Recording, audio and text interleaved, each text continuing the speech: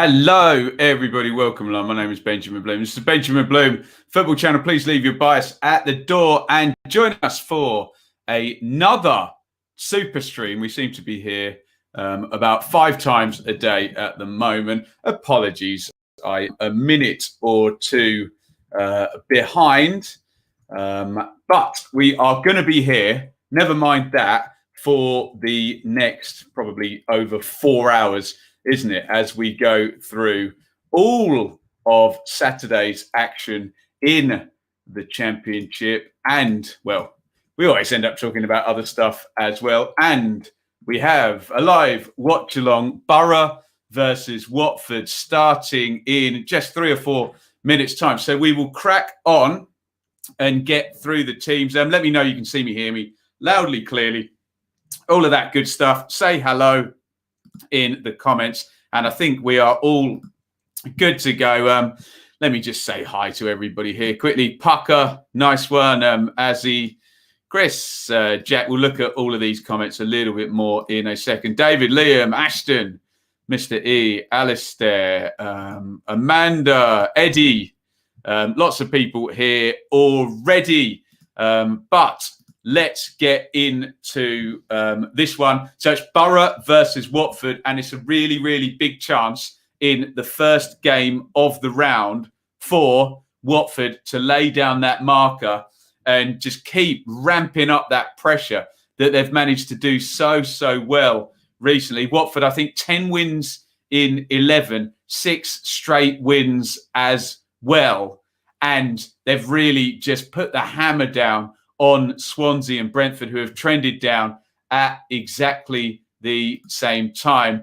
If we have a quick look, I mean, we'll probably look at the table first, and then we'll have a look at the teams just to see the big picture here.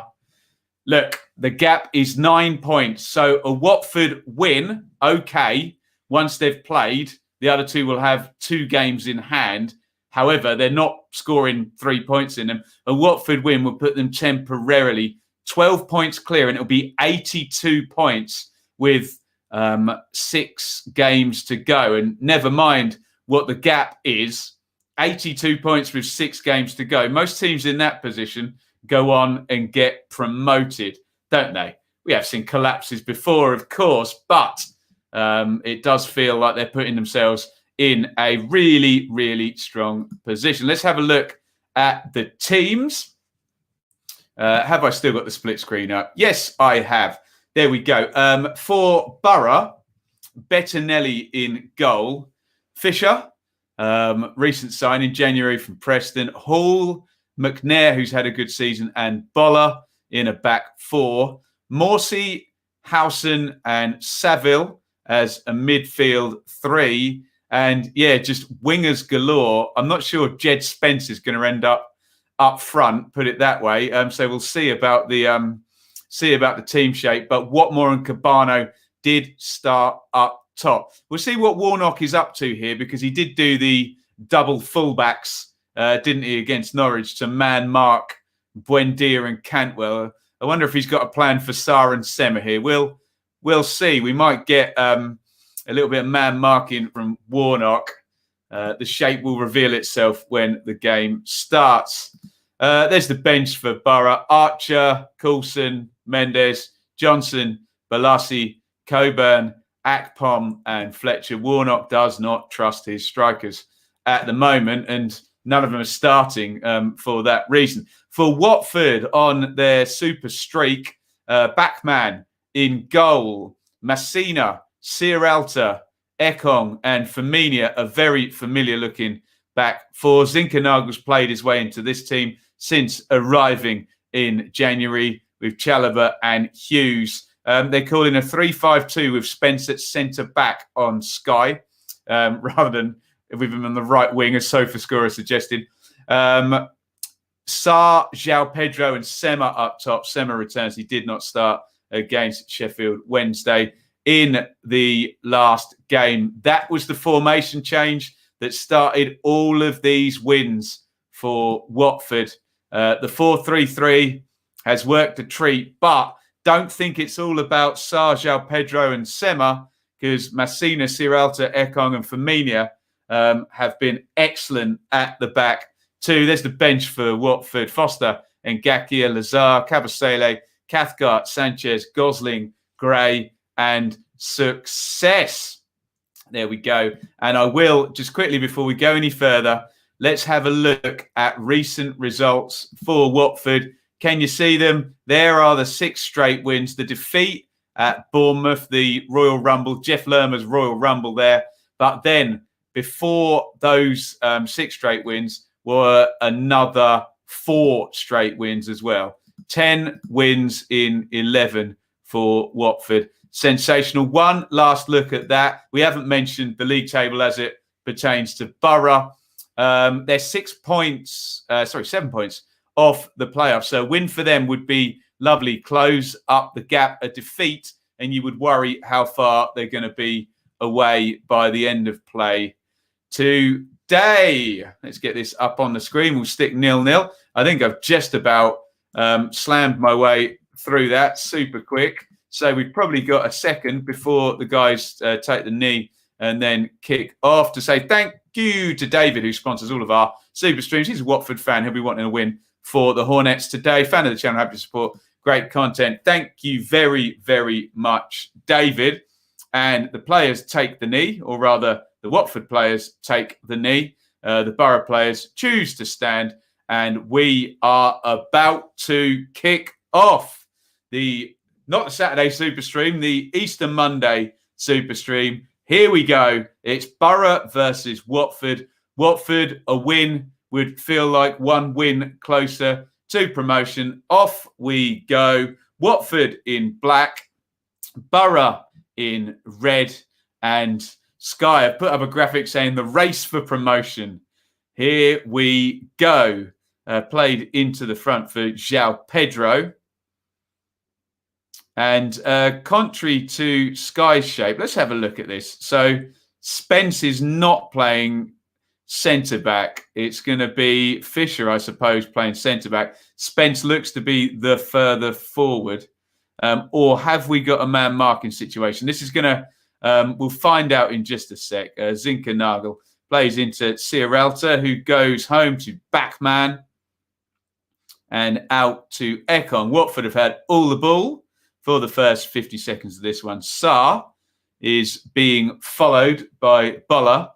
Will be interesting to see if Warnock goes the same strategy that did work actually against Norwich. Remember, they got the 0-0 and Buendia was sent off in that game. Possibly not, but it definitely looks like a show us what you've got type setup for Warnock to slow Watford down. Long ball forward by the Hornets and out it goes. Darnell Fisher is going to take the throw in the right back position. We played 90 seconds. Let me know if you want a time sync. Cisco Munoz won 14 out of 19 games as a championship coach. How about that? 14 wins in 19. There can't have been many better debut 20 games as a championship manager. If he wins 15 for 20, that's got to be a record, hasn't it? Right, time sync, says Alistair. We're going to be at 2 minutes in 3, 2, 1, sync. If you're watching on Now TV, you might need to pause me and line up with that 2-minute marker there. Oh, James, don't be pushing me, putting me to shame there. A 4-mile run. Oh, there you go. You had the cheeseburger there. Guys, please don't moan about quality of my internet. We try our best with the channel here. If the connection's a bit spotty, I'm not going to be pulling out a soldering iron and going in and sorting anything out. So just go with it. My cameras, I've got the highest quality cameras. I've got the highest quality internet I can get. So please don't moan about it. 2 minutes 45 gone. Sometimes the internet slips. We can but try and do our best. 2:55 on the clock. Nothing in it so far. Goal kick for Boro, which Bettinelli hits down the ground. Forward it goes.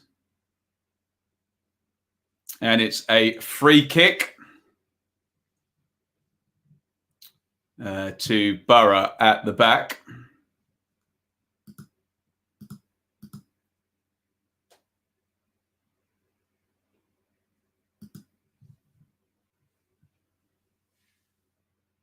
Which Bettinelli is going to take down the ground.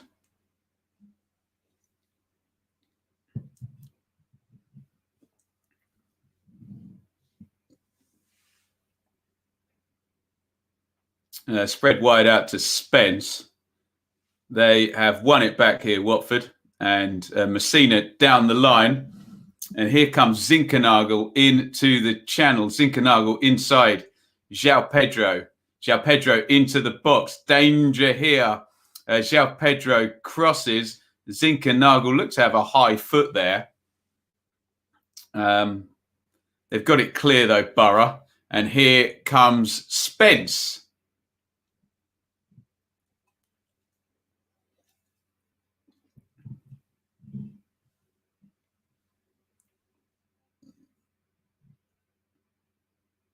Nice one in the channel for Watmore to chase here for Boro. Watmore crosses in danger and cleared by Watford.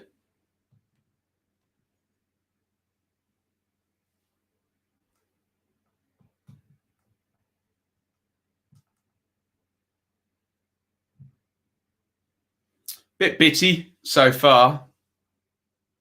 Good point, Azzy. No one gambling in the box there. Good looking ball, wasn't it, in the first instance from Watmore.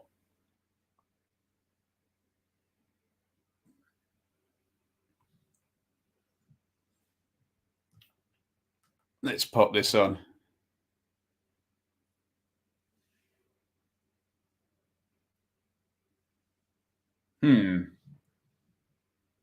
Hopefully we will get a better picture as we go. I don't want to be messing with this. What happens if I do that? Let me know if the picture gets better or worse when I do that. Joel, thank you for the super chat. He says Watford are going up, and so are Cardiff. Apologies if the picture, the internet is struggling today. If we can stop talking about it in the chat, it's just getting boring now. That would be lovely. Down the right, it goes for Firmino.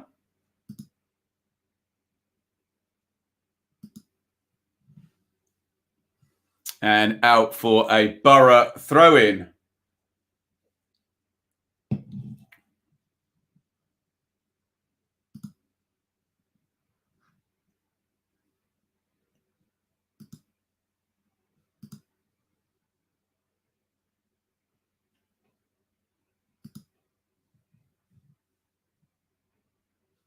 Thank you again, Joel, for the super chat.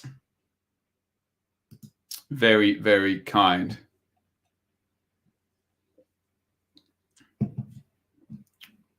Backman has it at the back. Out it goes to Ekong. João Pedro tries to play it on Chalobah, making the run. No good. All the way through to Bettinelli.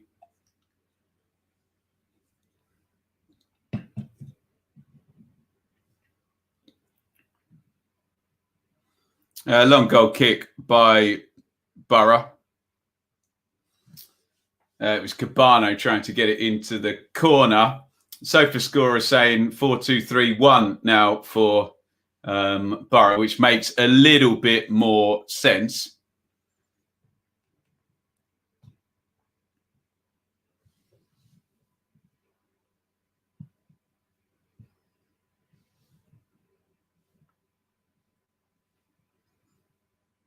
Throwing down the line from Firmino. And here come Boro. Playing into the channel early for Watmore, and out it goes.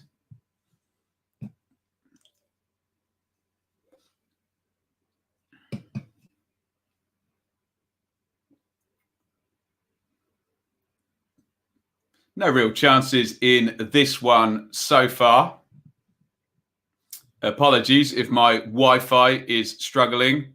Hopefully it won't ruin anybody's day. I'll keep checking on YouTube up here, but there's precious little I can do about it once we are broadcasting.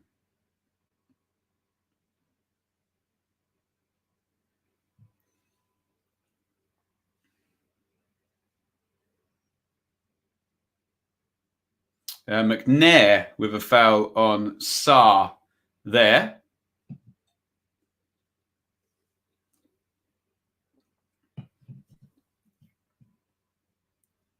Just body checked him there as Sarr tried to drive forward for the first time today.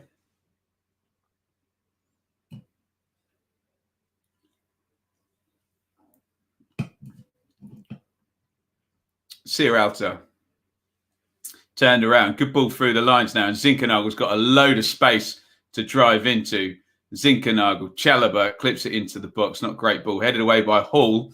Swept up by Zinkernagel, hits the shot. It's deflected out for a corner.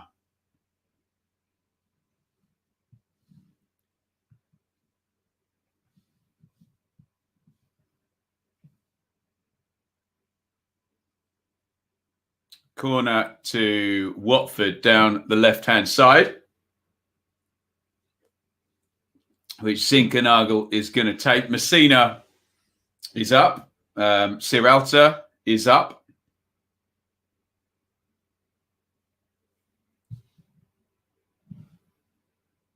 They take it short. Zinkernagel's got it back. Zinkernagel into the box. Don't know what he was trying there. Deflected away. Ball's gone loose. Sierralta tries to sort of flick it over his head. It's cleared, headed back in, and out it goes. Assombalonga is still at Boro. Contract running down. Looking like he is done at the end of the season, though. Pedro could become a quality player. Needs to hit the weights bench a bit. Yeah, I think he's going to improve literally in size and stature over the next few years. Borough sides lack something that Cardiff had. Goals. Yeah, absolutely. Again, apologies. My internet is struggling here. I look crystal clear in front of my face, but you're not seeing it quite as you should be, I'm afraid.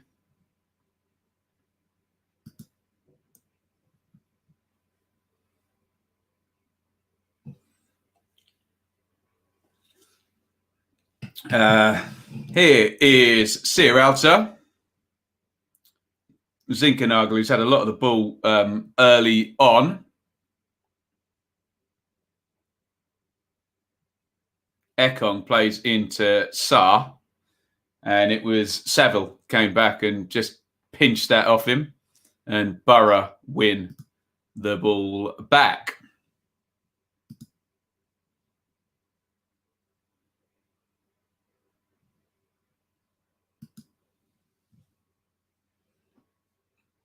It's back with Sierralta in the centre-back position for Watford. Hughes has dropped in between the centre-halves, plays it out to Ekong. Down the line it goes. Sarr plays around the corner. Crossed in, looking for Sema. He was trying to get across the near post all the way from the back post. I thought it'd come off a Borough foot. Alas, no. Decent looking cross. Let's have another look at that. Oh, that's most definitely a corner, isn't it? Came off Cabano's knee. I think that one. Have they given it in the end? Looks like they have. Referee Robinson, no, goal kick in the end, which Bettinelli is going to take.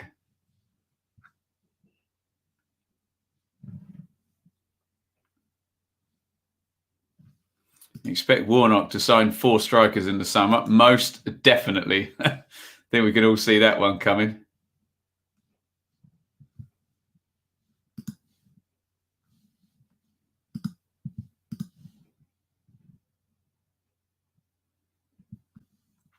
$13.55 on the clock.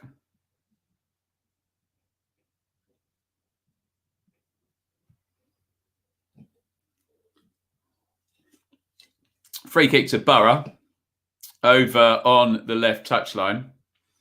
I'm thinking this one's going in the box. Wait till next season when Boro signs Jeju. That feels quite likely, doesn't it?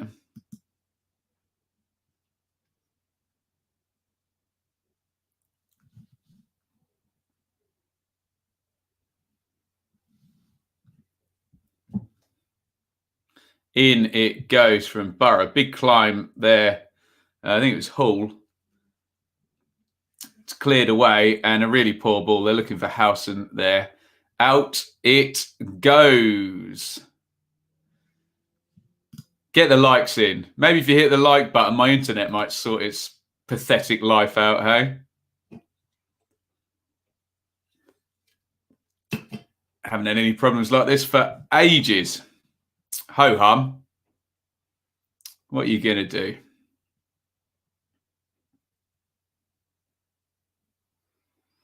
Throwing to Watford. Messina's going to put this one down the line.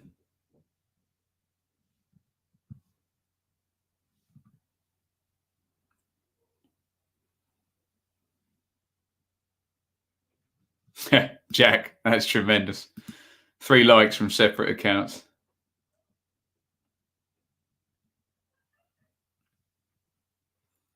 Big clearance forward. Headed away by Hall. Sar's going to let that go for a throw. Warnock, as you can imagine, steps to the side of the ball. He won't be throwing it back to Sar. There's Steve Gibson in the crowd.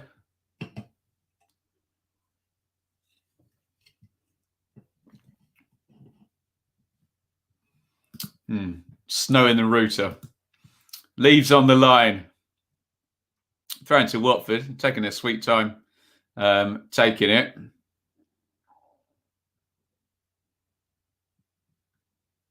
Nil-nil. 16 gone.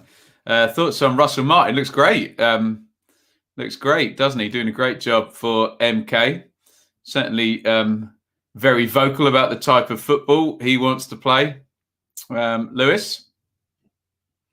Another one of my local teams around here.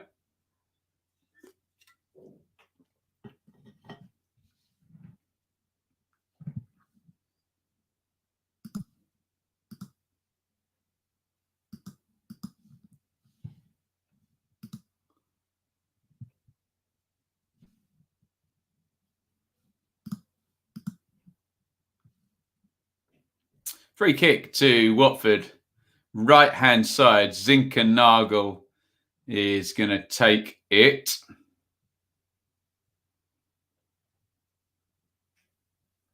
In it goes, driven in, headed away by Saville.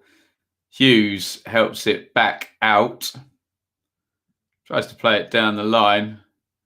Given away. Here comes Cabana on the brakes. Poor pass by Zinkernagel.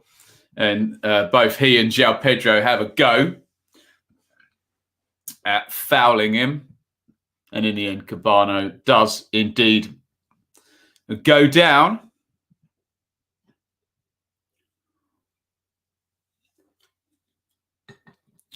There's a poor ball down the line that stitched them up a little bit there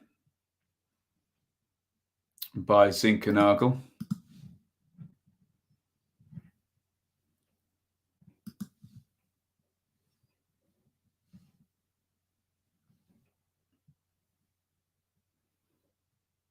0-0, 18 gone. Free kick on halfway. Boro are going to stick it in the box, or as far forward as they can.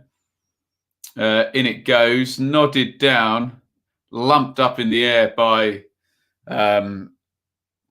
Sierralta and cleared out by him.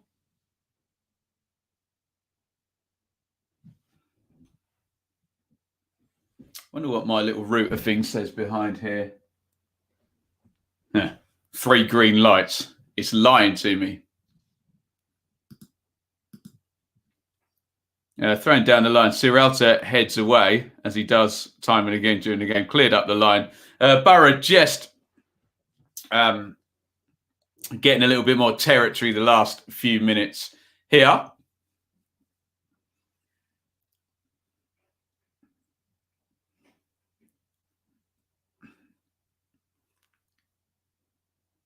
Big switch of play there. And Firmino clears over his own head.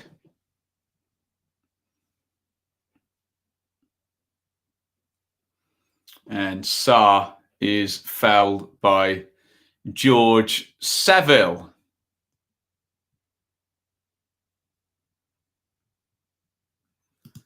It's quite far away. Will I do Rotherham Blues? Probably. We're probably going to do 4 Rotherham watch-alongs in a week very soon, aren't we?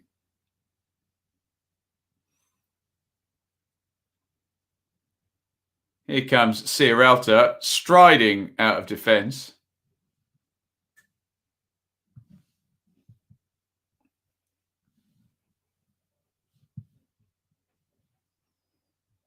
João Pedro on the left wing tries to switch it out to Sarr, booted clear by Boller, who's trying to stay as close to Ismaila Sarr as possible. João Pedro's been penalised. Now, getting a little bit bitty. I suppose Warnock will like it that way.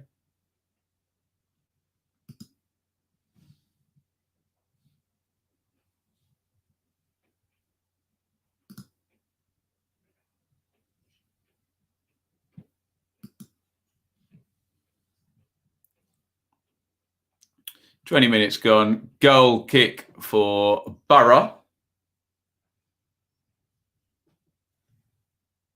Not goal kick, but free kick going to be taken by Bettinelli. Forward it goes. Helped back up the line. Nice little touch off by Watmore. Here's Spence. Spence crosses in. Sierralta on the near post. Surely Hughes gets knocked over by Watmore there.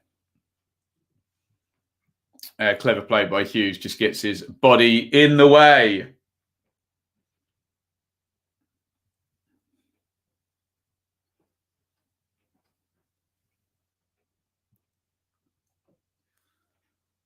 Ekong. Chalobah tried to play one round the corner to Sarr. Nothing doing. Cleared away. Hughes has picked it back up. Hughes, nice ball. Zinkernagel, bit of space. Heavy touch by Zinkernagel. McNair out. And now, I was going to say, here come Boro, Spence into the channel. Just hit his heel before he managed to get away down the line. Spence there, well marshalled by Adam Massina, who helps win a goal kick. Very tight, a little bit scrappy almost.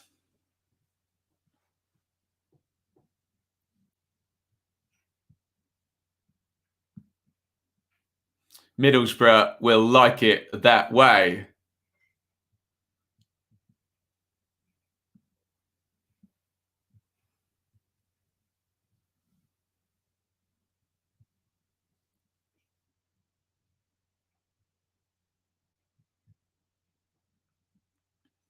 Big long one forward looking for...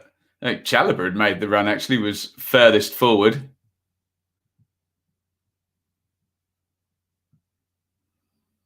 Boller plays it away, but Saville had already been fouled.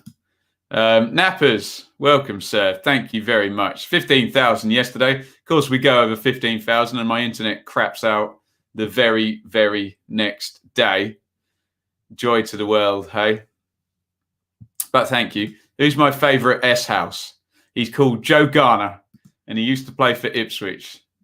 A dreadful S-House. Liam. Free kick forward into the box, looking for Saville. Cleared away by Firmino. Boller touch tight again on Sarr, who can't get away from him.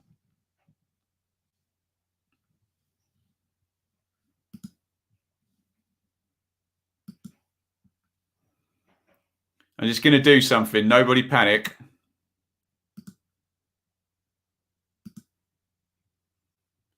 And see if that makes absolutely any difference whatsoever to my picture. I tell you what, I could even do that and see if that makes any difference, although that's gone 720. We'll see. Doesn't look like it made any difference whatsoever.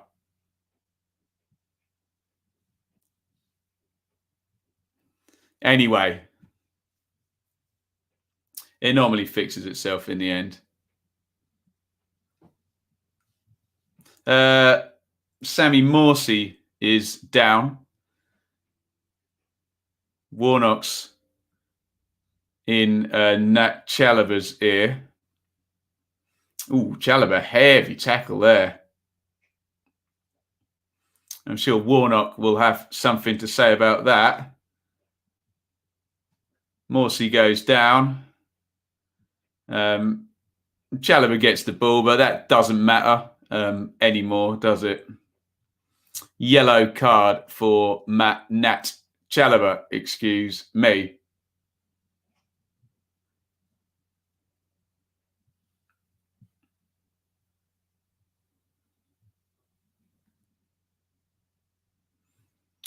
Yeah, unfortunately, guys, any suggestions about turning it off and then again rebooting router? I'm on for the next 4 hours.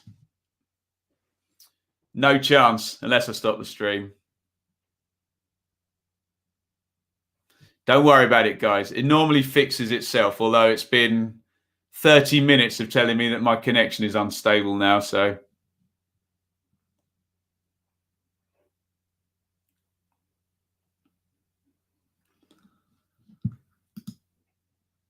Boro got a man into the 6-yard box. Booking for that? Yeah, that's a 2021 booking, isn't it?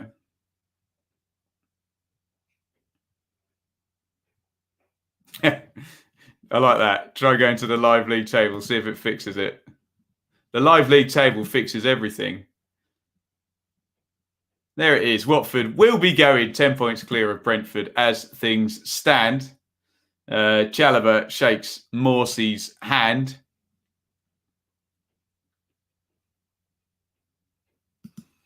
And Morsey's fine. Speaking of S-houses, he's a glorious S-house. Morsey, isn't he? You love to see it. Right, I'm going to put this back on 1080 and hope the internet sorts its life out. Don't worry. There we go. We're back.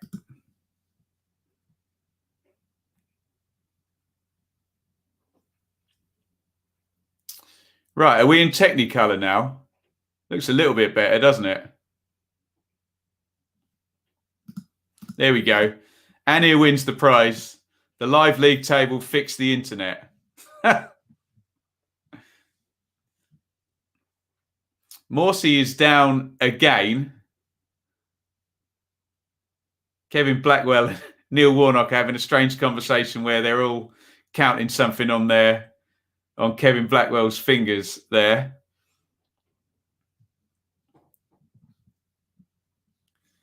Thanks, Ania. Shirt still looks blurry. Dave, stop it. There we go. The live league table fixes anything. Right, I'm going to turn it off up here so I don't see myself twice. Once is bad enough. Sofa score internet hack. David, it worked.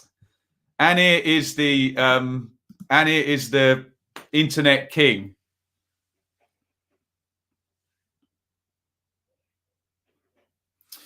I know you guys aren't going to want to see this, but let me just put it up anyway, just vis-a-vis that Chalabar tackle, because I'm sure Sky are going to have a field day with it. And it always comes up, doesn't it?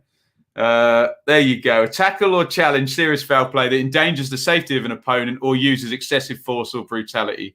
And then it adds any player who lunges at an opponent in challenging from the ball using one or both legs with excessive force or endangers is guilty of serious foul play.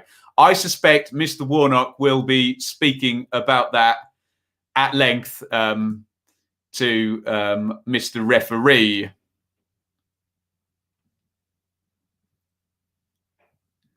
Russ, I had to put it in the chat. Do you know what, Russ? Do you know what I did the other day? Because I'm so fed up of talking about it. Here's the points per game forecast. There we go. I saved that in there. I also put the handball law in there. I'm just so bored of all of this stuff coming up. I want the answers at my fingers. So they're all saved in StreamYard now.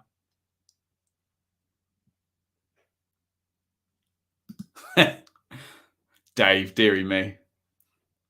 I have actually been to M&S this morning to buy some bacon, which was very nice. I got a bottle of red wine as well. Maybe we'll crack that open in a bit. I'm not talking about penalties or the new offside rule. Yeah, we should put that one up as well. Warnock will definitely have a few words about it. Of course he will. Of course he will, hey? Right. Messina. Hughes.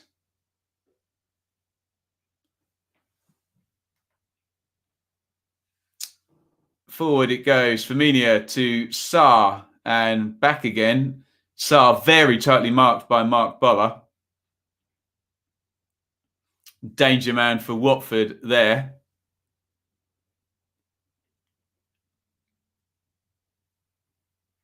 Here is João Pedro. Poor touch by him. Grant Hall takes it off him. Does well to play it up the line. That's silly from Spence, who's then got robbed by João Pedro. And Spencer's then got back and won it back again. Helped out of the box by Johnny Howson. Howson's flicked it back towards his goal. João Pedro in the box, falls to Sema. Sema drives it low. Good save by Bettinelli. Out towards the edge of the box. Zinkernagel hits the shot. It's deflected. It's in, and the flag has stayed down. And Watford have taken the lead, and that looked like it deflected off a Watford player in an offside position. But I will wait and see a replay for that one. I haven't seen the replay. Referee Robinson has stopped. My first instinct there was that was offside. The goal has been given. Referee Robinson has pointed back. Bettinelli is furious with the linesman. Sky still haven't shown us a replay. Very, very first instinct was that was offside. But Spence is very, very deep at the start of the phase. He goes with João Pedro. Sema hits the shot. Good save, Bettinelli. And no, he's onside. Good call. Good call by the linesman. There's actually two Boro players playing Ismail Assar onside. I think it's Kibano and, Spence and Fisher. And it's onside. It's a perfectly fine goal. That one, I took one look at it, and because the hard camera's on the angle, you don't really see the two players there. And well done, the officials. Perfectly good goal, that one. Warnock looks a bit angry. He'll probably get word that it was onside, but he's just still going to be cross about that tackle by Chalobah. But onside. Two of them playing on. And, we should say it's a little bit of a lucky goal because it does deflect off Sarr. But, hey, what you're going to do is a good bit of quality by Sema in the first place. The shot, good save by Bettinelli, knocked back in. And when you've won 6 games on the trot, those ones do tend to bounce off your guy and into the net. And Watford lead 1-0. Crossed in low for Boro. Cleared away, and here comes Sarr again. He's just taken that out of play. And everybody, let's go to the live league table where Watford will be going. Sorry, I said 82 earlier, didn't I? Up to 81 points with 6 games to go. Real possibility of 90 points for Watford as things are standing. Neil Warnock is literally stood 2 feet away from the linesman and the 4th official, just berating them. He's having a word with Cisco. Cisco, don't argue back.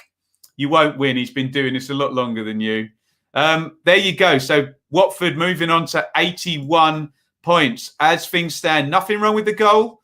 Thought it was offside. It is not. If Boro lose today, season's over. Agreed. Yeah, me too, Pucker. First look, I thought offside, but replay, the officials got that one right. Keep your hair on, Warnock. Defo Sarr's goal. Yes. Who hit the shot from the edge of the box? Was it Chalobah?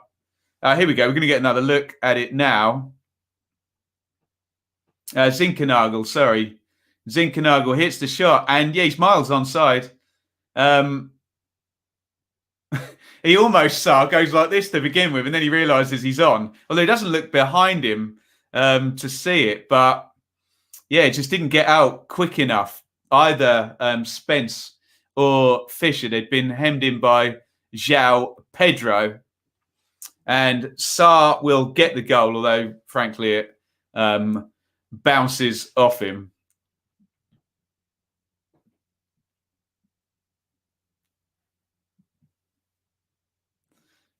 Yeah, I think Sarr thought he was offside as well. He didn't look behind him. If he'd looked behind him, he would have known he wasn't. Hell hath no fury like a Warnock scorned. And he thinks he's scorned at the moment. Fisher wins it high up. He's fouled by Sema, who stays down. Neil Warnock is going to spontaneously combust. He looks so cross, it's not true.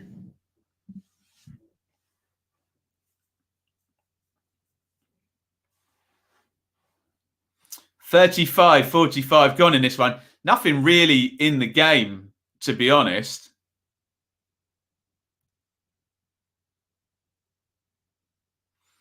Fisher caught Hughes after, but Sema had already fouled him.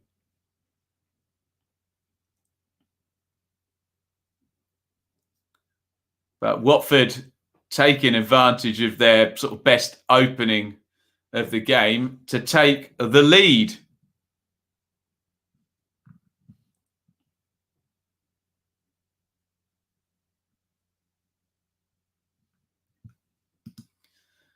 Let's put the live league table on, see if it fixes the goddamn internet today, which is a nightmare, isn't it? Goodness sakes.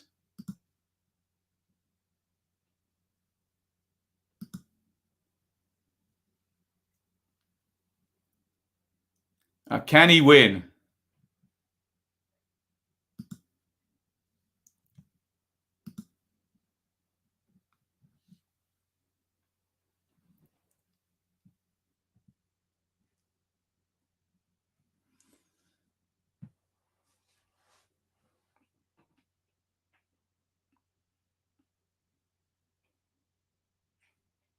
$37 on the clock. Still down is Sema. It's going to be a free kick to Boro.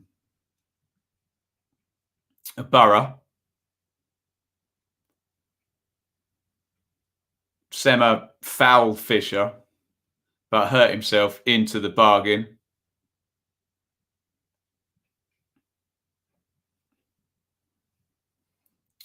In goes the free kick, headed clear.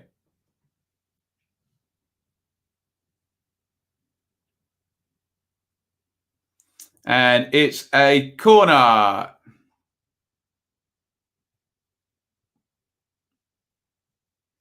Corner to Boro.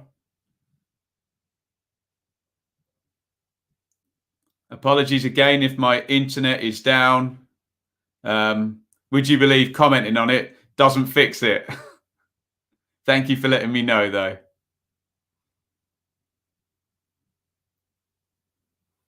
Cabano's got the short corner, crosses it to the back post. Nobody there. I think Howson's going to keep it in.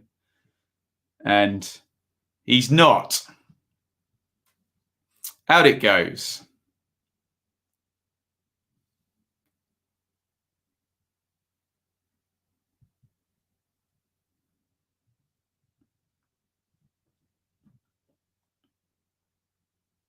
Thrown to Watford. Messina in the left back position.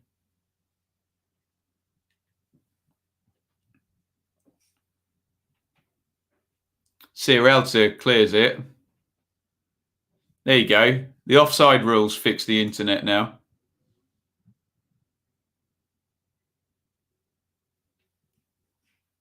Turned over and back to Boro. McNair to Bolla. Firmino snaps in. Warnock's unhappy with that one. Hughes dives in. They may as well just keep the camera on Warnock now. But Boro have turned it over. Here comes Watmore into the box and cleared.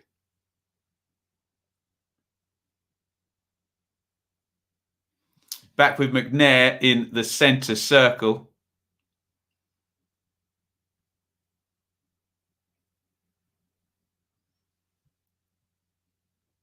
Tries to play it into the channel for Watmore. No good. 1-0. We're having a look at the goal for the 500th time.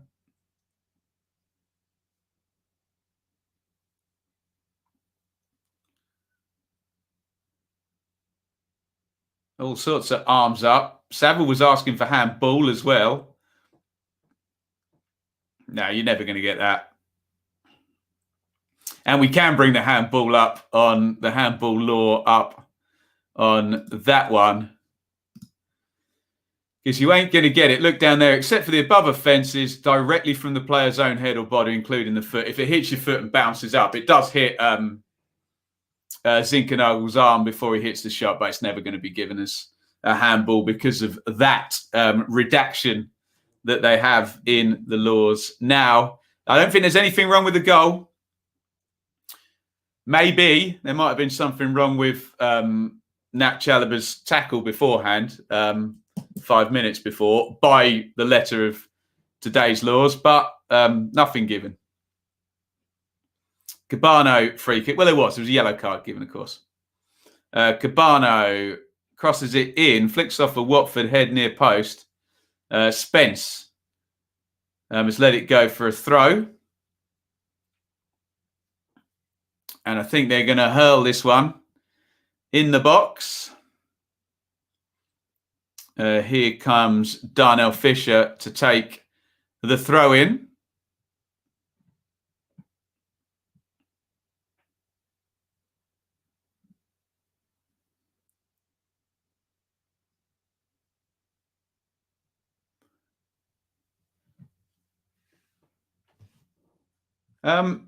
When did I miss Hayden Coulson coming on?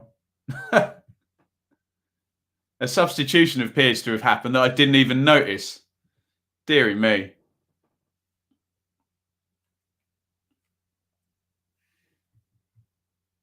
When did Coulson come on? And who did he come on for? Thanks, Liam and Annie. Morsey.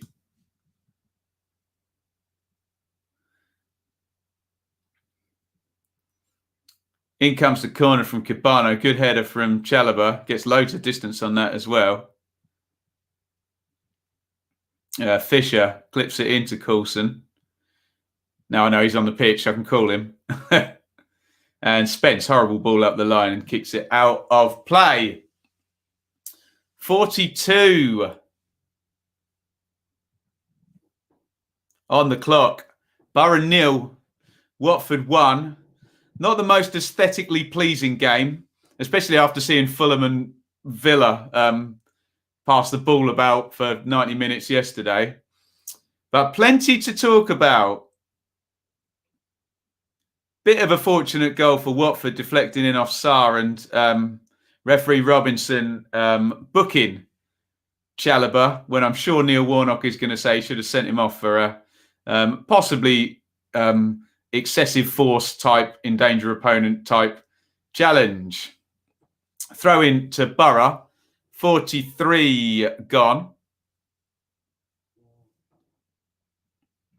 Comment of the day from Hornet Boy there. Loving your shirt. It's been mocked heavily, Hornet Boy. Apparently the only thing that managed to stay in focus whenever the internet goes. Spence tries to get away from Messina, who's built like a centre-back but plays left-back. Messina's trying to steal about the thick end of 10 yards for the throw-in. He's still not gone back. Classic. Then he still takes another 2 steps forward. Lovely stuff. Here comes Spence down the right. Watmore plays it round the corner. Sierralta hoofs it into the crowd. You know me, Dave. I don't remember the praise, do I?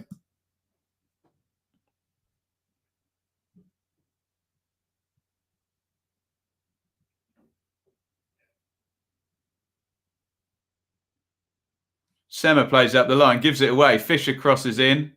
Headed clear by Ekong. Nice touch by Chalobah. Zinkernagel. Can he get it back to Chalobah? He switches the play. It's poor from Zinkernagel. It's totally the wrong pass. Saar holds his arms up. I agree with him. Wrong choice there from Zinkernagel, who's normally a very good passer, isn't he?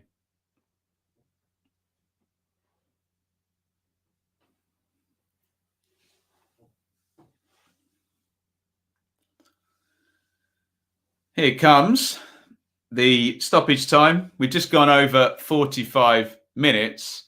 Is that true, Wenlock, young team? Declan Rice out for 2 months. Wow. There's one for you England fans, me included. Henderson out at the moment, but probably back. Rice out. Phillips and Bellingham, anybody? Can't wait for the Warnock press conference.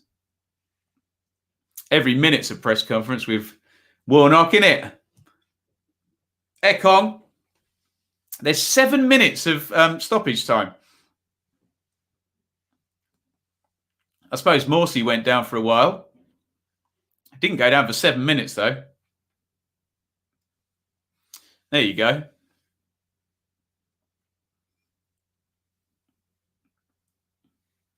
Hughes.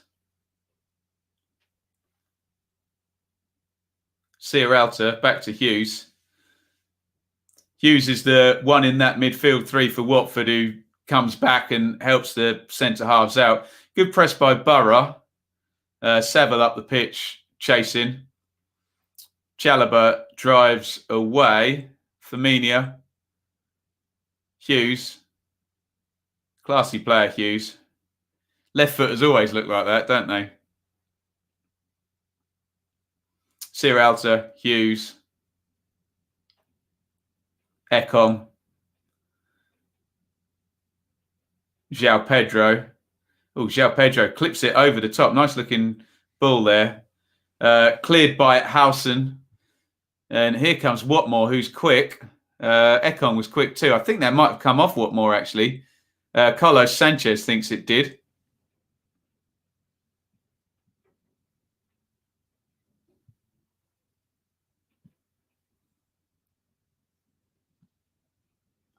He was right as well. Throwing to Watford. Watmore just felt the back of his heel there. I think he's okay. Sierralta steps out of defence. Good ball to Saar, who tries to take it down. He can't get away from Boller, who's been in his face all half. Firmino, Chalobah, good play by Saville. Gets back in there and clears. Coulson, good ball. Nice reverse ball. Here comes Watmore down the left wing. Watmore, good play by Sierralta. I tell you what, I bet Neil Warnock's looking at Francisco Sierralta thinking, I'd like a centre-back like that. He's an animal, isn't he, Sierralta? What's a skin fade, Lewis? Is it where I haven't got? Is it on my beard? I haven't got enough facial hair to do it.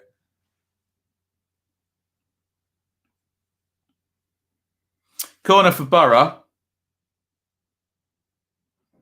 Cabano. In it goes. Ooh, headed away by Messina.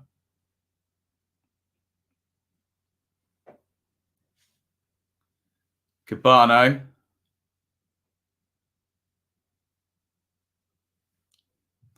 We do have a fantastic. I didn't say yeah.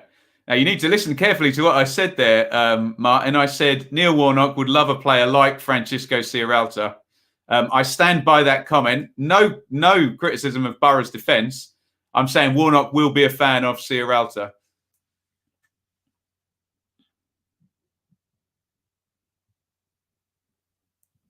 Sierralta's been class this season. If he'd played since the start. Why wasn't he in the team at the start under Rivic? Was he injured or something? Free kick to Boro. McNair's going to take it. Headed away by Hughes. Lumped up in the air by Fisher. Headed on. Ekong heads it clear. Firmino did have his arm up for offside. And he was right. Right, so we've played 49-43, so that is nearly 5 minutes of stoppage time. There's still going to be another 2 after this.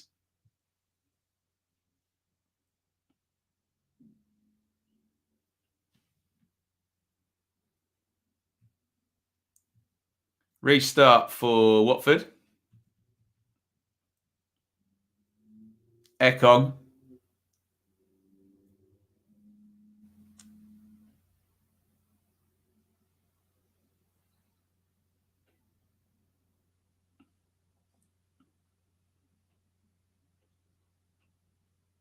Sierralta.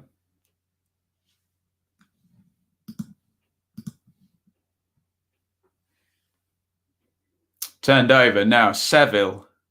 Saville out wide to Cabano. Cross to the back post. And it was Spence arriving, kind of spooned up in the air. And grabbed by goalkeeper Backman. Good looking situation, that. 3 or 4 in the box when that cross went in.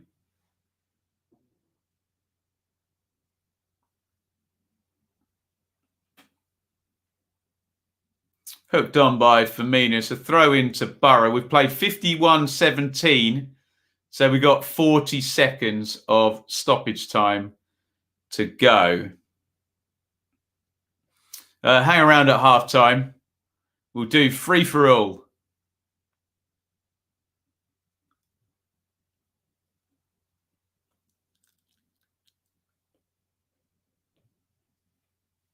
Any topic up for grabs, except my internet.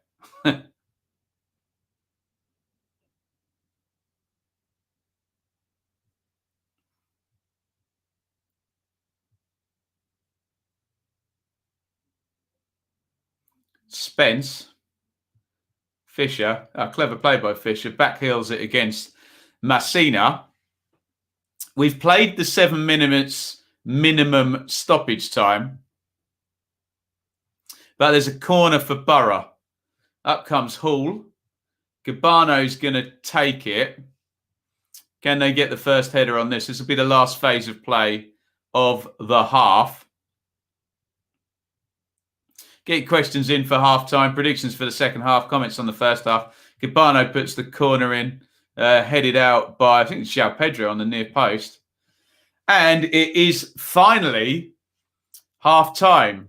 That was a long half for more reasons than one, namely my internet being crap. So my apologies for that. But everything seems, touch wood, to be working very nicely. Tight game there. Cameramen seem to force the camera in Warnock's face to see if he'll do that thing now that he did last season for Cardiff.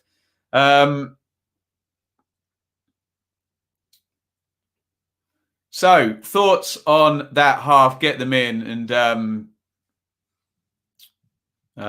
any questions? Have a look at the numbers real quick. Wasn't much in it, was there?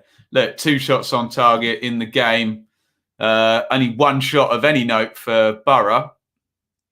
Possession, fairly heavy Watford, but look at the numbers of passes completed. Neither by both teams. So it's been tight. It's been a little bit scratchy, scrappy, whatever you want to call it. I suppose the 2 things to talk about. One was the Chalobah tackle on Morsey, where if you wanted to, you could argue that he was endangering the opponent, or using excessive force. If you wanted to, you could also argue that he wasn't. A borderline one, yellow card given for that. I'm sure Mr. Warnock will have ideas it was a red. The goal, when I first saw it, I thought Sarr was offside. He clearly was onside. I think Sky are trying to stir up a handball by Zinkernagel. I don't think there was anything wrong with the goal. We know there's that addendum in the rules where if it comes quickly off your foot or your body to hit your hand, you don't get a handball given against you. Let's have a quick look at the live league table, which apparently fixes the internet or ruins it. So it's about to ruin it. There you go. So 81 is going to be a 12-point lead for Watford if they can win this game. Look, ticking along the bottom there, Swansea play Preston. Brentford don't play until tomorrow night. They play Birmingham, don't they? We'll have a look at that tomorrow night. Boro, it's going to be a 3rd straight defeat. They're going to sit on 56 with, of course, everyone above them and indeed below them. Could drop a couple of places if Millwall and Stoke keep up their recent form. Can get some results. Right, let's have a look at some questions. Shaylee, my darling, enjoy the footy. Thank you. Say hello to Shaylee. Right. What are we saying in here? Any questions, any comments here? David, Watford deserved the lead. Boro looked bang average today. We had a few balls in the box, nothing really threatening. Biggest embarrassing, our keeper was complaining offside for the goal. Well, everyone does it, don't they? Will I be watching the Bournemouth game? Is it live? Is it on Sky? I'll just have Soccer Saturday on. I didn't think they were broadcasting any 3 p.m. games on TV. It'll take me about 10 seconds to check. And check I will do right now. No, but I will put Peterborough Sunderland on. Wow, I didn't realise that one was on. Big game at the top of League One. So we'll give that one a look for sure. Score prediction for Hull Northampton. Not sure. Hull are up the top of the league and Northampton at the bottom. So we'll go for Hull on that one. George predicting a 2 or 3-1 Watford. So is JR. Martin, Watford are doing a strong job. Yes, it's that sort of game. Just get through it. It's that type of the season as well, isn't it? Where teams at the top just keep winning, don't they? It's just muscle memory at this point and getting through it. I thought the injury to Ben Foster might have been a bad blow to Watford, but Backman has seemed excellent. Yeah, he's been fine, hasn't he? And that sort of coincided with Sierralta and Messina coming in, and obviously Munoz arriving as well. Sunderland, Peterborough. Where is it? Is it at Sunderland? I think I might back Streaky Lee on that one. David, tackle was fine. Not even a card in my opinion. Nothing wrong with the goal. Clutching at straws. What else are we saying in here? Keep comments coming in, guys, through half time. Do you think the lunchtime games tend to be less flowing than the afternoon or evening games? Seems that way. doesn't it? Don't know why. Although one of the best ones of the season was Reading and Bournemouth, wasn't it? That flowed like the proverbial, hey? As exciting as the reverse fixture on the opening day, Watford below their best. I remember that game. We did as a watch along, didn't we, Chris? Could have had a red, somewhat lucky goal, came from poor defending. Woke Boro up, but then no threat without a centre forward. Jonathan, who do you see dropping out of the playoff spots, if any? You can see Bournemouth getting back in, couldn't you? Which would mean Barnsley or Reading if Bournemouth do get back in. I'll plead the fifth on that one. Don't want to upset any Barnsley or Reading fans. Bit more of a trend down from Reading at the moment.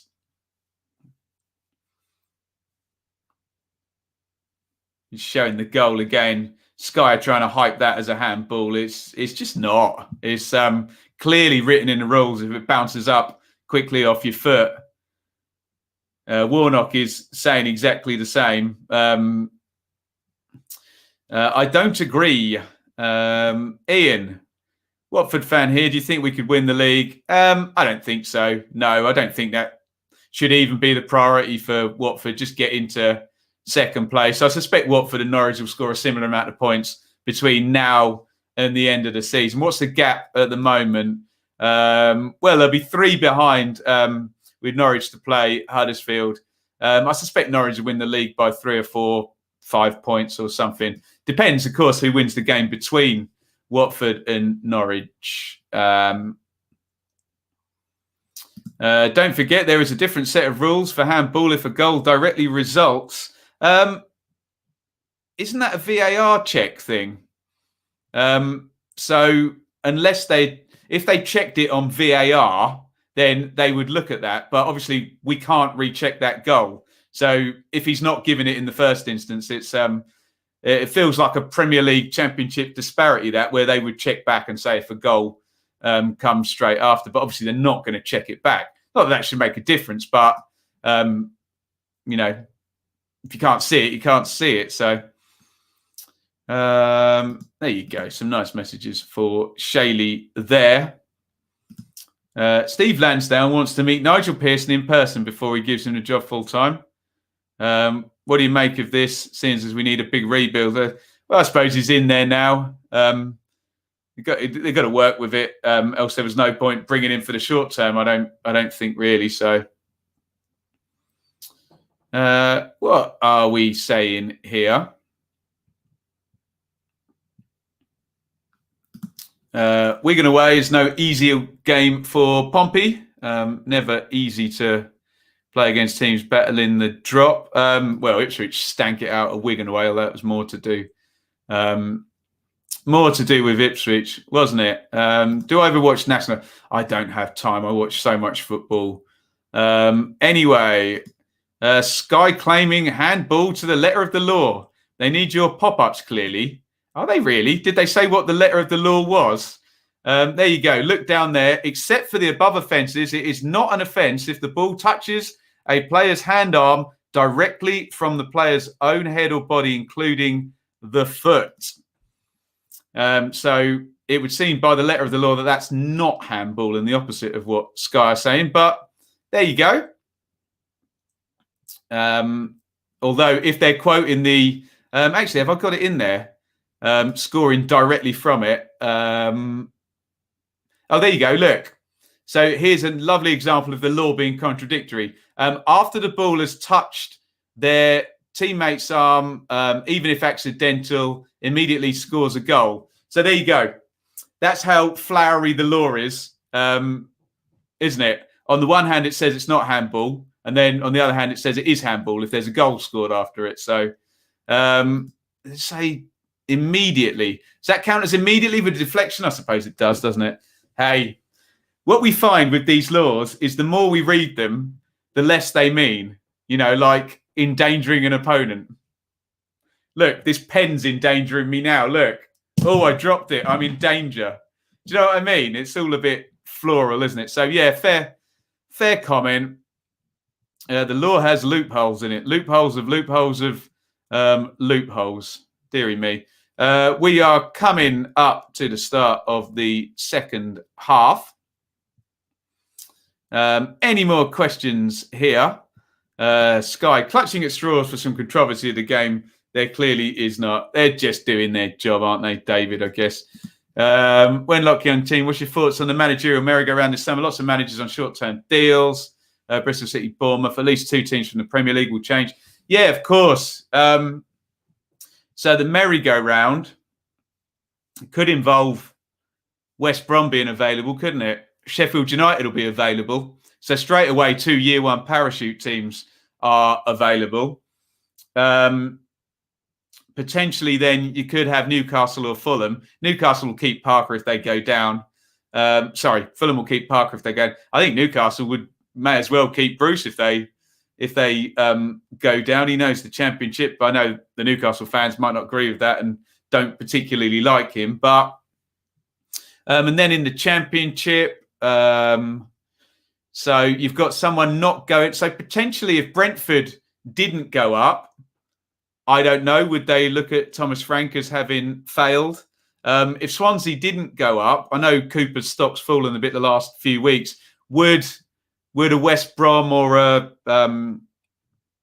Sheffield United, particularly with a 3-5-2, would they like Cooper at Sheffield United? I don't know. You'd think people would then start looking at Ishmael at Barnsley, who's done a good job. Paunovic is safe, isn't he? Bournemouth and Woodgate is short term, like somebody mentioned. Yeah, the one thing that's sure with the merry-go-round is it will go round.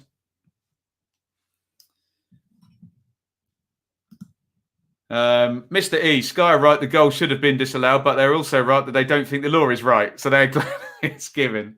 There you go. I think that law needs amending.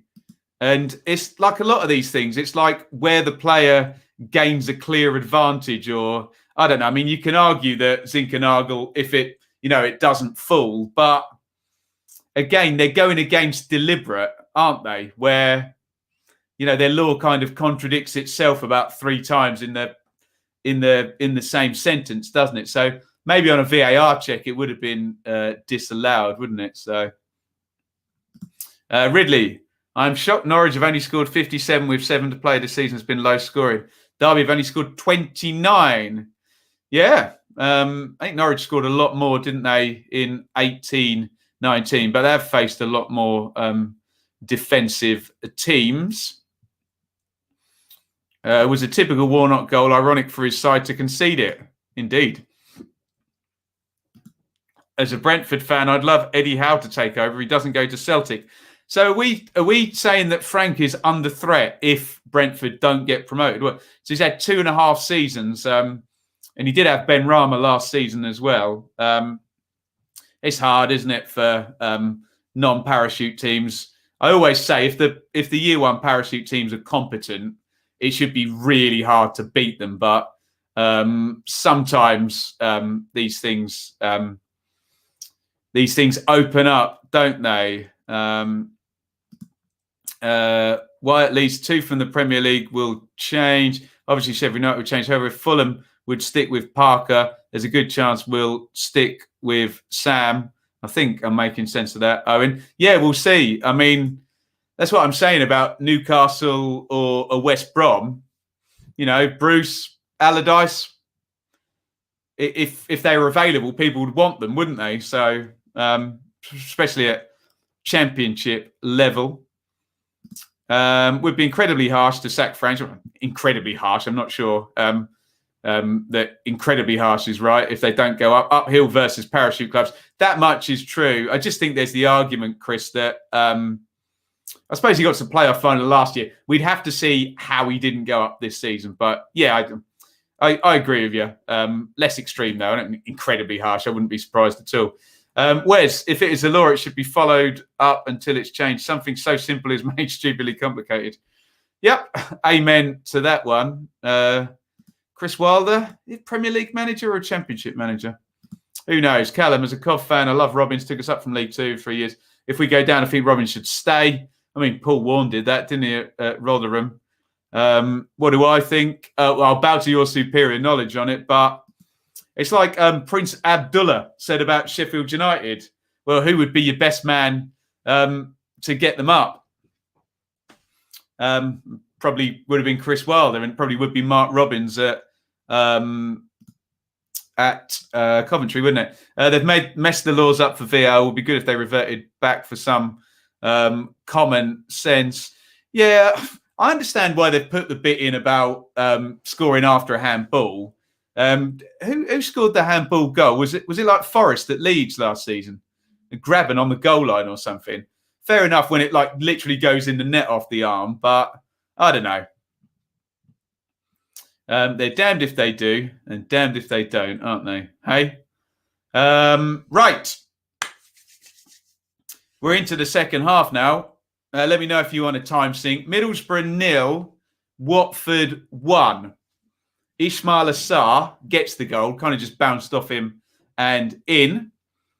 Tight first half. Boro not creating much. Watford, 2 shots on target as well. Tight game. Was it the other way round? Sorry. I knew it involved those two teams. Time sync, James, is on the way. We'll be at 46 minutes. I'll count you down. 3, 2, 1. Be exactly 46 minutes. Sync up with me. 3, 2, 1. Sync. Do it if you're on Now TV. Please hit the subscribe button as well. We went over, God damn it, 15,000 subscribers yesterday. A great day. Lovely stuff.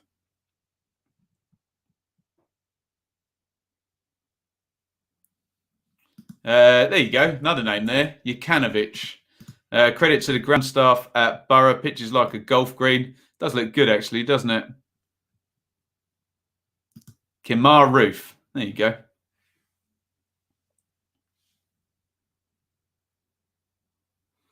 Who's down now? Was that Coulson? The game has stopped.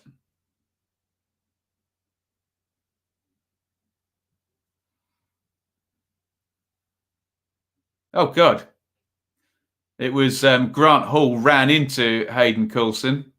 And you know about it if he runs into you. Ooh. Did he get that in the face? Ouch. So they'll have to do the concussion protocols on both players now. Although Coulson's just holding his shoulder. Can barely see his leg for tattoos. God, he must have had to sat for a long time for that one.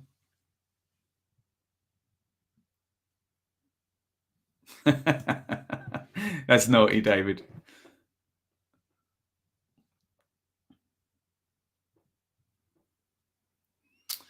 Coulson is having a massage on the side of his left knee. I thought Hall smacked him in the upper body, but there you go. So add this up. There's going to be plenty of stoppage time. Where is Jukanovic, John? Is he in China or something? I'm sure he's earning beautifully, isn't he?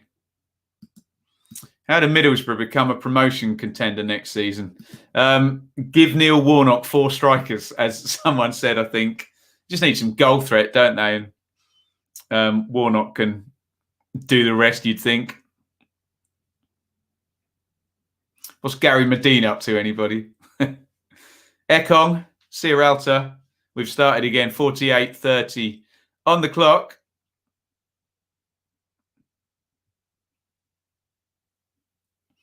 Sierralta.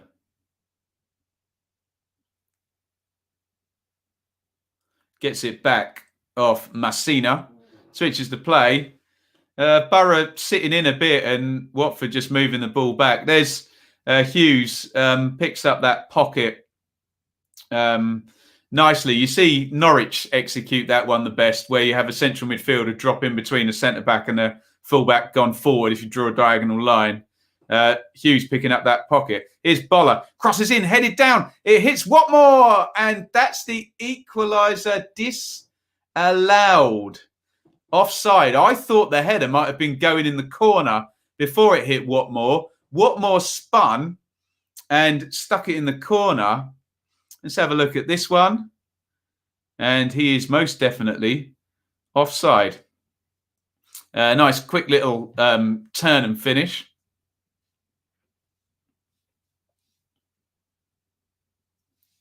In it goes. Offside. I'm sure Warnock will have nothing to say about that one, but it was offside, wasn't it? Yes, we will be sticking around for 3 o'clock, Lee. Lewis, would Lee Gregory be a sensible free signing? Absolutely, yeah. And Collins as well, be a good one from Luton, actually. Be a good couple of players for Derby, who needs forwards. Gregory's a no-brainer, isn't it? Being he's already there on loan. And Lewis, I don't know if you saw the Stoke financial updates, but there's going to be a clear out there at Stoke, you'd imagine. Howson helps it on. I think Messina's going to have to pop this out for a throw. And he does just that. How did Bristol City become a promotion contender next season? Good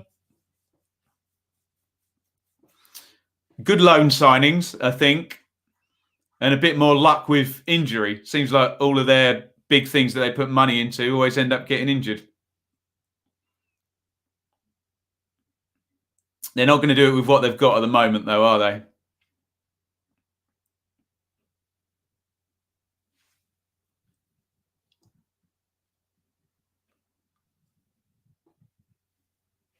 Sa.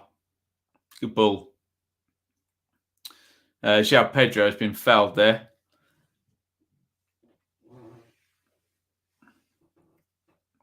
In front of the technical boxes. Quick free kick.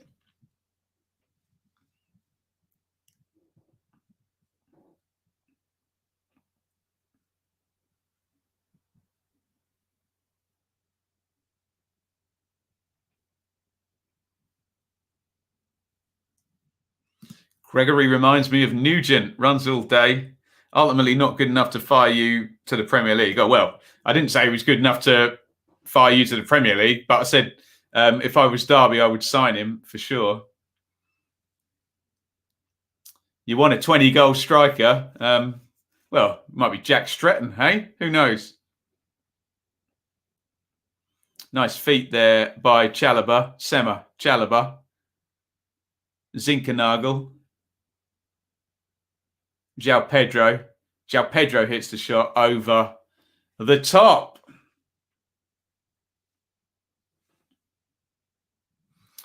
Who are my favourite championship team, Kyle? All of them.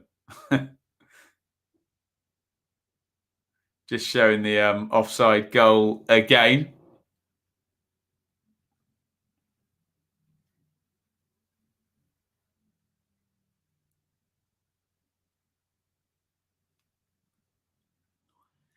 (52-37).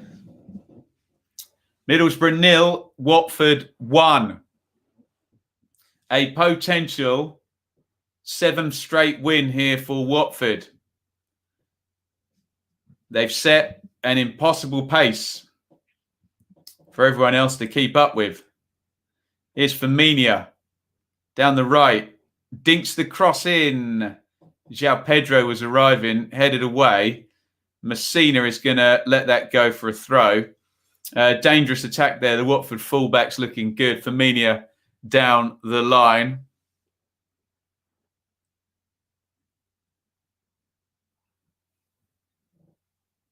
Sema's going to take the throw in here. Sema to João Pedro.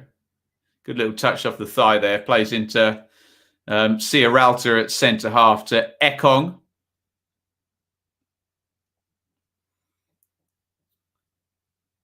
Down the line for João Pedro down the right. Boro win it back. McNair clears it and it goes out for a Boro throw. Rob says, Watford need another. They could do with another. You know, Warnock will gamble the last 10 minutes. He always does.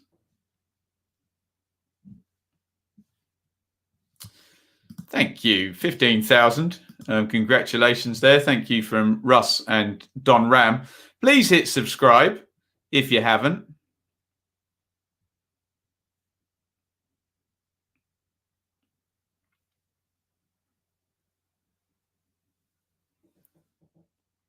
Ciaralta, Ekong, Boro standing off again. Watford able to kill some time.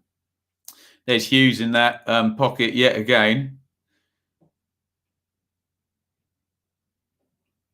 João Pedro down the left. Skips past Hull. Oh, good play by João Pedro. Tries to poke it in for Sema. And it's prodded back to Bettinelli. Not deliberately, so no back pass shout for that one.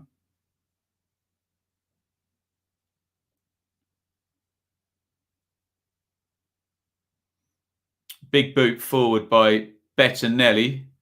Hughes wins it in the air and feeds it through. Oh, nice play by Watford. And then a hopeless ball over the top by Chalobah. The quick pass in there was lovely.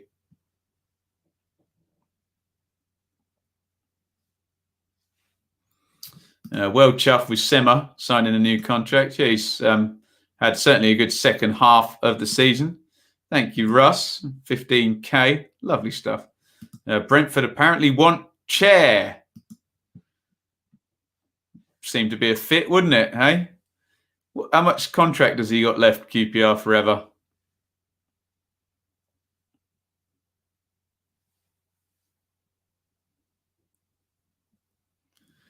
Team news coming through. We'll look properly, Alistair, at about 2:30. Although this one's going to go late, isn't it? We already played 7 minutes stoppage time. We're only at 56 now at 8 minutes to 2. Ekong into the front. Sema wrestling with Hull. Sema does well, actually. Good, strong play. Here's Hughes, who's just impressive, isn't he? Pokes into Chalobah, who miscontrols.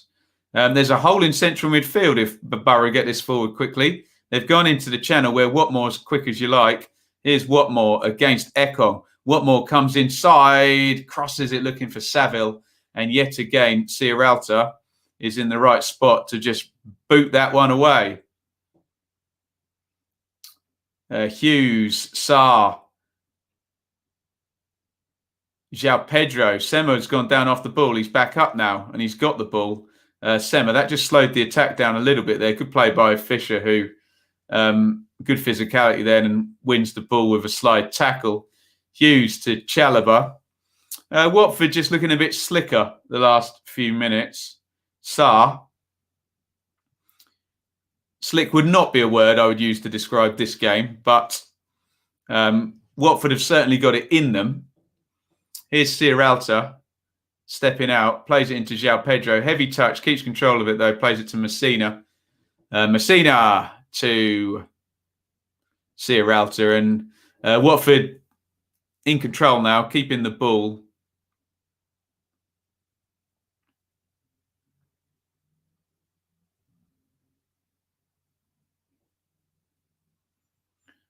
Big long one into the channel here. Headed away by McNair. Headed back on by Firmino. Sarr chests it down. And these Boro players have obviously been instructed to not let Sarr settle on the ball. It's when he stops and then accelerates. And they've played him quite well, to be fair. I know he's got a goal to his name, but it did kind of bounce in off him. But Cabano and Boller down that side.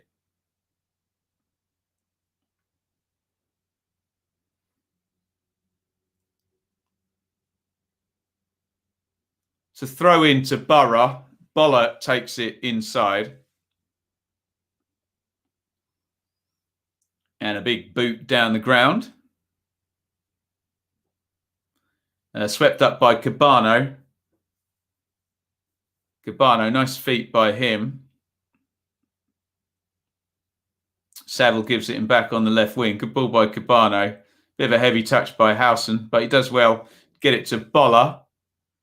Boller down the line to Cabano. Good football by Boro. Cabano, good cross. Oh, Backman gets clattered there. And Backman is down. It wasn't a malicious foul. It was two players jumping for the ball there. Backman looks okay. I think it was Fisher. Looked a pretty honest challenge. Both both arriving at the same time on that Cabano cross. Just a bit too floaty, that one. And Bachmann is down. He looks okay now. I think Boro marking and defending really well. You can see, David, the plan on Sarr, isn't it? It's literally win the ball back on his first touch or nothing, isn't it? That will, at one point, though, not work, and he'll get past them. But it's very committed. It's very Warnock, isn't it?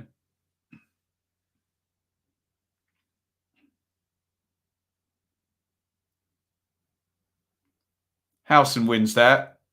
Fisher fouled by Zinkernagel. We're waiting for the first substitution in this one. Warnock and Blackwell giving plenty of instructions on. Just have a look at the benches real quick. So if you're Warnock and you want something up top, Akpom, Fletcher, Balassi, Mendes, plenty on there. Watford, well, where would you make a change? Maybe Gosling or Sanchez in central midfield to keep the ball better. But you would think we'd see one or other manager going to the bench within the next sort of 5-10 minutes as this one goes into the last half hour here. Sarr, lovely turn. Sarr cuts it back. Chance on the near post. It's João Pedro, and he's put it wide. There was pressure on him. Great play by Sarr. Hall is fairly tight on João Pedro then, but he can't direct that shot on target, and it's a goal kick for a Boro. Where do you think if Deeney ends up in the summer? I wonder if he'll final hurrah at Blues. Well, he's up in the stand at the moment. Captain Fantastic, Troy Deeney. I'm sure it won't be the last we see of him this season. I bet he'll be on the score sheet before the end of the season as well. But been out a while now, hasn't he? Sema, Hughes slides in. Saville, nice slide over to Spence. But there is Hughes again, who I've enjoyed watching today, Will Hughes.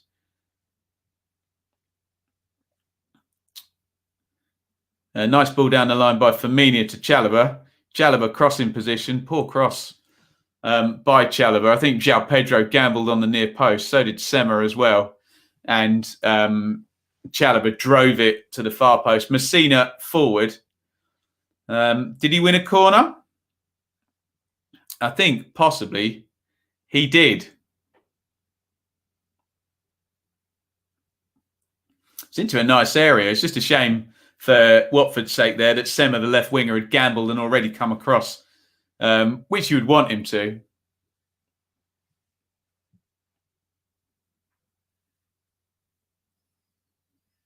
Right, corner for Watford. Zinkernagel. They're trying the same one they did against Birmingham, which left Chalobah on the back post. Headed out to Sarr. Sarr to João Pedro. Back to Sarr again. Oh, nice looking cross by Sarr. Headed away by Fisher. João Pedro wins it back. Edge of the box. João Pedro. His shot deflects all the way out to Sarr, who's got a load of space now. Sarr, can he get the cross in? Yes, he can. Nice looking ball by Sarr. Falls to Zinkernagel. Great block by Howson. And somebody is down for Boro. I think there was a foul given prior to that. Lovely cross by Sarr. Floated that in. I think João Pedro fouled Fisher. It was a good block afterwards by Johnny Howson off Zinkernagel. Hughes, yeah, very good at this level. And if you think about all of those things that changed for Watford before that run, Messina in, Bachmann in, Sierralta in, and Hughes properly returning from injury was another one, as well as going to the 4-3-3. Hughes similar in style to Bannon at Wednesday. Yeah, another lovely left-footed player. Bannon. Zhao dropped by Reading. Interesting. We'll have a look at these teams at about 2:30. So push gas up top for Reading, guys. Horrible miss by Zhao against Barnsley, wasn't it? He's had a great season, but maybe a rest might do him some good today. Hopefully he can get back to his form. Yes, push gas in, says Alistair. Thank you. Throw for Watford. Firmina will take that. I think most teams of the season for you lot this year at right back will have Firmina or Aarons or Roberts in, won't they? 3 good right backs up in that top 4 at the moment. Sounds a bit mean to Dalsgaard for Brentford as well, doesn't it? Sierralta comes driving out of defence. Well, that's poor by Sierralta. He's ran straight into Saville. Messina rescues him. Sierralta holds the hand up and says, sorry, that was crap. Hughes to Ekong. We'll react to your team news at 2:30, guys. Thank you. We've got Bristol City from Anir then and Millwall from Alex. We'll give you full thoughts on all of those as and when this one finishes. Going to be a late one. We already had a stoppage in this half and 7 minutes in the first half here. Diagonal, looking for Sema. Oh, Fisher got a bit lucky there. He went in to sort of head the ball away, got suckered in, and I think that put Sema off. And in the end, it just went out of play for a throw-in. But Fisher getting a little bit lucky. Still expecting one or other manager to go to the bench soon. I don't know who's going to go. Who's going to go first to the bench in this half out of Warnock and Munoz. We've seen Gosling and Sanchez come in sort of to see games out, haven't we, for Watford? Rubbish ball by Chalobah there. Firmino wanted a give and go. Out it goes. There's your Coventry lineup as well. Thanks, Callum. We'll just flash the other ones up. There's Millwall from Alex and Bristol City for Anir. I think we had the Reading one a bit higher up in the chat. Pass.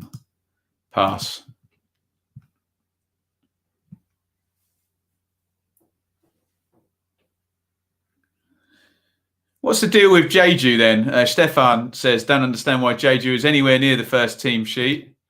What's going on there then at Bristol City? I think Iain has sent me the Rotherham team as well. Thank you, Iain. Throw in to Watford. Firmino down the right. Hughes is the option. Hughes, who's been really steady this centre half. I think he might get man of the match actually from the Sky guys here. Will Hughes. We'll see. There's your Luton team. Thank you, Don Ram. David Brooks starting, says Cameron, I think. Thank you, Iain. I've picked that one up. Throw into Boro. One down the right-hand side. I think Cisco, is he going to the bench now or is he just chatting with his staff about something else? Watford going to move on to 81 points from 40 games. You would think any slip today by Swansea or Brentford and things start looking highly unlikely. Yes, I know what Watford's last 4 games are, but the lead has just been growing and growing. Sema blasts it off. Fisher down the right, and it's a goal kick.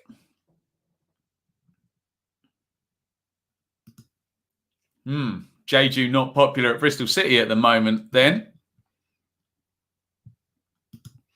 Owen, going for the constant kind of tension of being a West Brom fan. Do you like enjoying the Championship or not enjoying the Premier League? Certainly a nice weekend for West Brom so far, beating Chelsea 5-2, wasn't it? Fouled by Sarr on Howson. Bit clumsy from Howson.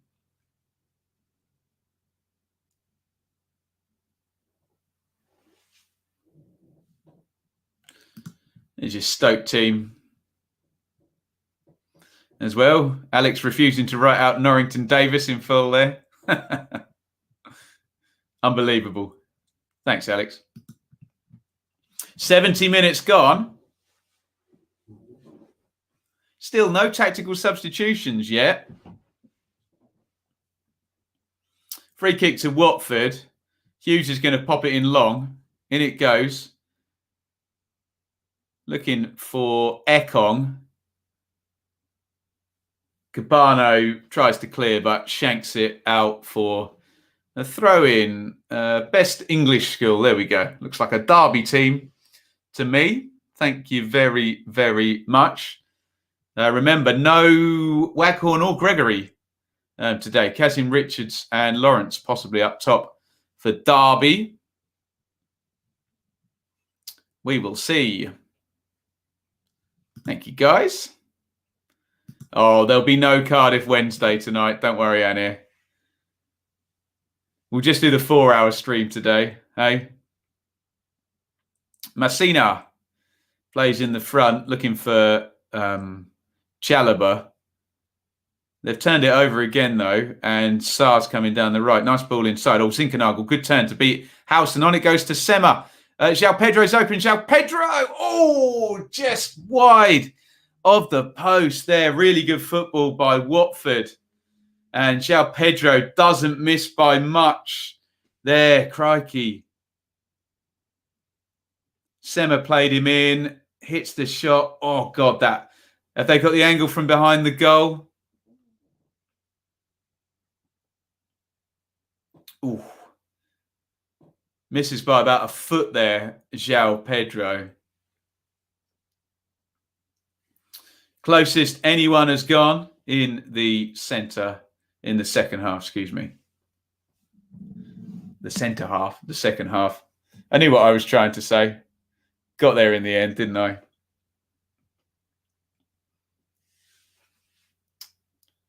We got a free kick to Boro just by the centre circle. I think we have a substitution coming.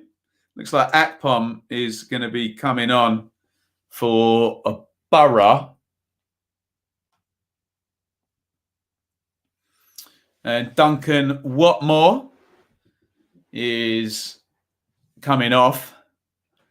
Watmore had been playing up top. I know it's not quite a like-for-like swap because Watmore's sort of a winger and pacey player, whereas Akpom's more a dedicated striker. Oh, but there you go. Cabano comes out and Balassi comes in. So Warnock, as he likes to do, shaking it up. Shake it up, baby. Twist and shout. Free kick into the box. Falls to McNair. McNair puts it across, cleared, touched away by Messina. And Boro back in the centre circle now. Fisher tries to put it back in the mix. He slips as he hits it. Messina heads it out for a throw-in to Boro. 73-35 on the clock.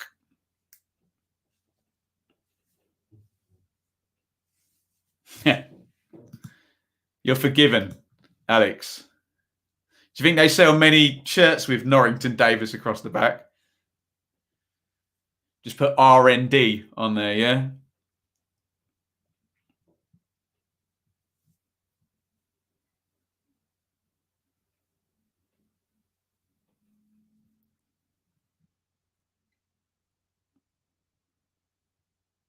Throw in to Boro. There you go. That's one for the chat. If Norwich and Watford go up, who do you think wins the playoffs? Bournemouth? On the current trends. But I'm sure that'll all change around between now and the end of the season. fouled by Messina on Coulson. And this is a nicely positioned free kick for Boro down the right-hand side. Coulson just managed to just nick in front of Messina, who fouled him.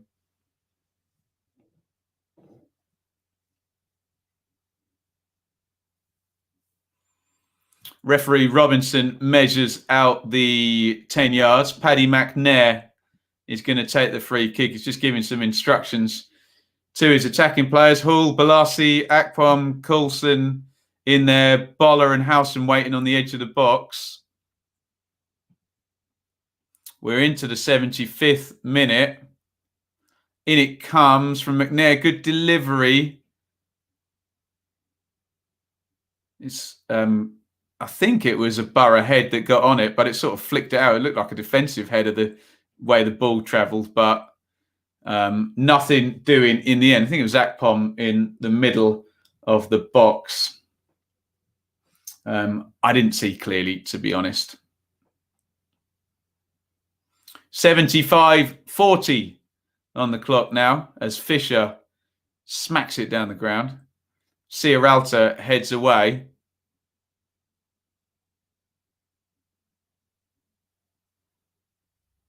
Throw in to Watford, and here comes the Watford response to those substitutions. And yeah, as we thought, Dan Gosling in for Zinkernagel. Zinkernagel's more an attacking midfielder, and Gosling will just help Hughes keep the ball. Do you see Boro scoring, Ben? I don't. You never know at 1-0. I think I might be right in saying they still haven't had a shot on target in this game, have they? No. So they're not creating a lot, but you never know. A ball thrown into the box.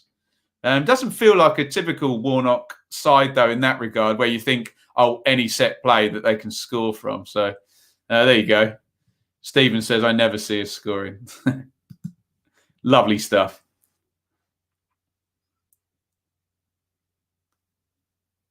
Here's Coulson. Coulson inside right position. 1v1 with Hughes. Nice ball in by Coulson. Akpom tries to help it onto Spence. Ciaralta in the way again.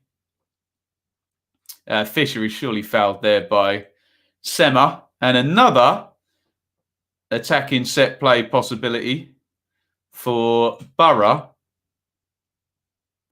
See if they can get a better head on this one.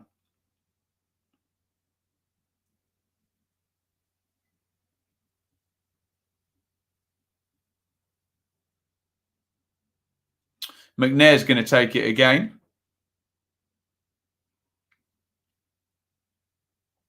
A little bit further back up the pitch. This one for McNair. But there's a big hole for him to drop it into. Nice delivery. It's in. And there is the equaliser. Balassi is running off. And Boro have equalised. There did look like there was a big gap there in between keeper and defence. It's a good delivery by McNair.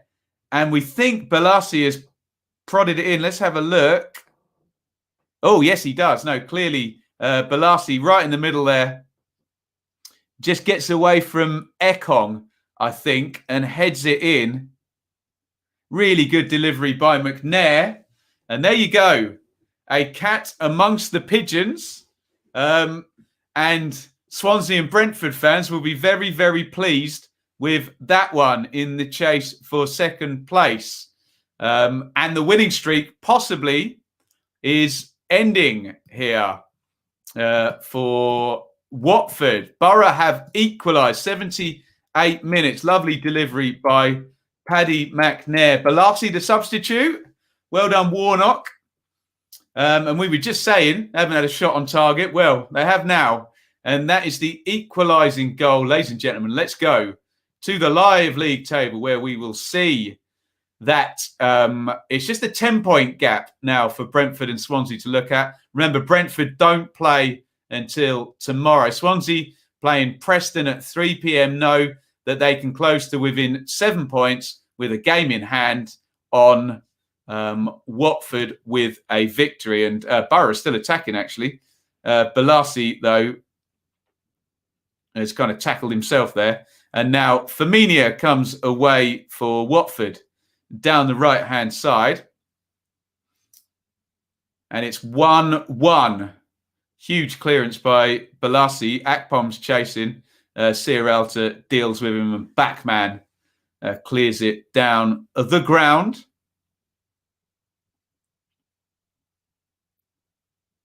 Hall knocks it forward for Coulson to chase into. And Boro look a lot more energised now than previously in the game. That's pepped them up nicely, that goal. Here's Bolla. Bolla to Balassi down the left wing. Balassi tries to take on Firmino. Good work by Firmino. Backs a corner to Boro. Firmino won the ball in the first instance there and then ran it out of play. And another set play for Boro. Remember, they scored from their last set play. Live league table. We did it, Alistair. I was there ahead of you. 80:56 on the clock. And McNair is going to take the corner. Lovely delivery for the goal a couple of minutes back. In goes the corner. Backman catches it easily. He wants to launch a quick counter, and he has. Here's João Pedro. João Pedro, good defending by Bolla. And it's a Watford throw. João Pedro to Firmino. And Hughes, bit of space for him in central midfield. Hughes tries to feed it through. Good defending by Hall. And Boro attacking now. Great play by Akpom. Runs away from Chalobah and runs away from Hughes. Akpom still got it. Gives it to Howson. Back to Akpom and Saville. Saville to Bolla. And the attack's just slowed down now. But Boro maintain possession. Balassi and Saville, and it's almost to a halt, and Saville goes all the way back to Bettinelli, who takes the goal kick long. Messina fires it back down the pitch, and it's going to be a throw-in for Boro. Interesting. Isaac's success is coming on for Watford. He is a striker. Ken Sema has come off. What is Cisco Munoz up to here? Is he going to stick João Pedro out to the left? Or is he going to stick success there? We will find out imminently. Looks like he's gone straight into a defensive position, but they were defending a throw-in. And nice start for success. Wins the ball and plays it into Ekong, who steps out of defence. Ekong to Firmino, to Sarr. Still shadowed by Bolla. Sierralta.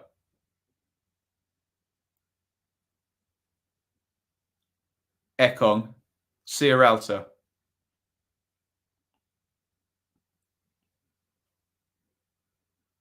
Ekong again. And Sierralta, they're just playing it about between them. It's all very Hector Ream, this. Centre-backs exchanging passes, but not going far. Big diagonal on the end. And it's headed away.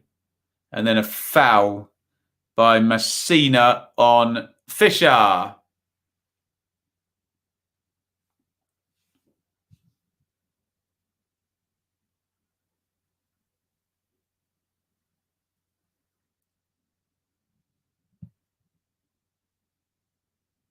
There's the goal again.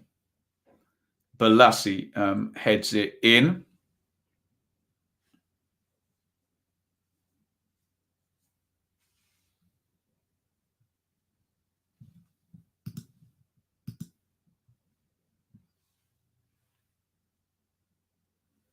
It's a throw in to Watford down the left-hand side.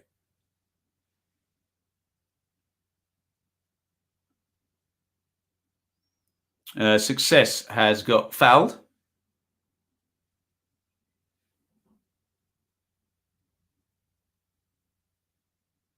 That's just not true, Mark, is it? Brentford and Swansea don't need to win virtually every game.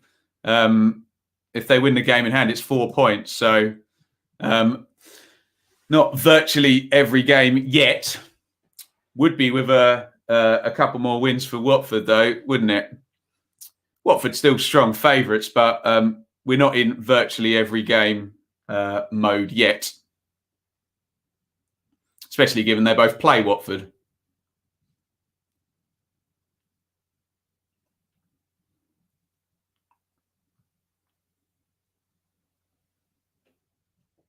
(85-32) on the clock. Will there be a winning goal in the last minutes of this game and the stoppage time? The ball is out and the officials have no idea where it's going.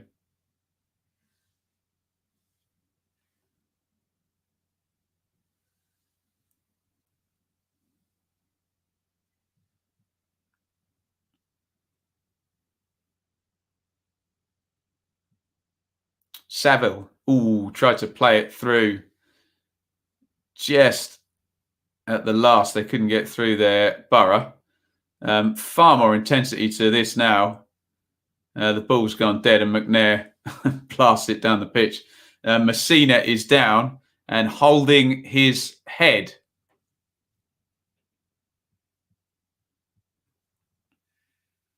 It was Akpom to Saville.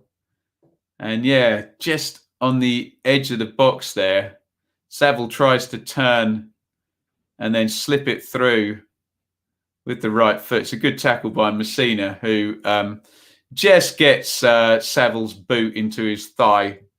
Nothing in it really, but looked like a painful one. From Saville. Let's have a look at the live league table. Well, Messina is down. So Watford 79 from 40. Even 1.5 points per game from the last 6 would take them to 88, which, well, you do well not to get promoted with 88 points. We're looking at Sunderland and Charlton in 97, 98 for that kind of number and not going up. Even Brighton missed out with a very high number, didn't they, in the year they drew that last game with Boro. Don't know whether it was above 88 or not, but certainly heading for a high total, aren't they, Watford? And big picture for them, I mean, it's a hell of a run.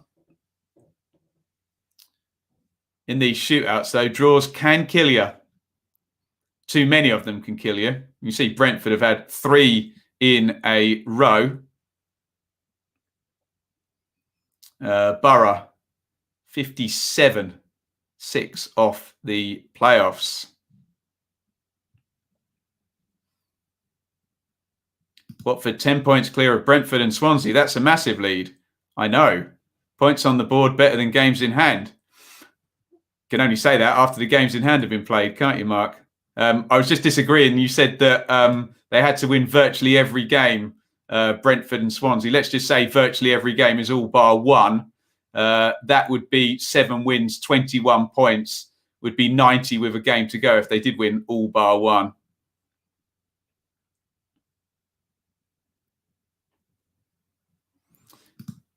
Better than Swansea's 3 losses, though, I suppose. I think we're in no SHIT Sherlock territory there, Russ, aren't we? And then you could say not as good as Watford's 3 wins in the last 3 games, I suppose, as well. Straight shootout now. You just got to outdo the team you're up against, haven't you? 89-25 on the clock. There's going to be loads of stoppage time in this game. 6, 7 minutes, I suspect. 89:32 is on the clock.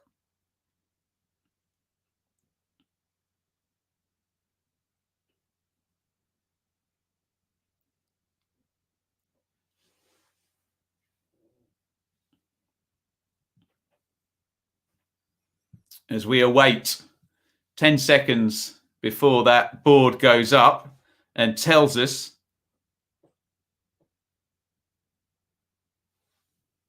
how much stoppage time we're going to get.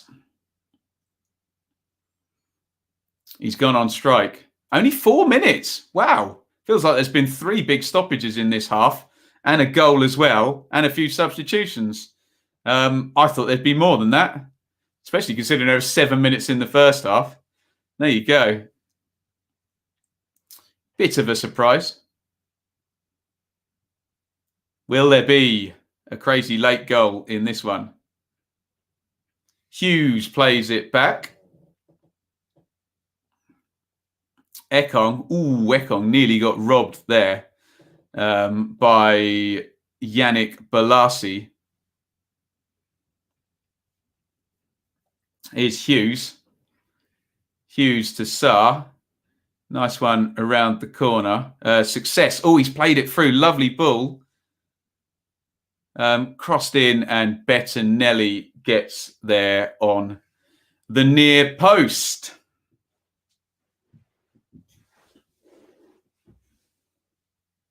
Lovely ball with the outside of the right foot there.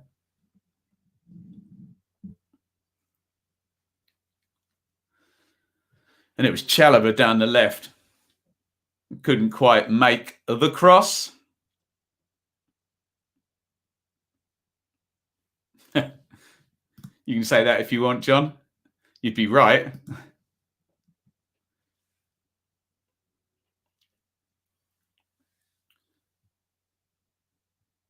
Throwing to Boro, taking their time. Happy with their point by the look of it.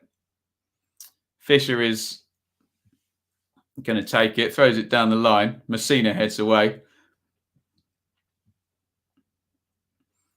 McNair charges it down. Gosling tries to win it back, and Watford just can't get the ball back now. Chalobah hooks on. João Pedro chests it. And into the sky from Hall. Hughes wins it back for Watford. Messina deflected up the line. Oh, nice turn. And João Pedro nearly managed to knock it back there. Sarr trying to get in over on the left-hand side. It's a bit playground now. Everyone's just following the ball. And it's not going anywhere fast. 92:50 on the clock. Sky have given Grant Hall the man of the match. Let me know your thoughts on that.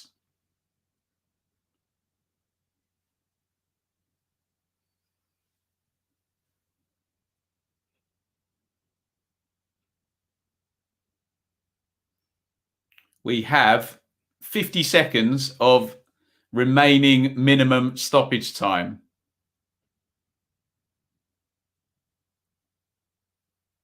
Chalobah tries to chest down and keep it up and spin. Throwing to Watford, who are showing some urgency. Messina on halfway. Throws down the line. Hall, Sky's man in the match, heads it away. Twice, actually. Hooked away by Howson, and there's a throw in. Warnock claps his hands. He knows that's probably last phase of the play, especially if Boro can kill 30 seconds taking this a throw in.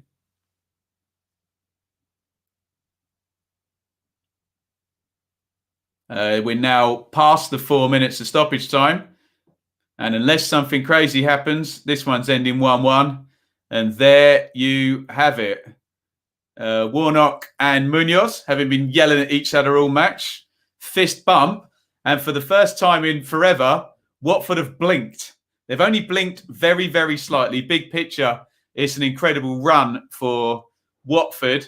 6 straight wins. They've drawn today. Remember, they go back home, and I've got these written down somewhere.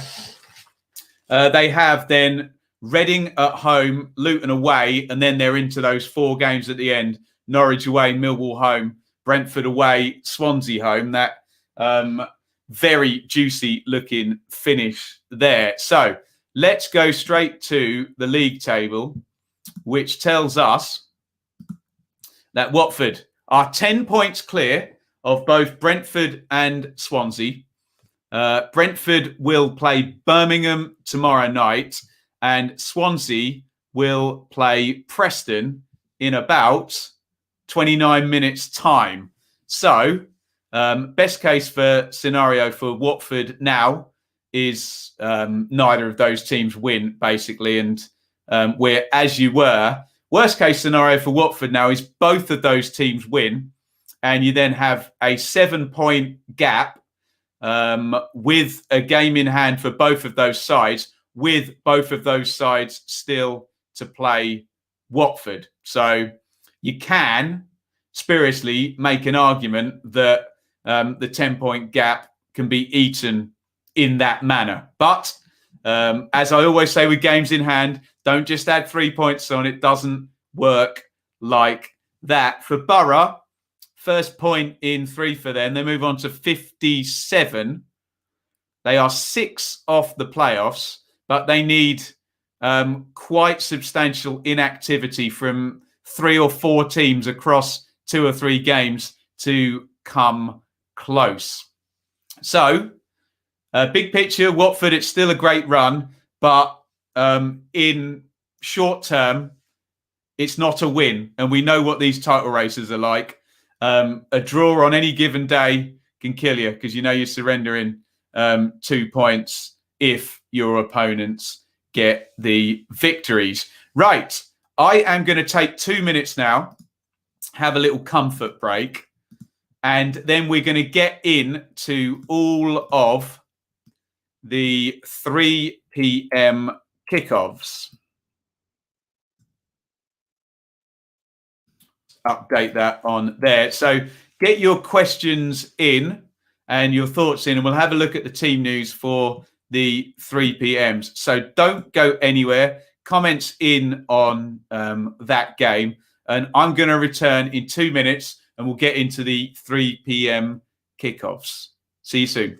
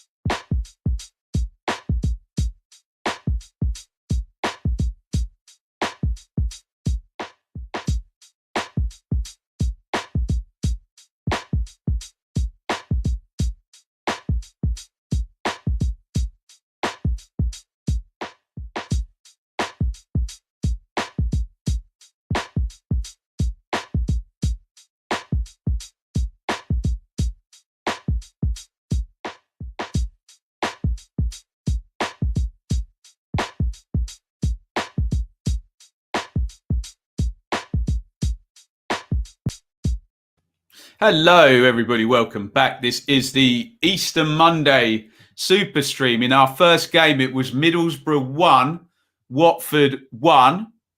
a small little door of opportunity opened up for Swansea and Brentford in the chase for second place. Obviously, in order to open that door a little wider, they need to win some games, which neither of them have been doing, particularly in the last 3 games, haven't they? Just a couple of summaries here from David. Second half, a little bit better. Great ball in for our goal. Agree with that. Shows that the manager has no faith in the likes of Akpom, Fletcher, Britt. Can see them leaving in the club. God, that's going to take some losses, particularly on Fletcher and Asomba longer, aren't they? Watford below their best, 1-0 fragile lead with their fixtures. The races for second is back on. Norwich champions now. Leeds fan here watching Barnsley with interest. There you go. Do with another Yorkshire team. Luton won't be easy. I still remember that frustrating draw back in June and the headlight misses. I remember that one. Right. Let's get in and have a look at the teams for the 3 PMs. Let's try and work our way down the table. So we'll have a look and see what the plan is for Swansea to try and get back to winning ways. And my God, look at that. The 3 at the back is gone from Swansea. Incredible. So Steve Cooper is really ringing the changes there. Woodman in goal. Roberts, right back. Cabango and Guay. So no Bennett in there as centre halves. And Manning is the left back. Fulton and Grimes, central. And then sofa scorer estimating Hurahan. Well, he's not going to play wide right, is he? Ayew and Lowe in some way, shape or form supporting Whittaker. It could be more 4-3-3 looking without a number 10. Who knows? What we do know is that Cooper has ditched his 3 centre-back system there, which is interesting. And he needed to do something, didn't he, Cooper, with the 3 state defeats for the Swans. On the bench for Swansea, Hamer, Norton, Latibodio, Bennett, Dander, Smith, Cooper, Bidwell, Routledge. For Preston, Iverson in goal, Vandenberg, Story, Lindsay, Hughes, Whiteman, Ledson, Barkhausen, Potts off, Evans and Reese up top. Let's have a look at the table. So we know now it's a 10-point gap. As things stand, Swansea have 2 games in hand on Watford. So they know that they essentially need to score 6 or 4 points in those 2 games to get even close to Watford with 6 to play. Let's move on down the table. Brentford don't play until Tuesday. Norwich are playing on Tuesday against Huddersfield. So we are looking next at Barnsley, who will be playing Luton Town. There are your teams. Barnsley, small trend down over the last couple of games. There are your teams. Luton, Sluga in goal. Craney, Pearson, Ray, Naismith and Clark. It's difficult with Luton because Ray plays midfield or centre-back and Naismith has played virtually everywhere, hasn't he? Dewsbury Hall, Tunnicliffe and Mpanzu. Nombe and Adebayo up front. Interesting selection there, particularly up top for Luton. Obviously, Adebayo has been in, but we haven't seen a lot of Nombe. For Barnsley, Collins, Sibic, Hellick, Anderson, Britton, Styles. Same team every week, isn't it? Let me get a Pepsi. My throat's drying up already. Mowat, Palmer, DK back into the starting 11, Adebayo and Woodrow in there. Let's have a look at the table. Luton, obviously, on the beach a little bit with 8 to go and 50 points. They want to see how close, excuse me, they can get to that 60-point mark. Barnsley, well, they just want to shore up their playoff position. There's a 3-point gap, but Bournemouth are looking threatening, aren't they? Bournemouth in 7th with a game in hand and 10 points across the last 4 games. So Barnsley will really fancy a victory today to shore things up, hopefully, for their sake. Reading play Derby County. Reading versus Derby. And SofaScore estimates a change of shape there as well. No, they're all over the place with that, aren't they? God. We'll try and make head nor hair of that. But basically, the headline team news is that Zhao is out and Puskas is in. Raphael in goal. Richards left back. Holmes. So Morrison's comeback was short-lived. He came into the game away at Barnsley and limped out, didn't he? So Holmes and more centre-halves. Of course, Josh Laurent won't play right-back. Andy Yidam will. And then, let's just assume it's a 4-2-3-1 like it normally is. So we'll have Rinomota and Laurent central midfielders. Ejaria, Elise and Maite off. Puskas up top. So I doubt it will be a 4-4-2, but that, of course, remains to be seen. So let me just switch over to Gillette Soccer Special, not Soccer Saturday today, because it's Monday. Go figure. There's your Derby team. Marshall in goal. Wisdom, Mengi, Forsyth. I think this was incorrect last time as well. Lawrence didn't play left wing back. So let's call it a back four then. Burn at right back, Forsyth at left back with Mengi and Wisdom. And then, I mean, you can figure the front. Kazim Richards obviously up top and Bird and Shinny probably central. Let's call it 4-2-3-1 then. Use whatever numbers you're comfortable with, or 4-3-3. Knight probably with Lawrence and Sibley flanking him. But as ever with team shapes, we'll wait until the start of the game and then we'll know for definite, won't we? Bournemouth, who I said looked threatening, play Blackburn. There are your teams. Kaminsky in goal for Blackburn. Nyambe and Douglas, the fullbacks. Harwood Bellis and Lenihan, the centre-backs. Tribal, Johnson, Rothwell. Adam Armstrong finally returns up front with Harvey Elliott and Tyrese Dolan either side of him. He normally puts at least one tall player in there, either Brereton or Gallagher. So they may be a bit short on height up top, let's just say, Blackburn today, but certainly plenty of pace and goal threat, you would think, or you would hope if you're a Blackburn fan, with Dolan, Armstrong and Elliott. Bournemouth, Begovic, Smith and Kelly are the fullbacks. Carter, Vickers and Cook are the centre-backs. Lerma and Pearson. Danjuma, Billing, and the return of Brooks with Solanke in the number 9 spot. Good-looking team. Let's just have a look at the table as it pertains to Bournemouth. Obviously, we didn't mention Reading a minute ago, so a good old battle there.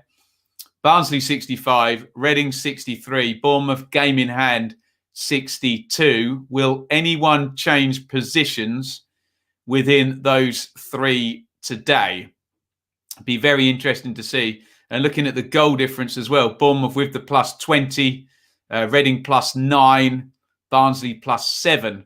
So a Bournemouth win and slips by either of the other two could see some switching around. But hey, we often add all this up and then nothing changes whatsoever, does it? So we'll keep our eyes on that. Cardiff play Sheffield Wednesday at 5:30, as you can see down there. So we'll skip on to Stoke and Millwall.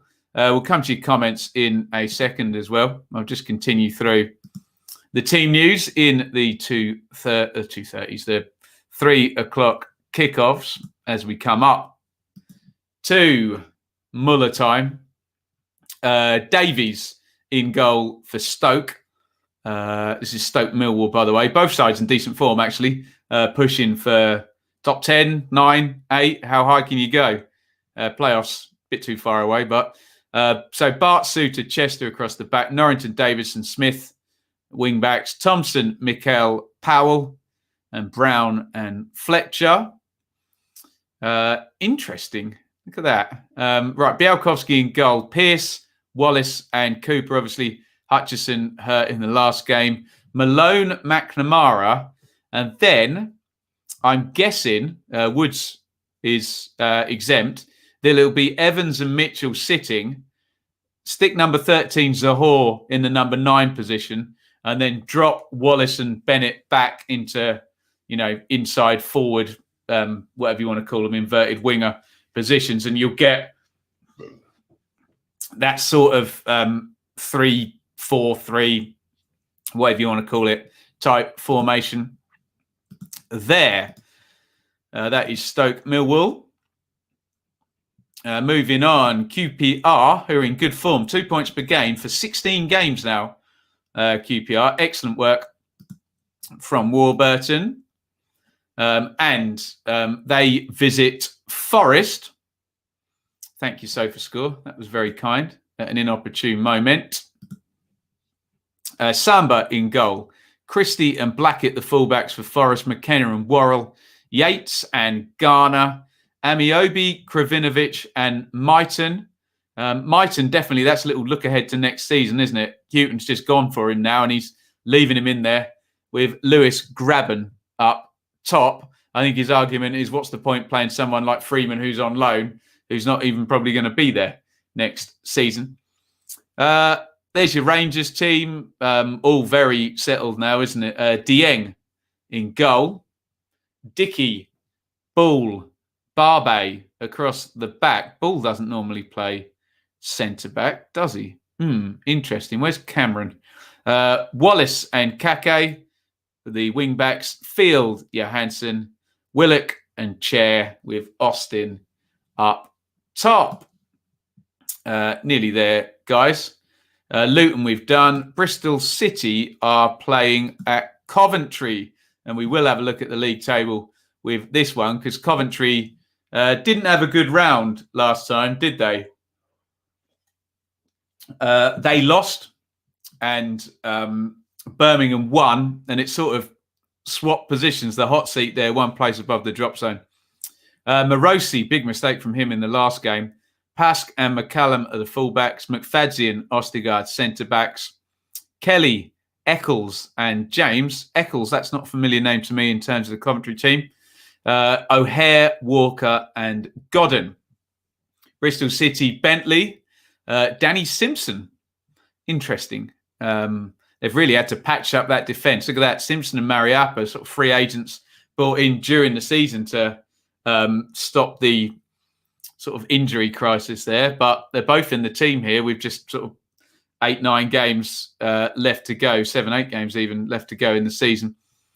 Sessegnon is the left back. Viner, Narge and Masengo are the centre halves.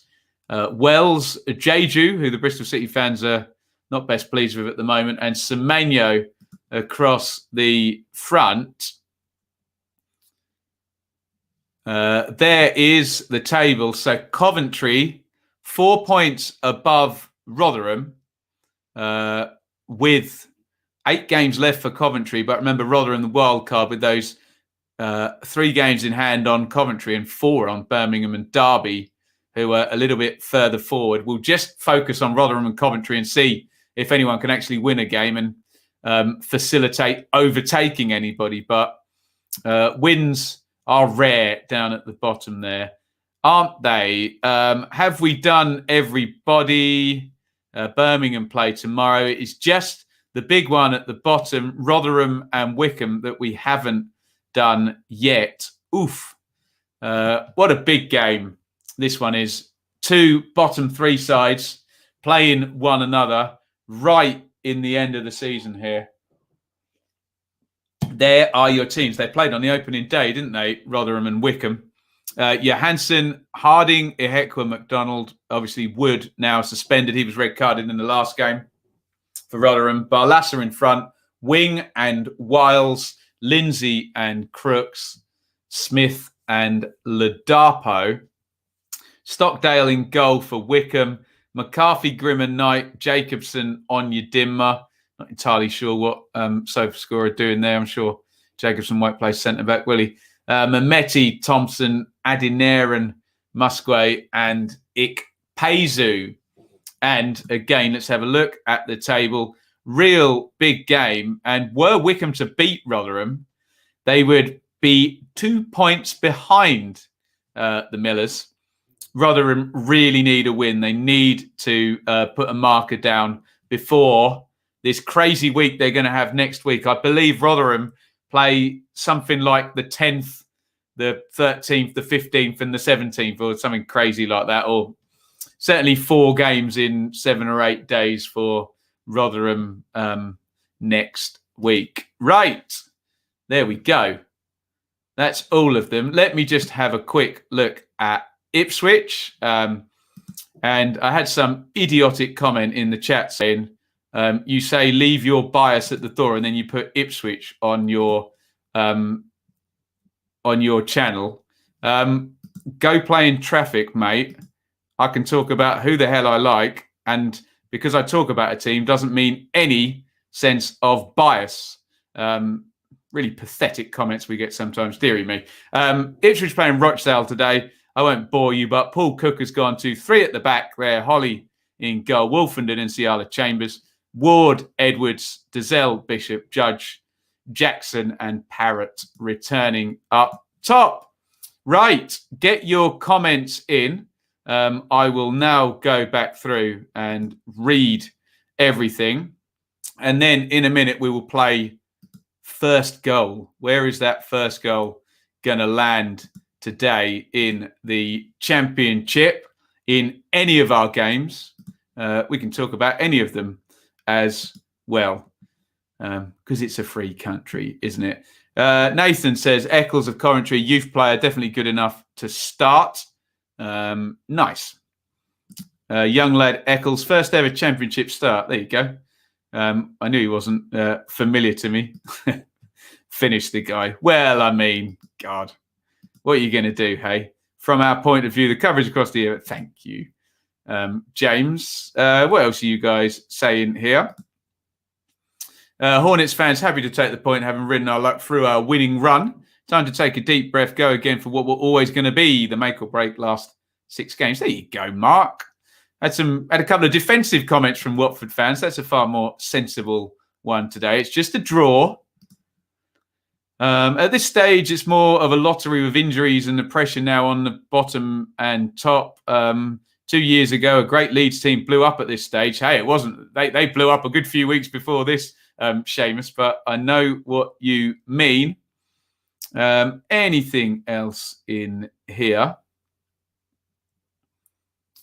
David, reality check. We are 10 clear. Who would have said that 2 months ago? Absolutely. Absolutely. Henry, I don't follow League One. Is Peterborough Sunderland a good game to watch? Yes, watch it. I think it's 2nd against 3rd. Right. Let's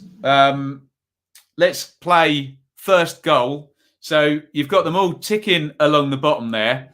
Let me know where you think the first goal is coming from in any of the 3 o'clock kickoffs there. I don't need who it's to, but just tell me which stadium.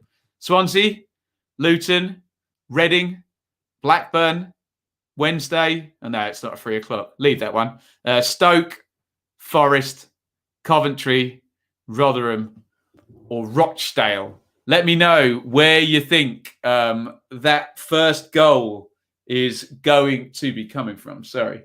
My damn neck.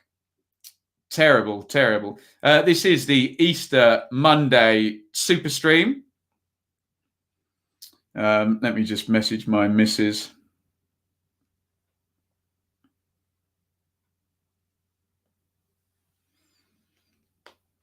We have already seen Middlesbrough 1, Watford 1. We are now doing the 3 p.m. Let me know where you think that first goal is going to be. You got to tell me if you were right as well. I can't remember all the predictions. Let's say a big thank you to David, who is our SuperStream sponsor throughout the season. Please hit that subscribe button. We went over 15,000 yesterday. which was tremendous news for the channel. Get involved via Super Chat and hit the thumbs up whether you're watching on Facebook, Twitter or YouTube, and of course on YouTube. Subscribe, ring the bell for notifications. Let's have a look here. First goal at Wycombe.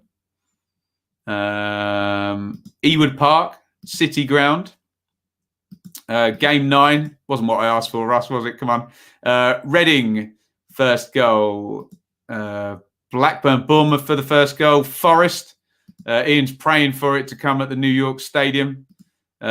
Swansea, Forest, and Rotherham. There we go. Right. Also now, let me know which game you are watching. Liam is watching Posh and Sunderland and MK and Crew doubling up. Let me know which game you're watching in the 3 o'clocks here. I'll leave Sunderland and Peterborough on up there. And we'll keep Soccer Saturday on. But let me know if you are watching a game. Barnsley. Aaron, keep us in touch with that one. And we will try and... oh, ouch, got my neck.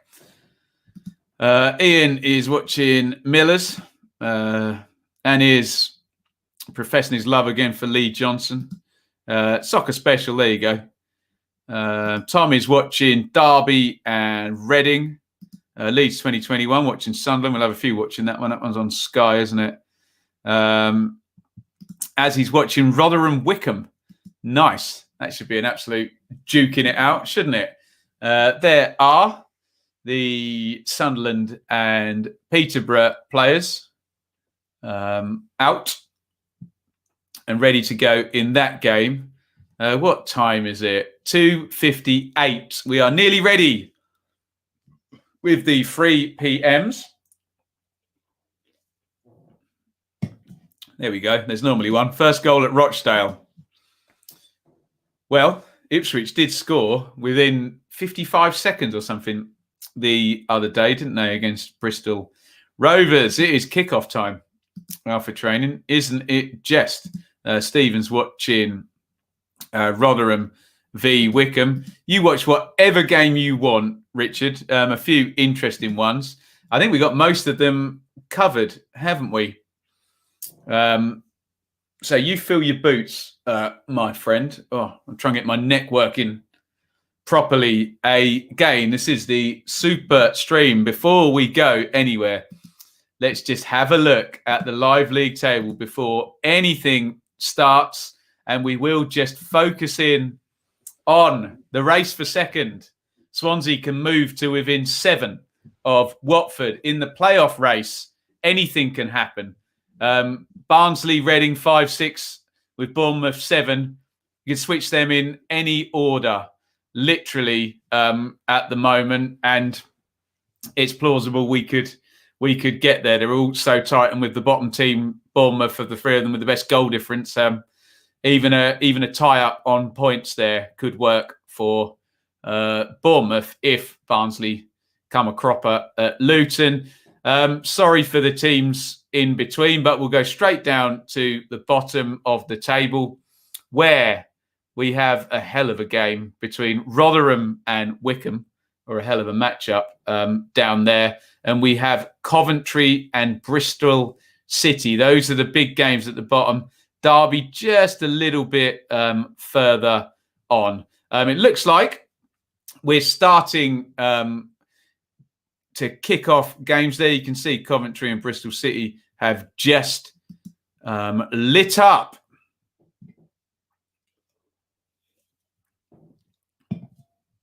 And we are ready to go in the Easter Monday Super Stream. Ben watching Rotherham Wycombe. Come on, Wycombe. Barnsley playing in their away kit today. Luton can wear orange, can't they?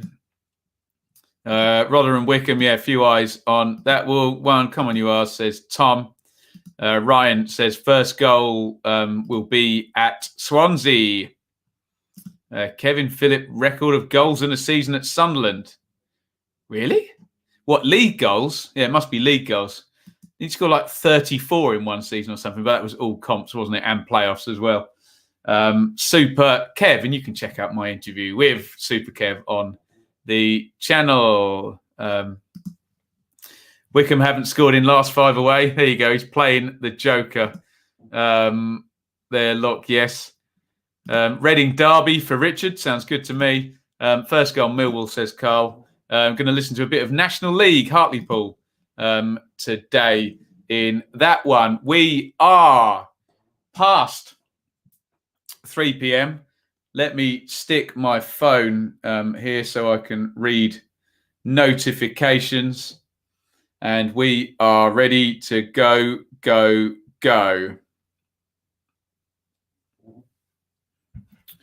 This is the Easter Monday Super Stream. Preston tweets that they are off. Let me know if your game is ready and off. I can see Peterborough and Sunderland on the iPad. And we are go. Ipswich tweet that they are off as well. There are your games down the bottom. Swansea, Preston, Luton, Barnsley, Reading, Derby, Blackburn, Bournemouth, Wednesday, Cardiff at 5:30, Stoke, Millwall, Forest, QPR, Coventry, Bristol City, Rotherham, Wickham, and Rochdale, Ipswich, as we await the first goal. Anywhere. Says a lot that Kev was 35, banging them in for us. Still went on to play. Yeah, what a player. What a player. And when you look at the pure numbers, Phillips is potentially the greatest championship player ever. If you look at the goals and the promotions and the golden boots, I don't think you'll see anyone top it, just given the longevity of his career. The swamp pitch has improved at Peterborough. Yeah, they've had a bit of sunshine on it, haven't they? That was in a horrible state, wasn't it? That poor old pitch at London Road. As we await the first goal in the Easter Monday Super Stream. Big time of the season, isn't it? Round 40 in the Championship. Early indication says Luton. Jordan Clark starts at right back. Looks like Martin Craney's playing centre back, says the Luton Twitter. Wow, we have a big goal straight away down at the bottom of the table. As I fill in all the 0-0s, I'm not going to make the last one 0-0 because Wickham have scored within 2 minutes. It's Rotherham 0, Wickham 1. Coventry fans will be very pleased with that. Wickham have got 7 points in the last 4. What a start for Wickham, who've taken the lead after just 2 minutes today. Wickham are in front.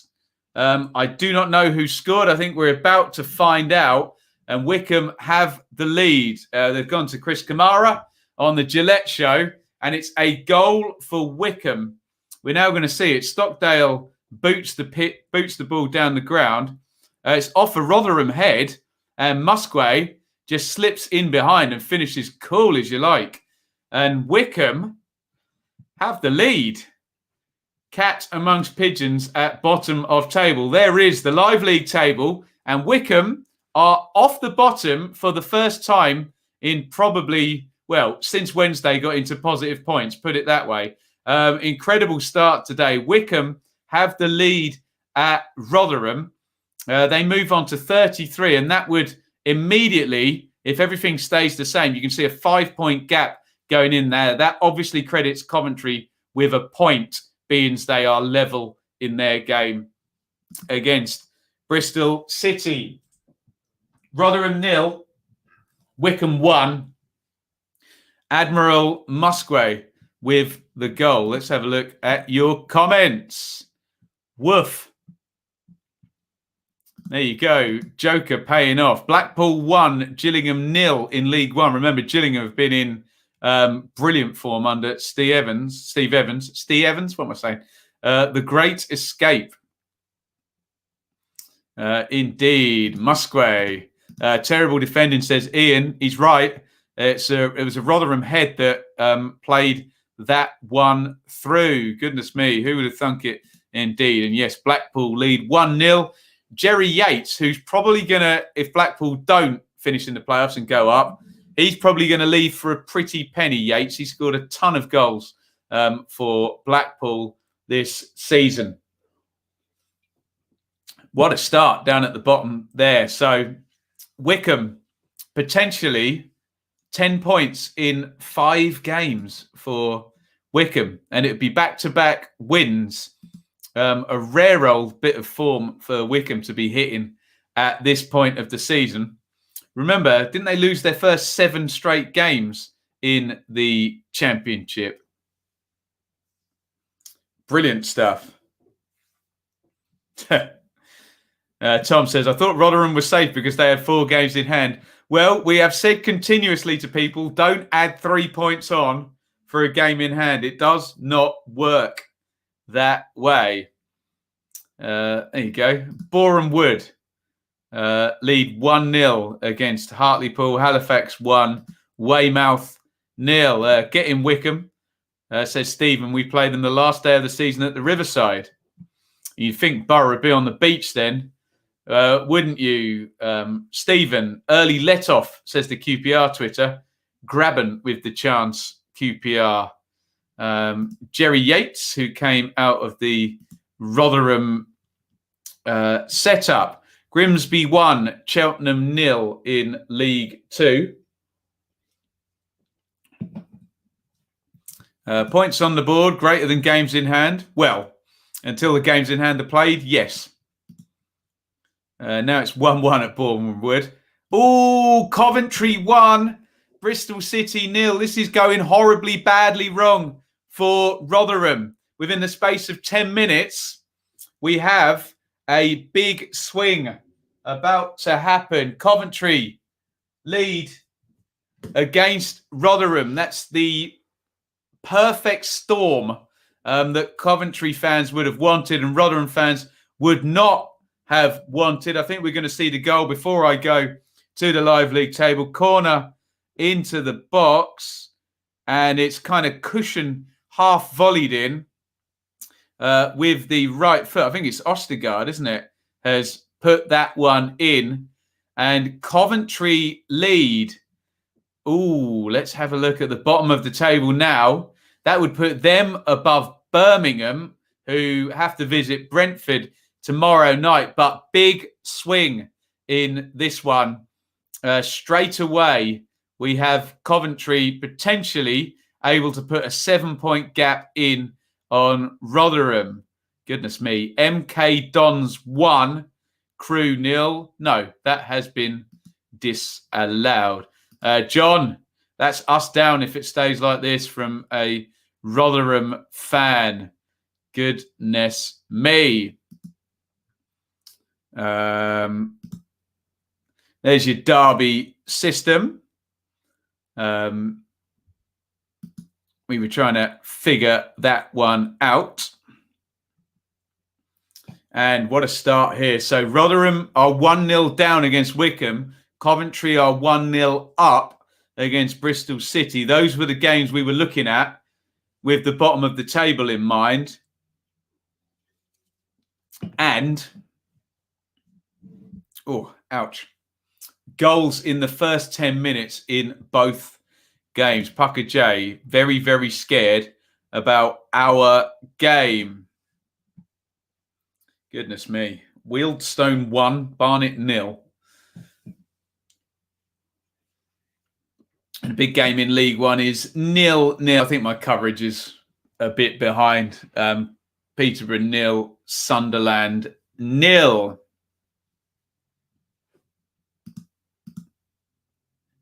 After losing first 7, Wycombe to win last 7 to stay up. Well, I mean, in terms of Wycombe staying up, they probably didn't want Coventry to score then, did they? But in terms of Wycombe having a good run, well, they are most certainly doing that.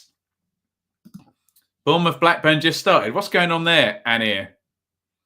Deary me. Derby sitting back by the sounds of it.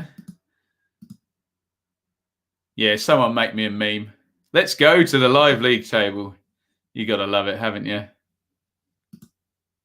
Yeah, all good fun. Stephen able to sit back after his lot have already played. Boro drawing 1-1 against Watford. Watford up in second position. Tranmere 1, Cambridge 0 in League 2. We all love the live league table. It's a great place, isn't it? The live league table. Only a couple of goals so far. Both down at the bottom. Rotherham 0, Wycombe 1, Coventry 1, Bristol City 0.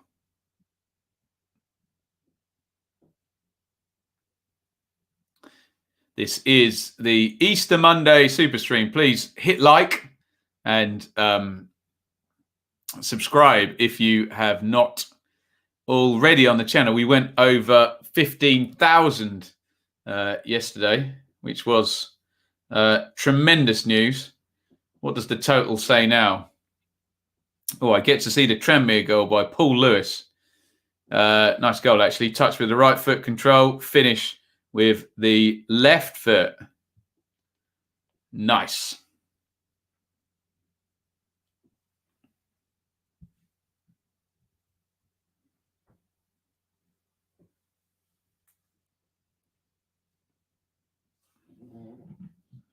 Let me know how the game you are watching is going. Just the 2 goals in our championship games. Half chance for Judge on the edge of the box, says the Ipswich Twitter. Come on, Tractor Boys, get in the playoffs, says Perfect Lemming. Gone to 3 at the back, simplistic football now. Ipswich looking for a bit of an unlikely promotion.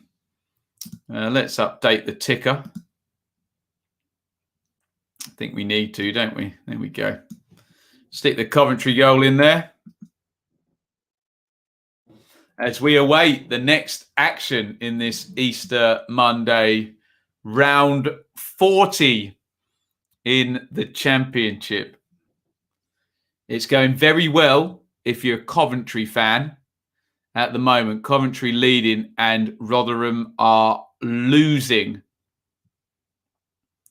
If you're a Swansea fan, you're optimistic. Watford have left the door just slightly ajar, but Swansea haven't been able to get the job done themselves yet, have they? Let's have a look at your comments in here. Quiet, first 10 for Barnsley, says George. And here, I'm very sad. Don't worry about it, my friend. It's all good. Bristol Rovers 0, Doncaster 1, Blackpool 1, Gillingham 1 in the League 1 playoff chase there. Good news for Doncaster, actually. It was a good minute for Doncaster, those goals going in. We can check those ones in just a second. QPR Twitter saying they're under the cosh. QPR are at Forest today. Forest effort cleared off the line. Few goals gone in League 1. Let's have a look at their live league table. We'll move away from the Championship just for a second. Please, nobody cry in the comments. We're allowed to go where the hell we like. So Blackpool and Gillingham is 1-1. They're 6th and 8th. Doncaster just took the lead, though, against Bristol Rovers, who are not looking good. Stevenage 1, Bradford 0 in League 2. That is the state of play there, but it's mad tight. Look at that. Pompey in 4th on 62. My lot Ipswich in 10th on 59. Goodness me. Very, very tight. Fierce effort from Evans. Oxford 0, Stanley 1. Oxford 11th in League One, behind Stanley, who are 13th or may not be 13th in the live league table anymore.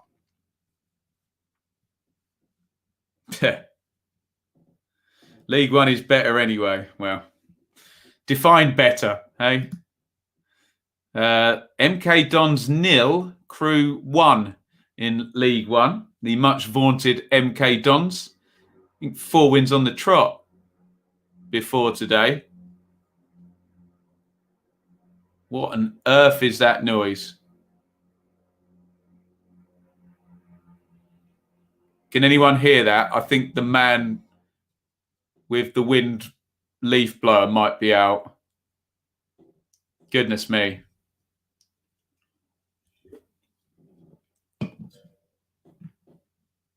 Here's hoping not. Coppinger scored for Doncaster. Yeah, we've looked at him a few times, haven't we, Coppinger? What a career. Coppinger and Lewington are League One heroes. Good. I just heard a horrible noise here. Mandaron was the goal scorer from for Crew in that game against MK.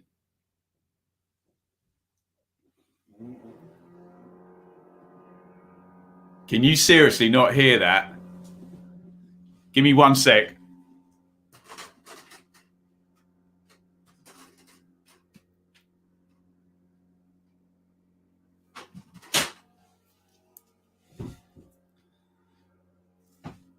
Wow. I hope you can't hear that. Hell of a noise outside.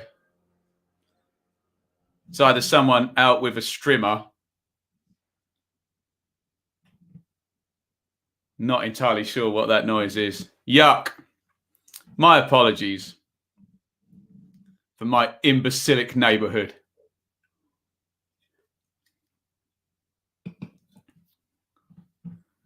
Sky Sports don't have this problem. No. Does sound like a dentist, doesn't it? Deary me. We've been riddled today with technical problems, haven't we? Oh, my God. What the hell is that? Let me message Shaylee. Actually, I'll tell you what we could do, which might be quite amusing. Do you call her?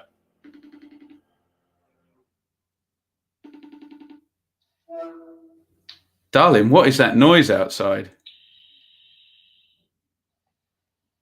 Okay. Can you hear what that noise is outside, darling? No idea what it is. Someone doing something. It's really loud. Can you go and beat them up? Well, not really. No. Can I show your face on the screen? No. No. Can you hear that? Yeah, it's loud. Can you see what it is? Oh, it's having a nap. She's literally having a nap. Unbelievable. We need to find out what this is. Blackpool 2, Gillingham 1. Someone drilling. Someone drilling? How far away? Next door. Into the wall. Into the wall. Wow. Yeah. Thanks, darling. Sorry about that. It's all right. But it looks like they're drilling like as if you were going to put cameras or something up, so hopefully it won't be long. Nice. Thank you. Bye. Someone's drilling next door. Probably literally into the wall, neighbour in this house. My apologies, guys. Why the hell would you be drilling on Easter Monday? Who does that on a bank holiday?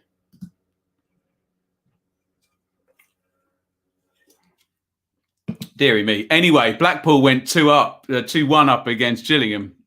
Three goals in that game already. As the drilling continues next door. It's been fun, isn't it? It's my punishment for going over 15,000 subscribers yesterday.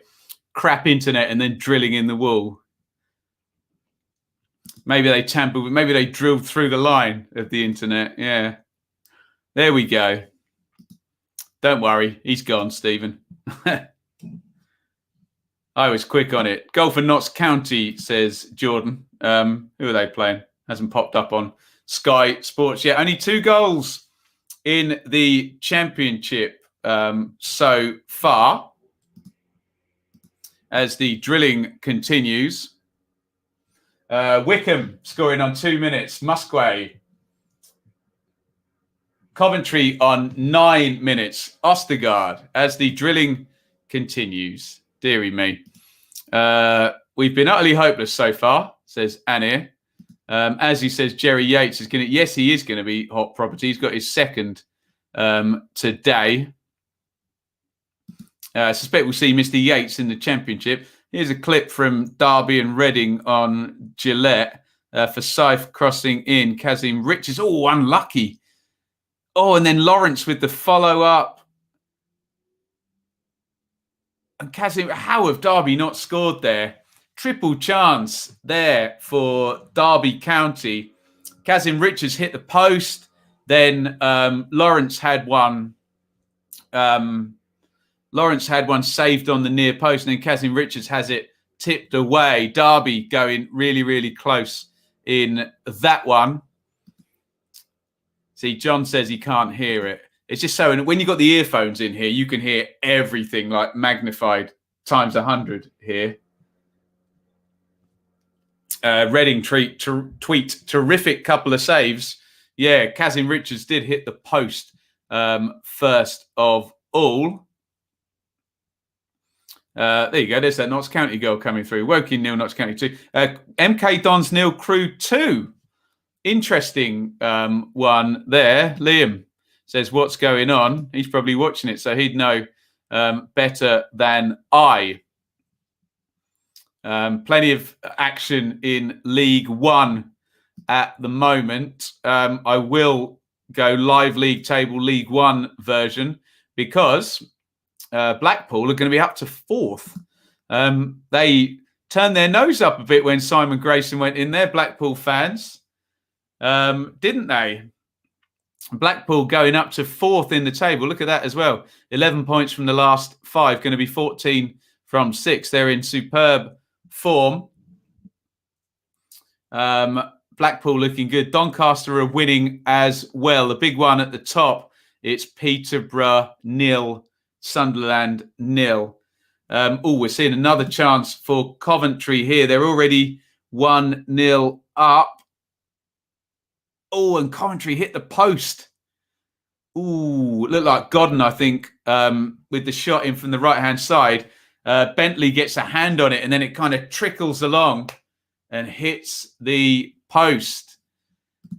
We saw the Kazim Richards chance, Lewis, on the Gillette show. So close for Derby, nearly taking the lead there. We await our 3rd goal in the championship after 2 in the first 10 minutes. I think it's a long time since Blackpool lost. Yeah, I think they have had a really decent run.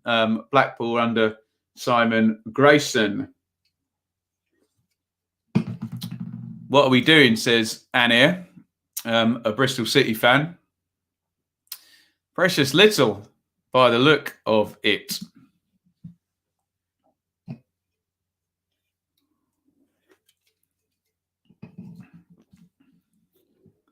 You're doing it again, Ben. Sunderland. Well, there's an A in it. I'm not going to go Sunderland with no A. I'm campaigning for A's to actually be pronounced. And people not to be lazy when they speak. Bella Williams. You knew who I meant, though, didn't you, when I said Sunderland? Oxford 1, Accrington 1. An equaliser for Oxford, who were just a little bit, very much like Ipswich, just a little bit outside that mental play-off chase in League One.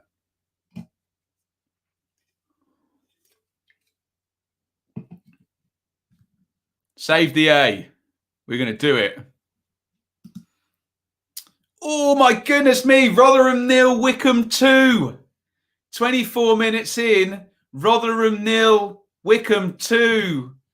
Oh, that is bad news for Rotherham. 24 gone.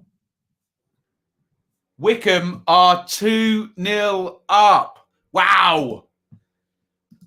Goodness me. Wycombe have gone 2 up against Rotherham. It was a vital game for Rotherham, this one. They would have been looking at it. Okay, we're at home against bottom of the league. Real chance for a 3-pointer. They're 2 down in 24 minutes. Rotherham 0, Wycombe 2. Jason McCarthy, former Millwall fullback. Wow. Luton 0, Barnsley 1. Big goal in the playoffs. Barnsley are the first of our 3 playoff chasing teams to register a goal today. And they have scored. Barnsley away at Luton. It is Luton 0, Barnsley 1. It's all kicking off now on the Super Stream. It's looking good. If you're a Barnsley fan, it's looking very good. If you're a Coventry fan, it's looking very bad if you're a Rotherham fan at the moment. Goodness me, they're on an ad break on Sky, so we will take a look at these goals in just a sec. Claims for a penalty as Reeve appears to be pushed over by Woodman, says the Preston Twitter. Clayton Donaldson, you can still find him, has scored for Bradford. And Daryl DK, what a good signing he's been, is the goal scorer for Barnsley on 27. DK gives Barnsley the lead. We'll go to the live league table any second. I said Jason McCarthy. Something flashed up. Jake McCarthy. I'm not seeing anything about a second Wycombe goal on Sky, in fact. Has that been confirmed? Anyone confirmed second Wycombe goal? We'll find out in just a sec. Let's see the DK goal first. I think that's going to come up first on Sky. If they can get there. Actually, yes, the second Wycombe goal is confirmed. I think it just disappeared off their ticker, but hopefully we will get a look at this one imminently. If Jeff and the boys, it was McCarthy. I did get it right, Leeds. How confusing. I think 2 McCarthys flashed up on the screen. And speaking of the playoffs, Blackburn 0, Bournemouth 1. This is bad news for Reading. Barnsley and Bournemouth have scored within a few minutes of one another. They both lead and Reading are level. I think as things stand, Reading are going to be dropping out of the playoffs. We're about to see the Bournemouth goal. Lerma to Danjuma. Inside on the right foot. Blocked out. It's Billing again. He's having a rare old run at the moment, Phil Billing. And he sticks it into the corner with his left foot on 29 minutes. Billing scores again. We still haven't seen the DK goal for Barnsley. We still haven't seen the second Wycombe goal. Blackpool 3, Gillingham 1. I wonder if that's Yates with the hat-trick. Unbelievable. Here comes the Barnsley goal. DK slipped through the middle. Good pace, good pass. Excellent from DK. Drills it in with the right foot. And that is the opener for Barnsley. Barnsley and Bournemouth both scoring. Reading may well be dropping out of the top 6 as things stand. Let's confirm it. There you go. The live league table. Kai is the goal scorer for Blackpool. Oh, big goal at the top of League One as well. Hull 1, Northampton 0. It's going to be a good day for Hull I think, especially being they know Peterborough or Sunderland will definitely be dropping points. Here comes the Wickham goal. Ikpeazu drives into the box, holds it up, clips it to the back post. There is McCarthy. Oh, deflected. Oh, no. McCarthy tries to hit it across the keeper to the far post, takes a deflection and goes in on the near post. It's hell for Rotherham.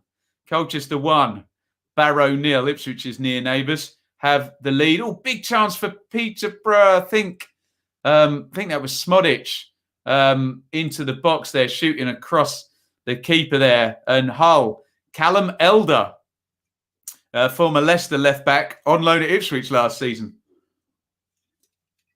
Or the season before, in fact, has scored for Hull. Incredible. Right, let me update the banner down the bottom. Basically, the headlines are, this is not going well at the moment if you are a Reading fan or if you are a Rotherham fan. Results are going against your teams. Rotherham are 2-0 down. We're going to see the Hull goal here. Oh, what a goal as well. He never did that for Ipswich. Crikey. Elder on the edge of the D slams one into the top corner from sort of 25 yards-ish with the left foot. Great goal by Callum Elder for Hull, who lead 1-0 against Northampton. It's going to be a good day for Hull if they can keep on keeping on. Let's go back to the live league table. So up the top there, Barnsley are moving on to 68 from 40. Looking good for that mid-70s finish. They need 7 points from the last 6 as things stand to get to 75, which is normally a lovely, definite playoff position. Grimsby 1, Cheltenham 1 in League 2. Bournemouth are leading. Remember, they've got a game in hand also on most of the top 6, on Barnsley, Reading, who are now no longer in the top 6 as things stand, and Watford. Bournemouth have a game in hand. Let me just bring up the lovely historical 10-year averages. 72 points has been enough over the past 10 years on average to get you into the playoffs. And Barnsley are, as things stand, going to be moving on to 68 with 6 games to go. Burton 1, Swindon 0. I think we're about to see a Burton goal here. Set play and nodded in for Burton, who lead against Swindon. Burton, who have been excellent under Jimmy Floyd. Hasselbank, what a goal for Elder, wasn't it? Just what a goal from Hal. Fan favourite Jaja has picked up a yellow card. Of course he has. Oliver, 2-0 to Wickham. Well, the championship never fails to amaze, yeah. And don't sleep on Ikpeazu. Tough old customer, the big Wickham striker. Every time I look up at the iPad at the top there with Sunderland Peterborough on, it looks like Peterborough are the ones doing the attacking. I think the drilling has stopped next door as we come up towards halftime here. 3:34 p.m. This is the Easter Monday Superstream. Watford drew 1-1 with Boro earlier in the day to just open up the door a tiny bit if Swansea and Brentford can get wins of their own. Swansea are 0-0 with Preston. We're now going to see a clip from this one. And Brad Potts getting into the box, sort of prods it at goal with the outside of his left foot, tipped over the top. Wickham's great escape is on. I'll give my normal answer. I'll talk to you in another 2 wins time or 3 wins time, including today. But possibly 10 points in 5 if they can get the win today, Wickham. Burton 1, Swindon 1. Burton weren't ahead for long, were they? Stoke 0, Millwall 1. Interesting. Millwall take the lead. Both of those sides have been in decent form, Millwall and Stoke. We're just seeing, I think, a Bristol City chance here. Oh, scrambled away. I think they might have even hit the post there, Bristol City. Murray Wallace has scored for former Stoke manager Gary Rowett. And the sort of battle, I mean, Annie says battle at the beach, sort of. Battle for 9th, 8th. We'll see. Let's go to the live league table first. You can see there's Millwall. We've added on 3. 9th place they will go, above Boro, if they can win this game at Stoke. Millwall would also be on 4 wins from 5 games if they do win today. Murray Wallace on 35 minutes. Millwall go above us, says Stephen. He is correct. We hopefully get a look at that goal. If it's Murray Wallace, he's playing centre half, so we think probably a set play in that one. Go on, Jeff, let's see the goal. Here we go. Right, they've gone to Stoke. Forest Green 0, Salford 1. Yeah, set play. Bit scrambly. Cooper does really well to dig it out. It's an absolutely minging goal. Millwall fans will be perfectly happy with it. Murray Wallace pokes it home. Jake Cooper did well initially, but it's very, very messy, that goal. But Millwall take the lead. Millwall in decent form. In fact, decent's not doing them the service, or it's doing them a disservice. Bristol Rovers 1, Doncaster 1 in the League One play-off race. Millwall would be in excellent form. In fact, it would be 4 wins from 5 were they to see this one out.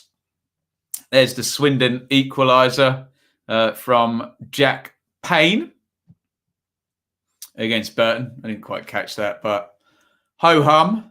And Luke McCormick has scored for Bristol Rovers. Iain Henderson for Salford. Is that the same Iain Henderson that scored for years and years and years? Is it in the lower divisions? It must be nearly 40 now. If it is, probably isn't. But someone let me know in the chat. Chris, Stoke 0, Millwall 1, completely against the run of play. What a beautiful goal it was, you Millwall fans. We've been awful, says Alex on a Millwall point there. How are we 1-0 up? Murray Wallace, close range tap in following the corner. What a scrappy goal that is. And Millwall sliding in there. Yes, the one at Rochdale. Is it him? Oh, he's only 36, is he? Someone look up. How many goals has Iain Henderson scored in his career? I bet it's over 100, isn't it? Iain Henderson. Actually, might get to see the goal. They've gone to Jackie Oatley there. We're going to see it. Forest Green's resplendent. What a strike! Henderson on the half volley with the right foot slams that one in. 173. 112 just for Rochdale. I think can we make our team up here, our Hall of Fame team? I want Iain Henderson, Dean Lewington, and James Coppinger in this Hall of Fame team. Glorious servants they are. We're going to make the lower league heroes 11. I think Luke Chambers needs to be in that now, doesn't he? Deary me. What a goal by Henderson. There are your scores. Ticking along the bottom earlier today, it was Middlesbrough 1, Watford 1, Swansea 0, Preston 0, Luton 0, Barnsley 1. Very good news for Barnsley, especially given that Bournemouth are winning. Reading 0, Derby 0. Reading need to score because their opponents are both winning, or their challengers are both winning. Blackburn 0, Bournemouth 1. Wednesday in Cardiff is a 5:30. Stoke 0, Millwall 1. We've heard it's against the run of play. Forest 0, Rangers 0. Coventry 1, Bristol City 0 is a big score. But couple that together with Rotherham 0, Wickham 2. And it's a very good day for Coventry. A very, very good day indeed.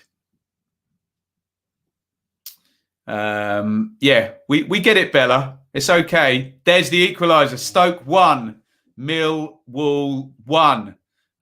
If Millwall were ahead against the run of play, then the run of play has benefited Stoke now. And it's the equaliser. Stoke 1, Millwall 1. We will await the scorer. Stoke have equalised. Probably Nick Powell. He's having a good season. Isn't he? Oh. Ouch. Johnny, even if every remaining game in the Championship gets 3 goals per game now, it'll still be the lowest scoring Championship since 06-07.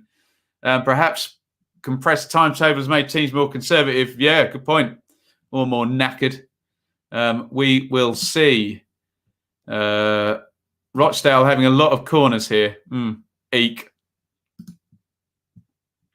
We await. Anyone know who the Stoke goal scorer is? Stoke 1, Millwall 1. In the Battle of the Beach, the battle for 9th place. Jacob Brown. Sky Sports has just told me.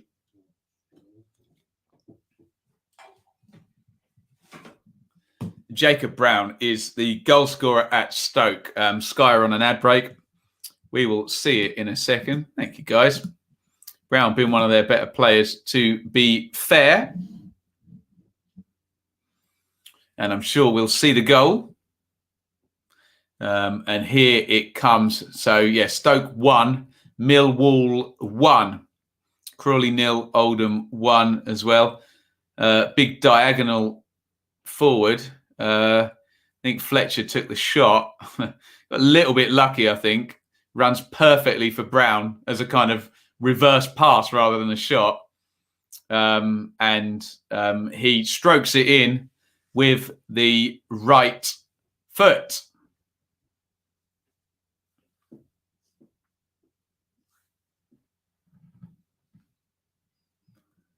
1-1 deserved, says Chris, but missing Hutchison at the back. He obviously went out injured. Crawley 0, Oldham 2. They must have scored twice in a couple of minutes there. I think they've scored on 40 and 42. Is Swansea out of the top 2 if they lose? Not mathematically, but a few people suggesting that the way the season is trending that they possibly already are. But put it this way, it would have been a lot worse had Watford got the 7th straight win. As I say, a chink of light for Brentford and Swansea. They've got to win some games, though, make a go of this. Set play here for Blackburn. And a bit of a Hollywood save there from Begovic. Hull 2, Northampton 0 at the top of League One. Oof. Let's have a look at the top of League One. See how close Hull are to a possible return to the Championship. We have a goal in the Championship, though. Nottingham Forest 1, QPR 0.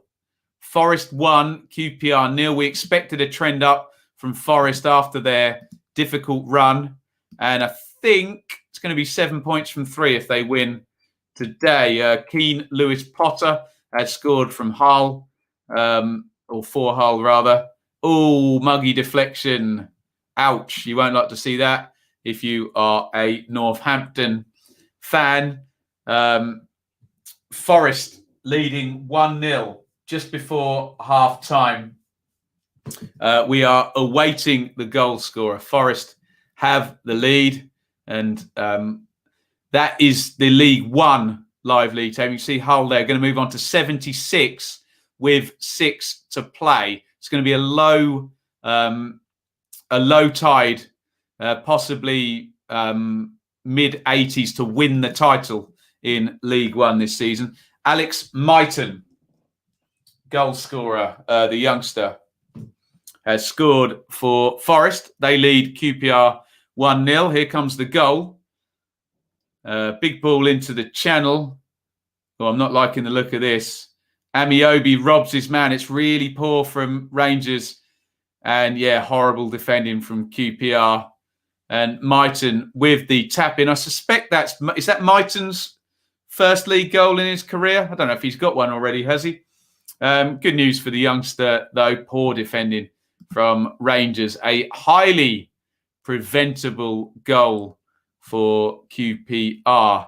And I did want to go and look at the championship table and see the impact of that goal. And things are looking up for Forest. They're going to go up to 15th spot if things stay the same. And as I suggested, it'll be 7 points from the last 3 games. Forest 48.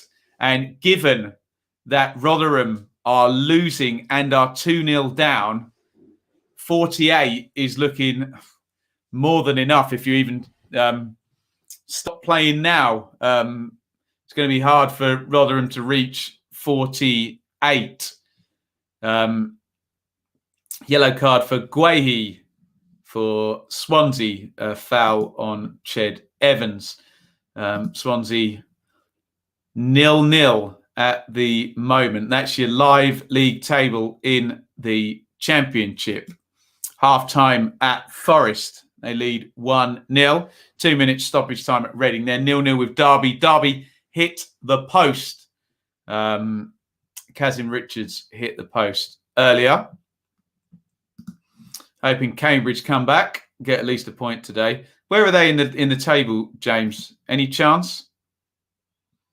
John gave himself a timeout when Rotherham went 2-0 down. If Wycombe stay up, is that the best survival story in the Championship? Probably.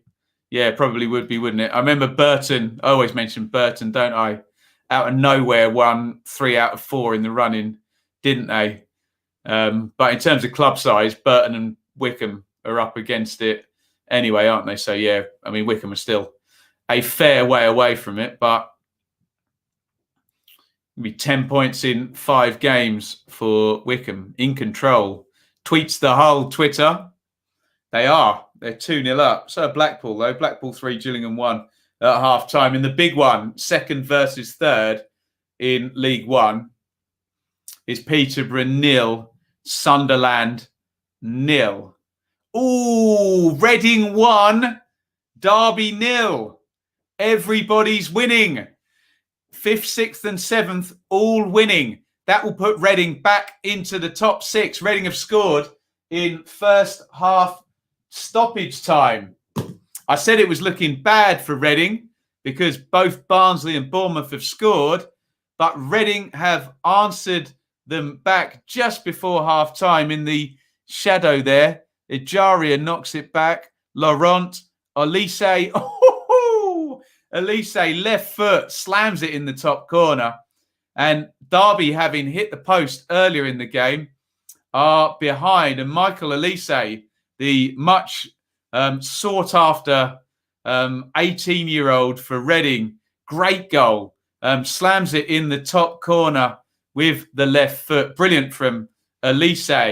And Reading are 1-0 up. They have responded to the challenge from both Barnsley and Bournemouth. Everybody's winning in the 5th, 6th, 7th change, which means nothing changes, doesn't it? There you go. We're back again. Barnsley 5th, Reading 6th, and Bournemouth 7th. Oh, it's a good old race there. Anyone know who Bournemouth's game in hand is against? I think we discussed this before, but really good news for Reading, because if they'd gone in at 0-0 and then found out, all the players finding out at half-time that they're out of the top 6, the pressure goes on. But lovely stuff from Michael. I'm not supposed to call him Elise, am I? Elise. People get very pedantic about these sorts of things. We've seen another chance for Wycombe here. It's Musquet. Again, the Leicester loanee deflects off a Hekwa and goes wide. We are virtually half-time everywhere now in the Championship. Rotherham and Wycombe is now half-time. I'm assuming Reading Derby because of the goal might be one. I think Blackburn and Bournemouth was really delayed, so they might still be a few moments away. There are your scores. Middlesbrough 1, Watford 1 earlier. Swansea 0, Preston 0. Swansea 3 defeats in a row. They need a win from somewhere. Luton 0, Barnsley 1. They were the first to score of the playoff teams. Reading 1, Derby 0. That was the goal that put Reading back into the playoffs. Blackburn 0, Bournemouth 1. Bournemouth had thrown down the gauntlet to, if I'm using the right metaphor there, to Reading, and they have replied with a goal of their own. Wednesday and Cardiff obviously is 0-0 because it kicks off at 5:30. Stoke 1, Millwall 1. Wallace gave Millwall the lead. Brown equalised. Forest 1, QPR 0. Forest scoring at the end of the half. Forest potentially moving on to 48 points. Coventry 1, Bristol City 0, and then Rotherham 0, Wickham 2, which is kind of the big result or the big halftime score of the day, isn't it? All change down the bottom there in terms of the narrative, and Coventry potentially putting in a bit of a gap over Rotherham. There's your live league table. Swansea, as things stand, 9 points off Watford. Brentford play Birmingham tomorrow. Norwich at the top play Huddersfield. They are, as it stands, Norwich, 14 points clear of third position with 7 games to go. Potential promotion 4 games before the end of the season for Norwich. There's your playoff chase. Barnsley, Reading and Bournemouth are all currently going to put 3 points on the board as things stand. So the tide is rising there. And yeah, look at that. Barnsley actually closing in on Brentford and Swansea if their trend downward for both of them continues. Further on down, the Battle of the Beach, as it was hailed, Millwall and Stoke, they're level. QPR and Luton are both behind. So are Bristol City. Forest are winning and moving on to 48, potentially. Blackburn are losing. Preston are level. Derby are behind, having hit the post at Reading and conceded in stoppage time. But the big movement there, look at Coventry, Rotherham and Wickham. Wickham are beating Rotherham and going off the bottom if things stay the same, especially it's guaranteed until 5:30 because Sheffield Wednesday don't kick off until then. Rotherham going to move, Rotherham are going to move, 7 points behind Coventry as things stand. And they've got a 2-goal deficit as well to come back from. Right, I'm going to take a 2-minute comfort break. And we'll be back. Get your comments in and we'll be ready to look at the second half. Comments, questions, we'll go through all of them. Don't go anywhere.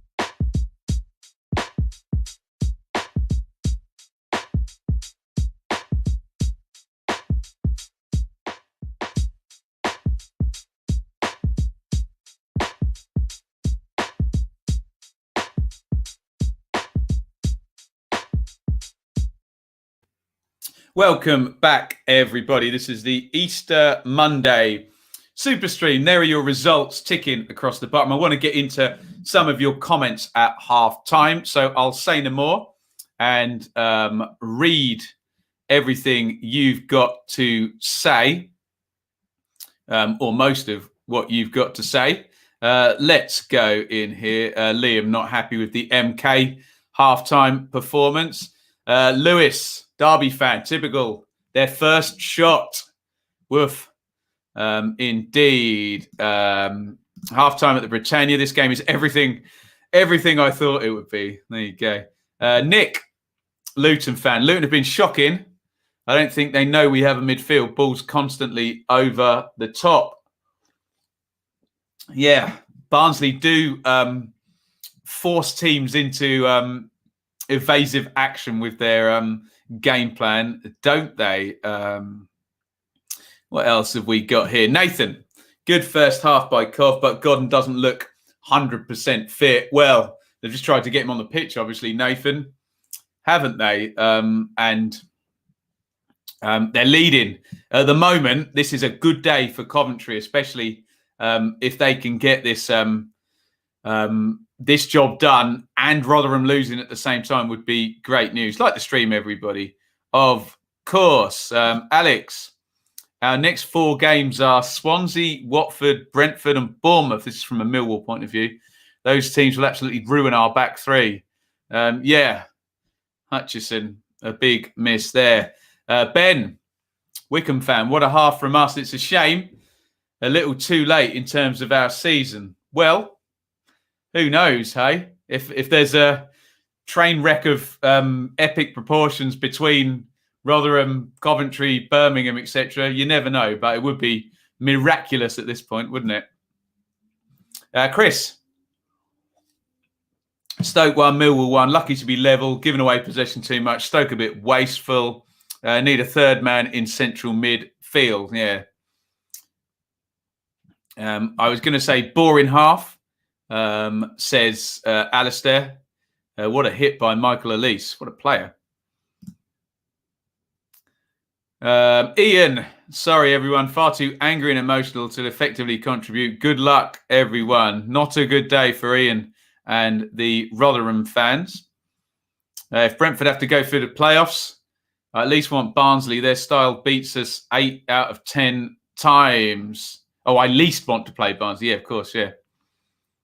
Dear, oh dear, help me. We are awful. Who signs the lease in the summer? God, everybody is linked with him. News from the Swans game.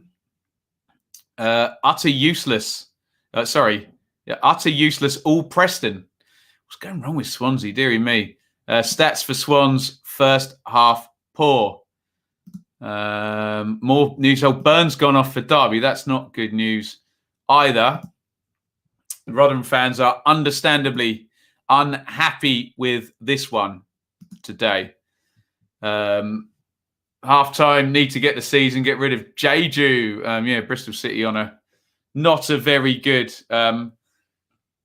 run at the moment.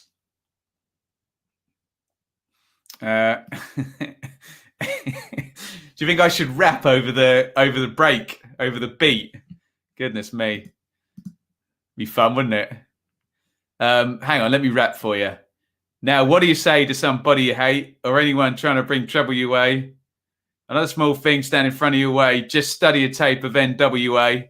One day I was walking by. Anyone name that tune? With a Walkman on. Trying to walk it off. I can't do all the swearing then. I'll get demonetized. We all love you, Ben. Thank you.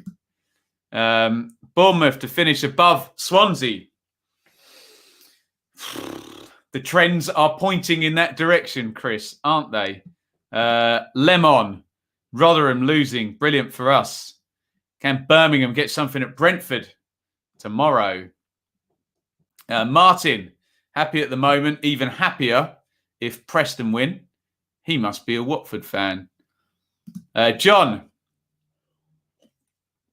arguably the biggest half of Rotherham's season now, losing at home to Wickham would be a massive blow. Remember, though, remember, with Rotherham, 4 games in a week. 4 games in a week. Well, if they got 7 points in those 4 games, woof. Can Wickham do it? Surely not. The greatest be the greatest escape, wouldn't it? Goodness me. Swansea and Brentford need to start looking over their shoulder. Well, let's see what Brentford do. But the gap is closing. What are my thoughts on the first female ref in League 2 today? Good luck to her, is all I'll say. Thankless task. Thankless task being a referee, let alone the first female ref. Let's hope, I don't know what the lady's name is, but good luck to her. My view on any kind of diversity questions is I don't care who does the job as long as they're the best person for the job. Good luck to her. I'm sure us lovely football fans will have plenty of abuse if she gives decisions against anyone's team, whether she's female, male, whichever way around. You know how it works with referees. But no, good luck to her, of course. Good luck to her. Please no rap. Don't do that again. Right, I definitely need to rap more then, just to irritate everybody. Anyone name that tune? It was, I don't even know what it's called. Nowadays, everybody want to talk like they got something to say, but nothing comes out. When they move their lips, just a bunch of gibberish. Yeah, MFers act like they forgot about Dre. It's called Forgot About Dre. It's a great song, that. Dun, dun, dun, dun, dun, dun, dun, dun, dun, dun. What a song. Anyone got that album? It's called 2001 or something by Dr. Dre. Unbelievable. Unbelievable. Woke Snowflake Ben. Really? Let's be honest. Gender is irrelevant. As long as they are good at it, then I don't care. Well, exactly. Yeah. Who cares? People want to... I think some people wake up in the morning, they want to make a fuss about something, don't they? I'm waking up today and my quest is to be offended by something. Let's cancel Dr. Zeus and Topsy and Tim. Dear oh me. But yes, good luck to the female ref, of course. Sounded like more like Straight Out of Compton. Yeah, there'd be a lot of MFs and things in that, wouldn't they? Derby haven't won a game from going behind since the first game in lockdown. That doesn't bode well for the second half for Derby County, does it? Middlesbrough 1, Watford 1 was our result earlier. The rest of the half-time, Swansea 0, Preston 0, Luton 0, Barnsley 1, Reading 1, Derby 0, Blackburn 0, Bournemouth 1, Wednesday and Cardiff play at 5:30, Stoke 1, Millwall 1, Forest 1, QPR 0, Coventry 1, Bristol City 0, Rotherham 0, Wickham 2, Rochdale 0, Ipswich 0. Gender is a scam, just like VAR. Absolutely. Or a gender scan, which you would have, were you having a child. Don't forget Mr. Yes, we do have to cancel Mr. Potato Head as well, don't we? Lansbury on for Bristol City by the look of it. Modest Pelican guy. Nice. Yeah. Be offended by anything. I could be offended by Jeff Stelling's tie. It's a little bit wonky. There we go. Big risk by Cooper changing system. I've been insistent Rotherham can stay up. They're doomed. If Bournemouth can hold on away, that's question answered by Woodgate. Well, let's calm down on Pearson out. Deary me. Anyway, let's get back to the football. And good luck to the female ref. Is she off? Was it a 3 o'clock kickoff? I hope she has a very quiet game and doesn't have any horror. But do you remember when the what's her name? Sian Massey. There was all the it's a big news. Okay, it's big news if you're the first of any grouping, identity group, let's just say, to do anything. So I get that it's news, but she's a regular fixture now. I'm often offended when teams score against my team. Absolutely. Harrogate 0, Port Vale 1. Is that her game? Mrs. Female Referee, whose name I should know, but someone tell me her name so I can give her the respect of referring to her properly. Best lines person is Sham Massey. That's her name. Sham. No, yeah, she's the lines person. Assistant referee. Michael, Wickham fan, just don't want to come bottom. We will come back. Really enjoyed the championship. Want more? Nice. Wigan 0, Pompey 1. The Cowleys are winning again. And there she is, our lovely female referee. And her first goal, still don't know her name. Port Vale have scored it. And Pompey are on fire, aren't they? Should we go to a League One table and see what is happening vis-a-vis that Pompey goal? Is that going to be 4 straight wins for the Cowleys if they hold on to that? It is as well, isn't it? So I say the Cowleys. Danny Cowley is the manager, obviously. The drilling started again. Unbelievable scenes. There you go. We're about to see the Pompey goal. Ooh, fired into the top corner by nominative determinism's Andy Cannon. I'm sure Jeff Stelling's going to love that one. Cannon blasting it into the top corner. Everybody. There we go. Andy Cannon. You love to see it. Pompey up to 4th. Surely Jeff's not going to leave that one alone, is he? Crawley 0, Oldham 3.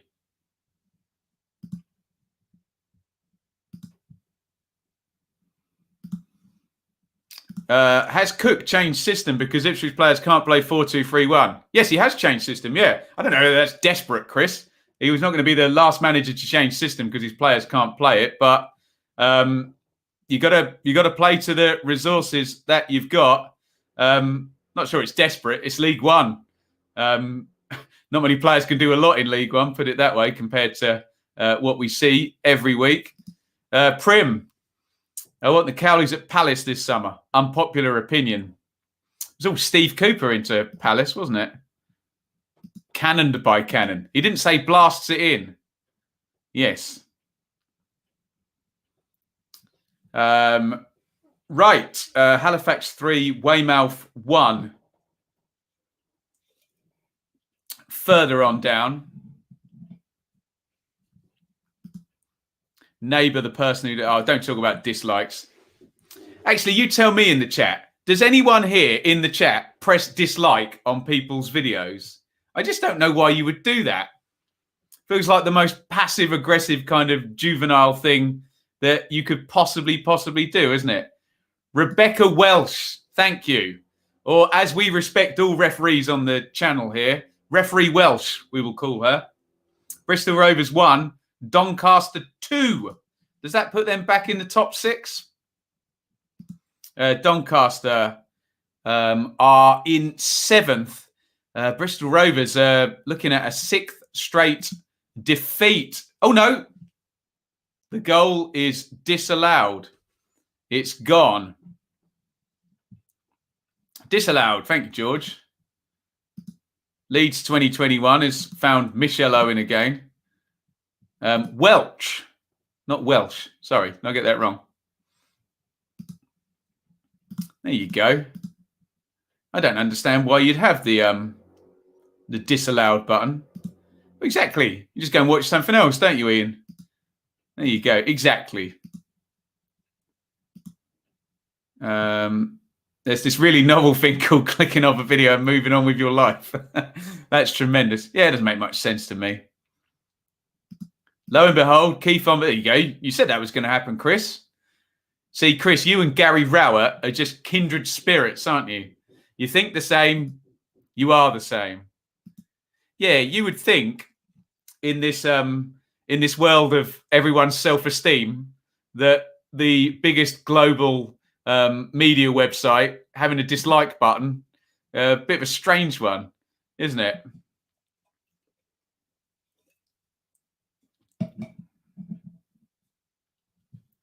Yeah, it is an interaction, I guess.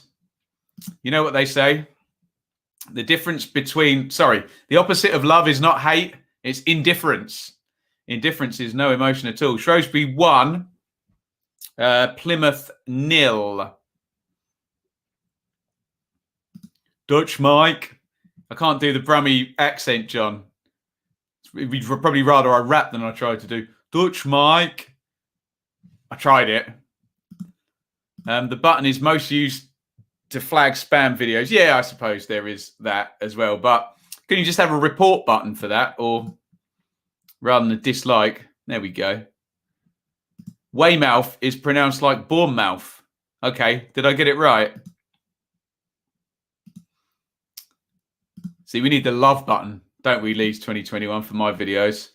It's an own goal in the Shrewsbury game. Shrewsbury leading Plymouth 1-0. Tables are ugly with games in hand. Yeah, you know me. I'm kind of here on the spectrum. I like them all to be very even. And everything looking symmetrical.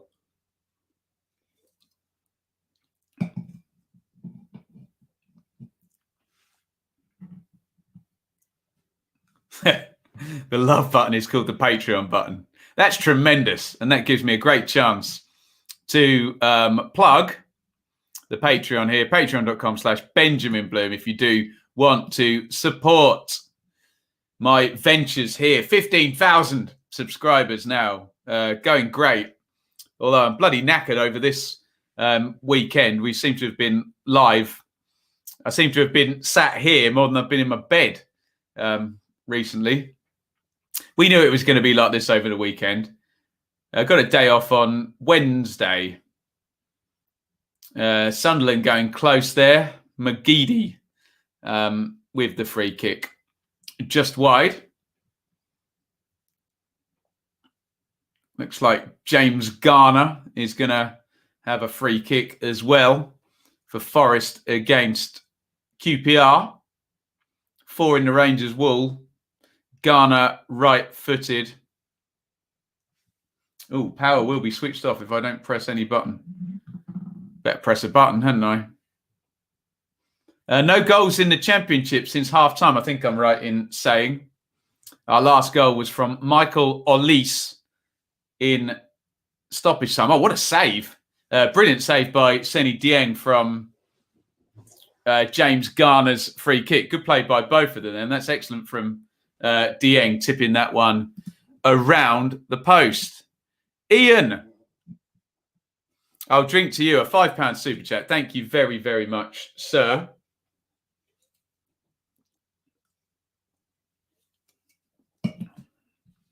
Rotherham game in hand irritates me. We don't know how many teams. Yeah, true. We'll know after that mad 4-game week, though, won't we? Yes. It won't be per se a Norwich watch along. We'll flip between Brentford and Norwich tomorrow. Dislike button worked well for flagging bad practices in video games industry. Interesting. I think you know more about this than me, Primm. Other than that, it's pretty useless. There we go.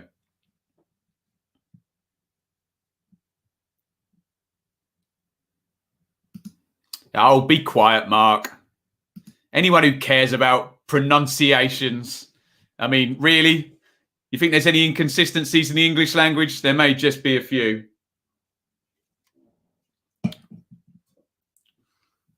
I think we got better things to do than worry about people's pronunciations, don't we? Well, depends what type of person you are. Mark, whoever put that in there. It's not important. Enjoy life. You won't be here long.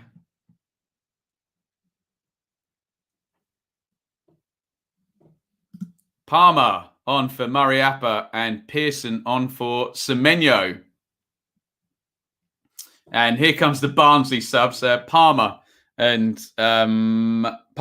Adebayo on for... Sorry, Palmer and Adebayo off. Halma and Morris are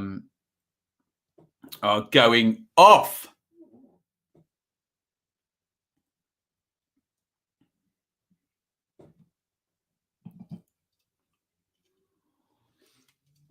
What time are we? 4:16.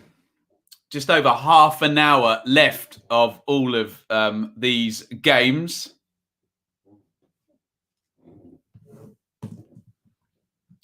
Be kind to everyone, including pedants. It's quite hard to be kind to pedants sometimes, isn't it? They're a little bit annoying, aren't they? What are you going to do, though, hey?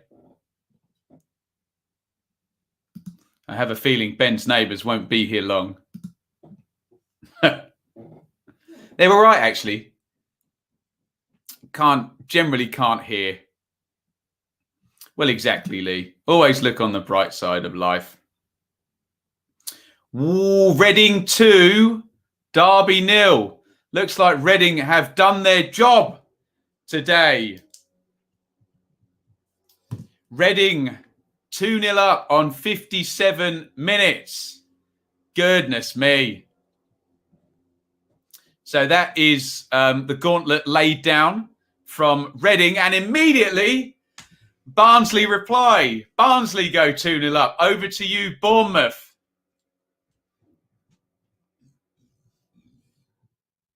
Reading and Barnsley both score within a minute of one another. Reading 2, Derby 0.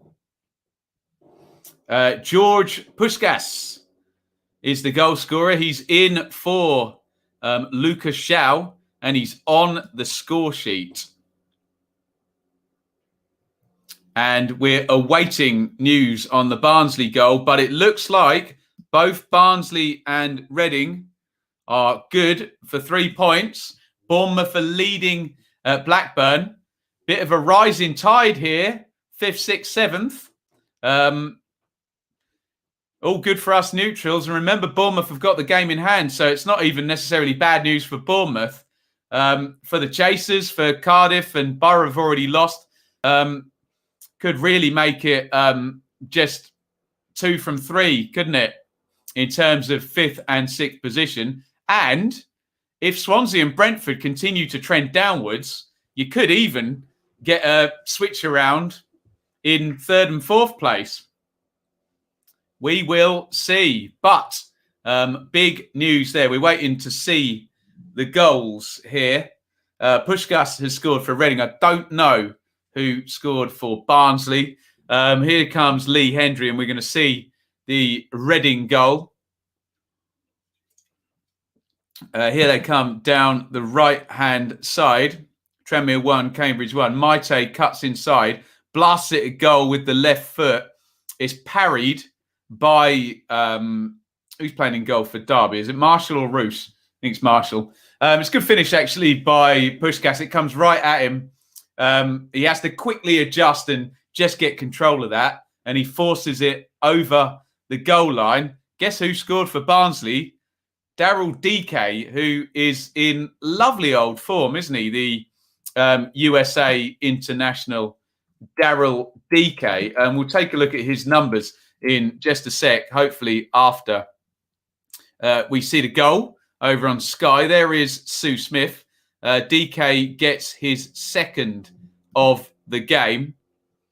Here come Barnsley on the turnover. Woodrow spilled by Sluga. And there is DK just to force it over the line. And what a great run Daryl DK is on at the moment. And Forest have gone 2-0 up against QPR. So DK, 2 goals today. 1, 2, 3, 4, 5, 6, 7 in. 1, 2, 3, 4, 5, 6, 7, 8, 9, 10. 7 in 10. And of course, he barely plays 90 minutes in any of those games because it's Barnsley and they love to use their subs. Lewis Grabban has put Forest 2-0 up. Forest are going to be moving on to 48 points. We have a glut of goals here. Reading, Barnsley and Forest scoring in quick succession. Here comes the Forest goal. Kravinovic to Graben. Graben spins on the edge of the box. What a goal by Graben. Slams it in the top corner. Great strike by Lewis Graben. And look away now, Rotherham fans. It's Coventry 2, Bristol City 0. And we're getting some pretty decisive looking action here. Lots of teams going into 2-goal leads. Reading, Barnsley, Forest and Coventry, all in the last 5 minutes, have gone into 2-goal leads. Matt Godden with the penalty on 63. One of our correspondents suggested he didn't look overly fit, but he's done the job here. Callum O'Hare just gets caught. It looks like one of those sort of unlucky ones where the defending player is just too close behind and they sort of fall into each other. And Matt Godden scores from the spot. So I can see tons of comments coming in. I'll go to them in just a sec. But you know where you want me to go first, don't you? Let's go to the live league table. So up the top there, Barnsley, Reading and Bournemouth are all winning, with Barnsley and Reading now both 2 goals up. Little temporary trend down from both of them over, sort of 4 games for Reading and a couple of games for Barnsley, but they're both winning now. Bournemouth are also winning, but they're only 1 up. And then if we look down at the bottom, Forest are now 2-0 up. Great goal by Graben. And they're looking really good for going on to 48 points here, Forest. And especially given Rotherham are losing, Forest look very, very safe at the moment. The chances of someone in the bottom 3 coming out and scoring high 40s is looking very slim at the moment, unless Wickham do win their last 7 games, like someone joked about in the chat. Coventry are going on to 42 today. Important win for them. And Coventry will have, with this win, 7 points in 5, which is exactly what they needed. We talked about a point per game and just maintaining that. Forest are going to be 42 for 39, which is going to be tricky for Rotherham, even with their mad week and their games in hand. Right. Tons of comments on that. Tons of goals going in. Did I update everything down the bottom there? No, I need to update. Let me just update the ticker and then we'll go to your comments. Forest 2-0 up and Coventry also 2-0 up. So there you scored. Swansea 0, Preston 0, Luton 0, Barnsley 2, Reading 2, Derby 0, Blackburn 0, Bournemouth 1, Wednesday in Cardiff at 5:30, Forest 2, QPR 0, Coventry 2, Bristol City 0, Rotherham 0, Wickham 2. In League One, my lot are boring the hell out of everyone. Rochdale 0, Ipswich 0. And there's just been a goal in the big game in League One. Peterborough 1, Sunderland 0. Could be a bad day for Sunderland. Hull are winning as well. And now Peterborough are losing to Sunderland. I'm just going to keep my eye on the iPad. Dembele has scored for Peterborough. I'm going to keep my eye on it. A 66th minute goal. Oh, no. Sky have got there quicker. They're probably going to happen at exactly the same time. Let's check this out. In he comes. Oh, what an assist. Who set that goal up? Absolutely beautiful assist for that Peterborough goal there. Little drag over and outside of the foot pass. I need to know who set that up. That was sensational work by Peterborough. We'll bring up the live League One table into the bargain as well. Really, really lovely goal scored by Peterborough. And there you have it. A 5-point gap is going to be going in there. Dembele with the goal. Will SofaScore give me an assist name there? Thompson with a brilliant assist. Lovely goal for Peterborough, who are looking very nice. Forest have just gone 3-0 up Forest having a lovely old time here against QPR. Forest 3, Rangers 0. Woo! Going to need a longer drink. Eyes everywhere to keep up with the stream. We love it, don't we? Forest have gone 3-0 up. Lewis still nowhere near good enough on Derby. Good news for Derby is that the bottom 3 tide is not rising in terms of catching Derby. Still feels like they don't need that many more points. James Garner, who is going to be very sought after next season, James Garner, as a Championship loanee. He's put Forest 3-0 up against QPR. And it just looks like a cross, frankly. Garner swinging the free kick into the far post, and it flies over everyone. Garner takes the plaudits, and only he will know whether he meant to do that or that was a cross. There we go.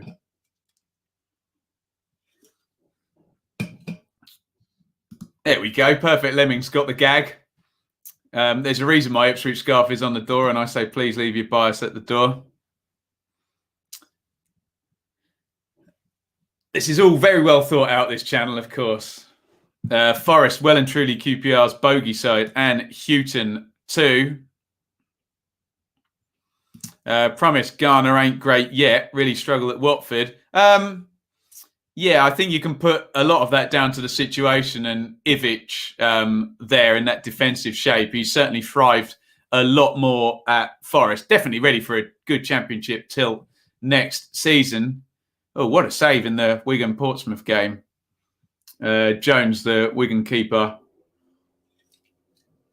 pulling off a great save there. Oh.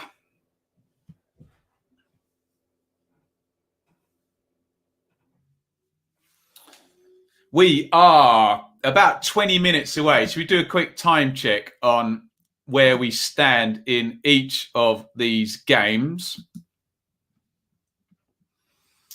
There we go. 73, 71, 70, 68 Reading and Rotherham. Didn't Blackburn take ages to kick off? I don't know. There we go. Are we still talking about pronunciations? May I respectfully remind you, it was you that highlighted your own strange pronunciations a day ago. I would have not picked up on it. Just thought you had a very weird Buckinghamshire accent. I'm from Ipswich, so I don't know where my... and I live in Bedfordshire, so I don't know why I would have that accent. So you can respectfully remind me of stuff, but it's helpful if it's true. But it doesn't matter, does it? Let's not worry about pronunciations. If you generally look up pedantry, it's not a likable quality. Pedantry is sometimes helpful in life, isn't it? You know, doing things done accurately and properly, but it's having that emotional intelligence to know, you know, when to say and when to point stuff out and, you know, reading the room and all of those type of things. So, pedantry, not the most popular character trait people can have. And yes, I do often pronounce words in certain ways just to stir the pot, put it that way. Stoke 1, Millwall 2. Millwall have the lead in the Beach Ball Derby in the 71st minute. Stoke 1, Millwall 2. Bennett has scored. Oh, ouch. You're all right, Bella. It's not fair, is it? I get to yabba, and you only have however many characters to chat, but it's all good. I just think we got more important things to worry about, and the English language is so all over the place, isn't it, that doesn't matter, does it? Here comes the goal for Millwall. Nicely worked down the left. Keeper drawn out and tapped in by Mason Bennett. Nice. Fully agree. Pedanticism, is that a thing? Is horrendous to handle. Will you be wearing a neck brace tomorrow night? Probably. I need to go and take the dogs for a walk, don't I? That always works it out. Should try having a Brummy accent. Pronunciation isn't an issue when people can't understand anything we say. Absolutely. Could the Swans do a Forest, Ben? Possibly. Let's see how they go today. It could be a fourth game without a win. Never knew it was connected as to how someone talks, but as a point, pedantic is a bloody nuisance. Totally agree. Let me unfurl these. They're getting very, very twisted at the moment. Twisted fire starter. And the drilling starts again. Oh. They've just gone to Glenn Johnson doing the Swansea game. Still 0-0. Should we look at some numbers in that Swansea game? See what the underlying trends are telling us about that game. Ooh. First thing that jumps off the page, Swansea, 0 shots on target. No big chances for either side in that game. Just sounds like Swansea are losing their mojo in front of goal. They've been pretty efficient, hadn't they, getting up into second place, but oh dear. Not happening. Should we run the old football cliche? Let's not, because I've got a goal to tell you about. Blackburn 0, Bournemouth 2. They've all done a grand job. The 5th, 6th and 7th teams. Sorry, I'm just missing some action from Rotherham and Wickham. I might even wind it back and have a look, see what happened there. But it's Bournemouth winning 2-0 now at Blackburn. Well done. 5th, 6th and 7th all winning. It was a chance for Rotherham. Headed across the box. And, big scramble. Easy save in the end, I think, for Stockdale. Right, here comes Tim Sherwood, and he's going to tell us about a goal by Arnott Danjuma. Oh, filthy nutmeg and a finish by Danjuma with the right foot. He's had a lovely season, hasn't he, Danjuma? Lovely goal that. I don't know who the Blackburn defender is, but oof, he's got a bit mugged off there, through the legs, and then finished with the right foot by Arnott Danjuma. I bet Jason Tyndall is a bit annoyed that Danjuma was injured, because maybe his tenure would have gone a bit better if he'd had a fire in Brooks and Danjuma for all of it. But it's 2-0. Nothing really changes as per the live league table. But you can see now, all of those teams are going to win, aren't they? Barnsley 2 up at Luton. Reading 2 up at home to Derby. Bournemouth 2 up at Blackburn, and it looks, with that gap now at 7 points, Cardiff do play later, of course, that it's 3 for 2. 3 teams for 2 places in there. And at the moment, we'll leave Brentford out of this because they play tomorrow. At the moment, Barnsley are going to be 2 points behind Swansea, who are trending down massively. Swansea. It's going to be 4 points in 5 games if they cannot get a goal in the remainder of their match today. Triple sub by Ipswich. Hail Mary. Ipswich failing to score at Rochdale today. Joy. All playoff chasers have a 2-goal lead. Absolutely. Good job by all of them. Club record 6 away wins on the bounce. Outstanding. Great job, Barnsley. Tip of the cap for that one. Swansea going to get swallowed up like a fooler in the Grand National.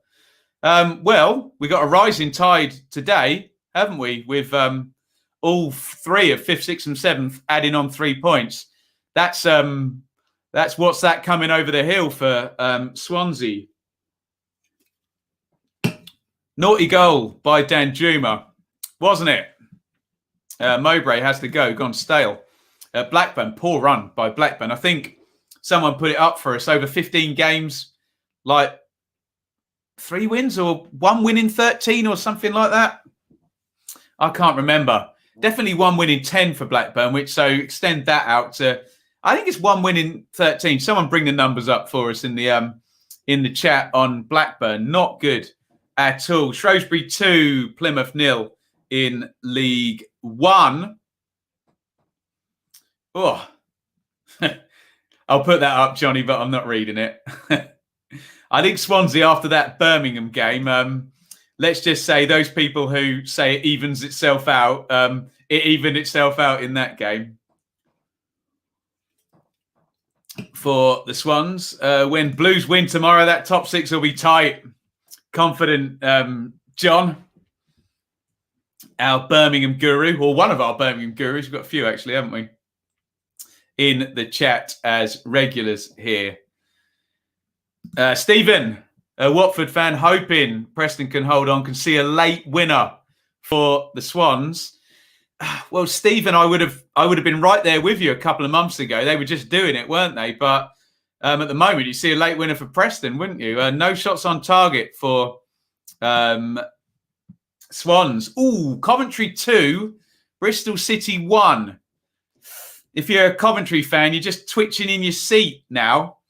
Coventry 2, big accumulator there for B3 Glick, whatever that says. Coventry 2, Bristol City 1. This would be disastrous if Coventry, for their confidence, if they were 2 up, especially with Rotherham losing. However, it's still a good thing, given it's snail racing down at the bottom, not F1, gaining a point on anybody. Still a good thing. Naki Wells has scored the goal for Bristol City. It's a horrible goal. Terrible back pass. And, that's so bad for Coventry. You just want to see the game out nice and easy. Blind back pass.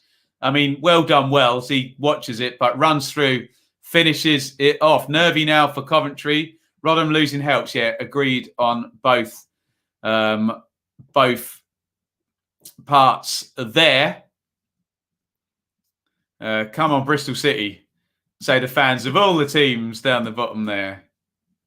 Come on, Bristol City, still time to come back and win. Horrible goal, but I'll take it, of course. Iain Henderson, who I know all about after he scored earlier, has scored again. 36-year-old Iain Henderson. Get in there, Naki. I'll put that up, but won't read it, but I agree. Seems to be only Watford fans worried about Swansea after our draw today. And we have an equaliser for Sunderland. A big goal at the top of League One. Reading 2, Derby 1. Squeaky bum time for Reading as well. Reading 2, Derby 1. 10 to go. Sunderland equalising against Peterborough. They've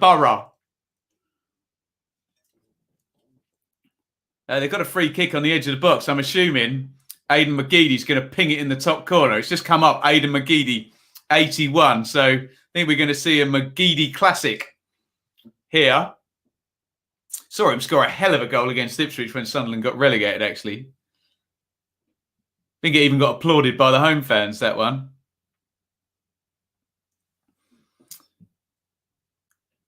Let's see. Well, we're on an ad break for Sky, so keep an eye on the iPad. Shrewsbury 3, Plymouth 0. Tom Lawrence is the goal scorer for Derby. McGeady. Brilliant. What a goal. What a player. At League One level as well. Cheat code. McGeady. Brilliant free kick. And Barnsley have a penalty. Chance for... I wonder if they'll let DK take it. DK with a chance for the hat-trick for Barnsley. Tom Lawrence was the goal scorer for Derby. Let's see if Barnsley go 3-0 up, and let's see if they let Daryl DK take the penalty. We are about to find out. Brilliant goal by McGeady, that. Ogbeta was the goal scorer for Shrewsbury. Keep your eye on the Barnsley Twitter.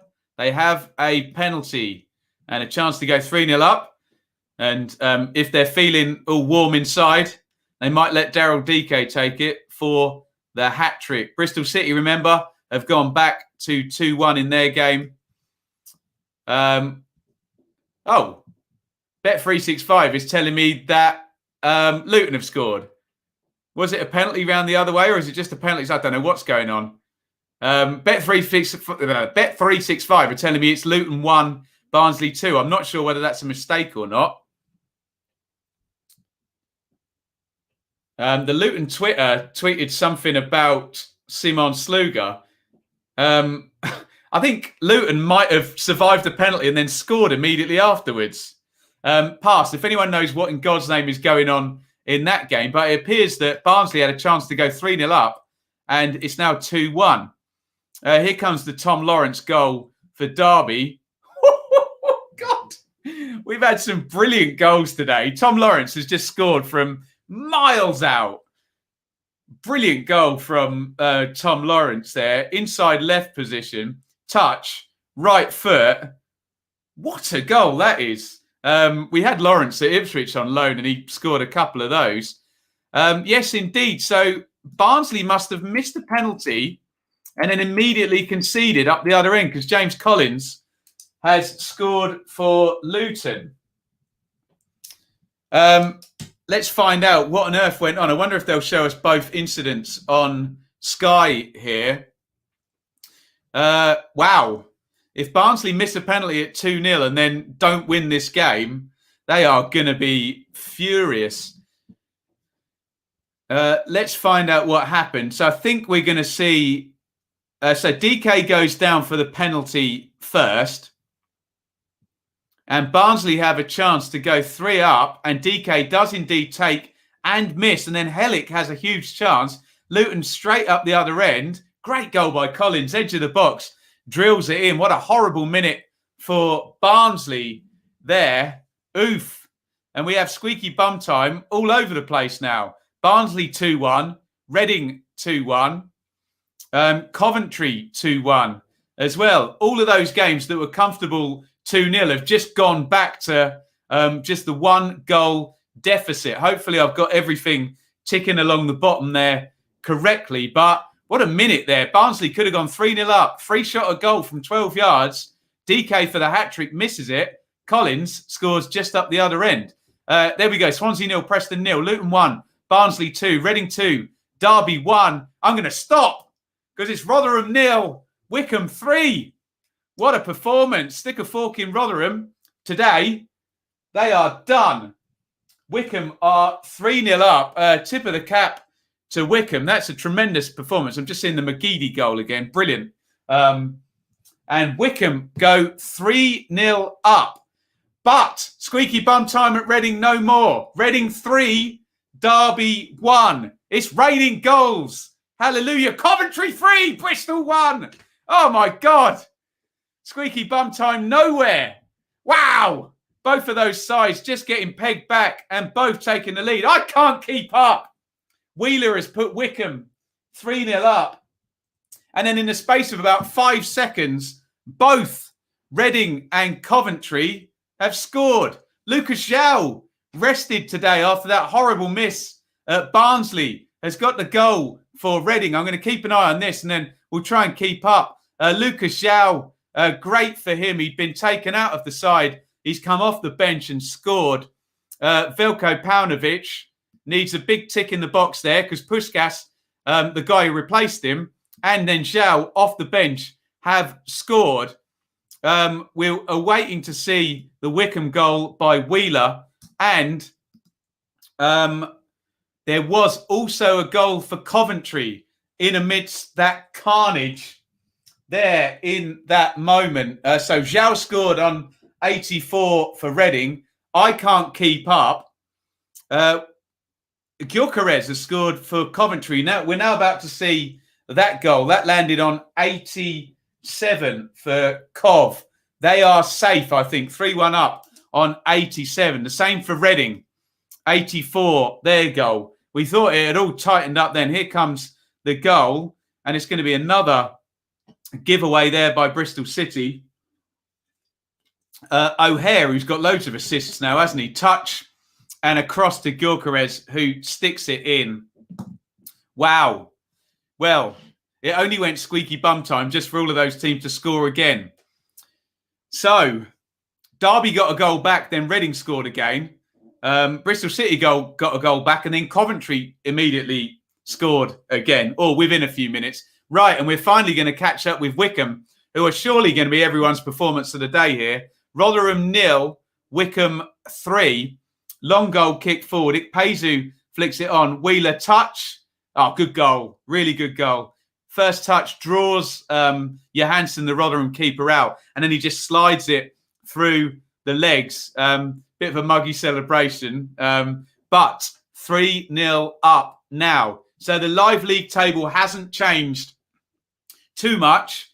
But Reading are now more comfortable. Coventry are now more comfortable, having both shipped a goal. All eyes on Swansea and Preston now. And of course, Luton and Barnsley, where it was a chance for Barnsley from the penalty spot to go 3-0 up, missed the penalty, and then Luton scored the other end. The Luton Twitter, all town at the moment, really putting the pressure on. A succession of corners for Luton.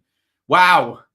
Awesome stuff here in the Championship here. Colchester 1, Barrow 1, Wimbledon 0, Fleetwood 1. Goodness knows what's going on here. Let's do the time check, actually, and see what minutes we're in on all of these games. Take a good look at this. Rotherham 0, Wycombe 3, that's 87. Coventry and Bristol City 3-1 in the 90th minute. Luton 2-1 down in the 90th minute. Stoke and Millwall 89. Millwall lead 2-1. Forest and Rangers 3-0. That one's done. Stoppage time as well. Reading 3. Derby 1. 88 there, but Reading 2 goals to the good. Preston 0. Swansea 0. Stoppage time. The Swansea slip continues. This is good news for both Watford and Norwich right up the top, and Brentford tomorrow. Preston have scored. Wow! Swansea 0, Preston 1. What are Swansea doing? Oh my God, Preston have scored in the 90th minute. I do not believe it. Swansea are going to be losing 4 games on the trot. Swansea are right royally making a mess of this. My God! Swansea 0, Preston 1. Oh my goodness me, the worst possible choke. 4 straight defeats coming up for Swansea. Preston have scored in stoppage time. Oh, who'd be a Swansea fan? Barnsley are only going to be points behind them. Oh my goodness me. Oh, it's a horrible goal as well. Sinclair's in there. The shot is saved. And I think it bounces off. Was it Matt Grimes? Yeah, it bounces off Grimes. It's a horrible goal for Preston, who've taken the lead in the 91st minute. What are Swansea doing? Let's have a look at the live league table. I need to calm down. Jesus Christ. Look at this. 91st minute goal. Swansea are headed for a 4th straight defeat. Unbelievable. Watford are going to put another point on Swansea today. 10 points clear. Brentford can go 4 points clear of Swansea tomorrow. And it's going to be 4 straight defeats unless they can get an equaliser. They've already conceded, though, in stoppage time. Unbelievable. Swansea are collapsing like nobody's business at the moment. Unbelievable. Oh, wow. How's my blood pressure? It's through the roof. Unbelievable. What are you doing? Wow. Anthony's bricking it. Forest 3, QPR 1. I could have wound you up with that one. Goal in the Championship. And another one. Bournemouth have gone 2-0 up. It's Blackburn 0, Bournemouth 2. When did that goal go in? I'm seeing a penalty for Blackburn. A penalty miss. Oh, Bournemouth went 2 up ages ago. I'm getting confused. Jesus Christ, somebody help me out. Blackburn have just missed a penalty. Oh, my God. Unbelievable. Absolutely unbelievable. QPR just scored right at the end there. I'm all over the place.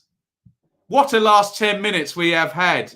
Lyndon Dykes scored for QPR. We're going to see the goal now on Sky. As the full times come in, Dykes heading in at the back post. I think it was Uncle Albert Adoma with the assist there. And it is 3-1. But that huge goal at Swansea, rocking the top of the championship there. Swansea 0, Preston 1. Matt Grimes' goal, own goal, bouncing in off him in stoppage time. Could be a good weekend, or a good round rather, for Norwich and for Brentford. Watford have drawn and Swansea are losing again for the 4th game in a row. Can you keep up? Hull have won 3-0. Hull at the top of League One. Swansea 0, Preston 1 is a result. Swansea have lost 4 games in a row right at the wrong time. I know there's never a good time to lose 4 games in a row, but they have lost the 4 games in a row that take them up to 7 games to play. Unbelievable from Swansea. Oh, my goodness me. Let me just tidy up the banner. There's a mistake in there. I'm nearly giving QPR 10 goals there when I only wanted to give them 1. Deary me. Right, full times coming through. Can you believe Swansea 4 straight defeats? Unbelievable. Chris, thanks for fantastic telly that second half. Oh, carnage. Tremendous carnage. The Watford fans are professing their love for Preston. What a day of football. The last 10 minutes. Ben, please clip that last 10 minutes. I'll do it. Russ. Oh, my goodness me. Swansea slipping out of the playoffs the same way that got them in last season. Well, Forest with the incredible slip up. Rochdale 0. Ipswich 0. Pathetic. Luton 1. Barnsley 2. Barnsley have won. Wow. So 5th, 6th and 7th all win. That's not the story. That is absolutely not the story, because Swansea have lost 1-0 in stoppage time for their 4th straight defeat. That is the story. Down at the bottom as well, Rotherham hammered 3-0 at home by Wycombe, whilst Coventry beat Bristol City 3-1. Incredible. Let's have a look at the live league table. If I hit refresh, final scores are going through every second we go. But we know that Swansea game is done. It's over. That shouldn't be up there in red. Norwich 84. They play Huddersfield tomorrow. A Norwich win and a Brentford defeat would mean Norwich are 18 points clear. And then it's pretty much they could do it in the next game. Norwich could go 18 points clear of 3rd position. If Brentford lose tomorrow, Norwich are nearly up, all by the shouting. They'll need 1 more point, basically, obviously with the game in hand situation for both Brentford and Swansea. So big chance for Brentford tomorrow. This game week, they can take 2 points out of Watford and 3 points out of Swansea if they can get the win. Well done, Barnsley, Reading and Bournemouth. They've all won, although I don't think one of those games is finished, but they were 2-0 up anyway, Bournemouth. Down at the bottom, Rotherham hammered, as I said, by Wycombe. 6-point gap opening up. Birmingham, if Birmingham could beat Brentford tomorrow, it would be 44. They'd be 9 points above the relegation zone. Incredible. Reading 3, Derby 1 is a full time now. Anthony, here's your Barnsley bonus. Just getting my Valium. It's been incredible. The last 10 minutes of this super stream, just ridiculous amounts of drama. Swansea lost 2 in a row by conceding a stoppage time goal. Very, very true. They have. In the calm of the Britannia, or the Bet365, whatever you're calling it, a 2-1 win for Millwall. A historic stream. Wow. Unbelievable. I need to calm down. I think we've got full times most places now. Let me hit refresh. Who's still playing? Bournemouth and Blackburn, Rotherham and Wickham. Have we had full times through yet? We're just waiting on those ones. Incredible. Absolutely incredible stuff today. Middlesbrough 1, Watford 1, Swansea 0, Preston 1, Luton 1, Barnsley 2, Reading 3, Derby 1, Blackburn 0, Bournemouth 2. Wednesday in Cardiff at 5:30. That will probably be 6-5 or something, knowing today. Stoke 1, Millwall 1. I need to check. That's all got lost in the shuffle, hasn't it, with all the carnage at the end. Utter carnage in the Championship today. You love to see it. You absolutely love to see it. Let me put the banner back up again. Look at the ticker. Coventry 3, Bristol City 1, Forest 3, QPR 1, Rotherham 0, Wickham 3, Rochdale 0, Ipswich 0. I think I'm going to call that a stream. Wow. Incredible. Not a good day if you're a Swansea fan. Great day if you're a Coventry fan. Not a good day if you're a Rotherham fan. And opportunities tomorrow.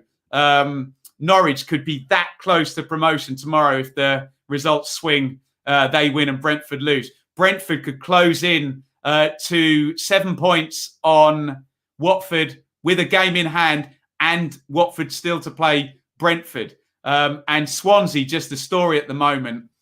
4 straight defeats for Swansea and a stoppage time defeat today. Incredible. Thank you, everybody, for watching. That has been the Easter Monday Super Stream. I think I need to go and have a lay down in the dark. Would you believe I have to do the Blue Monday podcast at 7:30 as well? I'll let the boys carry the weight on that one. Thank you. It's been historic. Over and out. Thank you so much for watching. If you enjoyed this video, please hit the like button to see more videos from this channel. Hit the subscribe button and to be notified every time we upload. Ring the bell for those notifications to come through on your device. If you really want to support the channel and me as a content creator, I will be eternally grateful if you head over to the merch store and grab something, or support over on Patreon, patreon.com/Benjamin Bloom. Thank you for your time. Go and watch another video.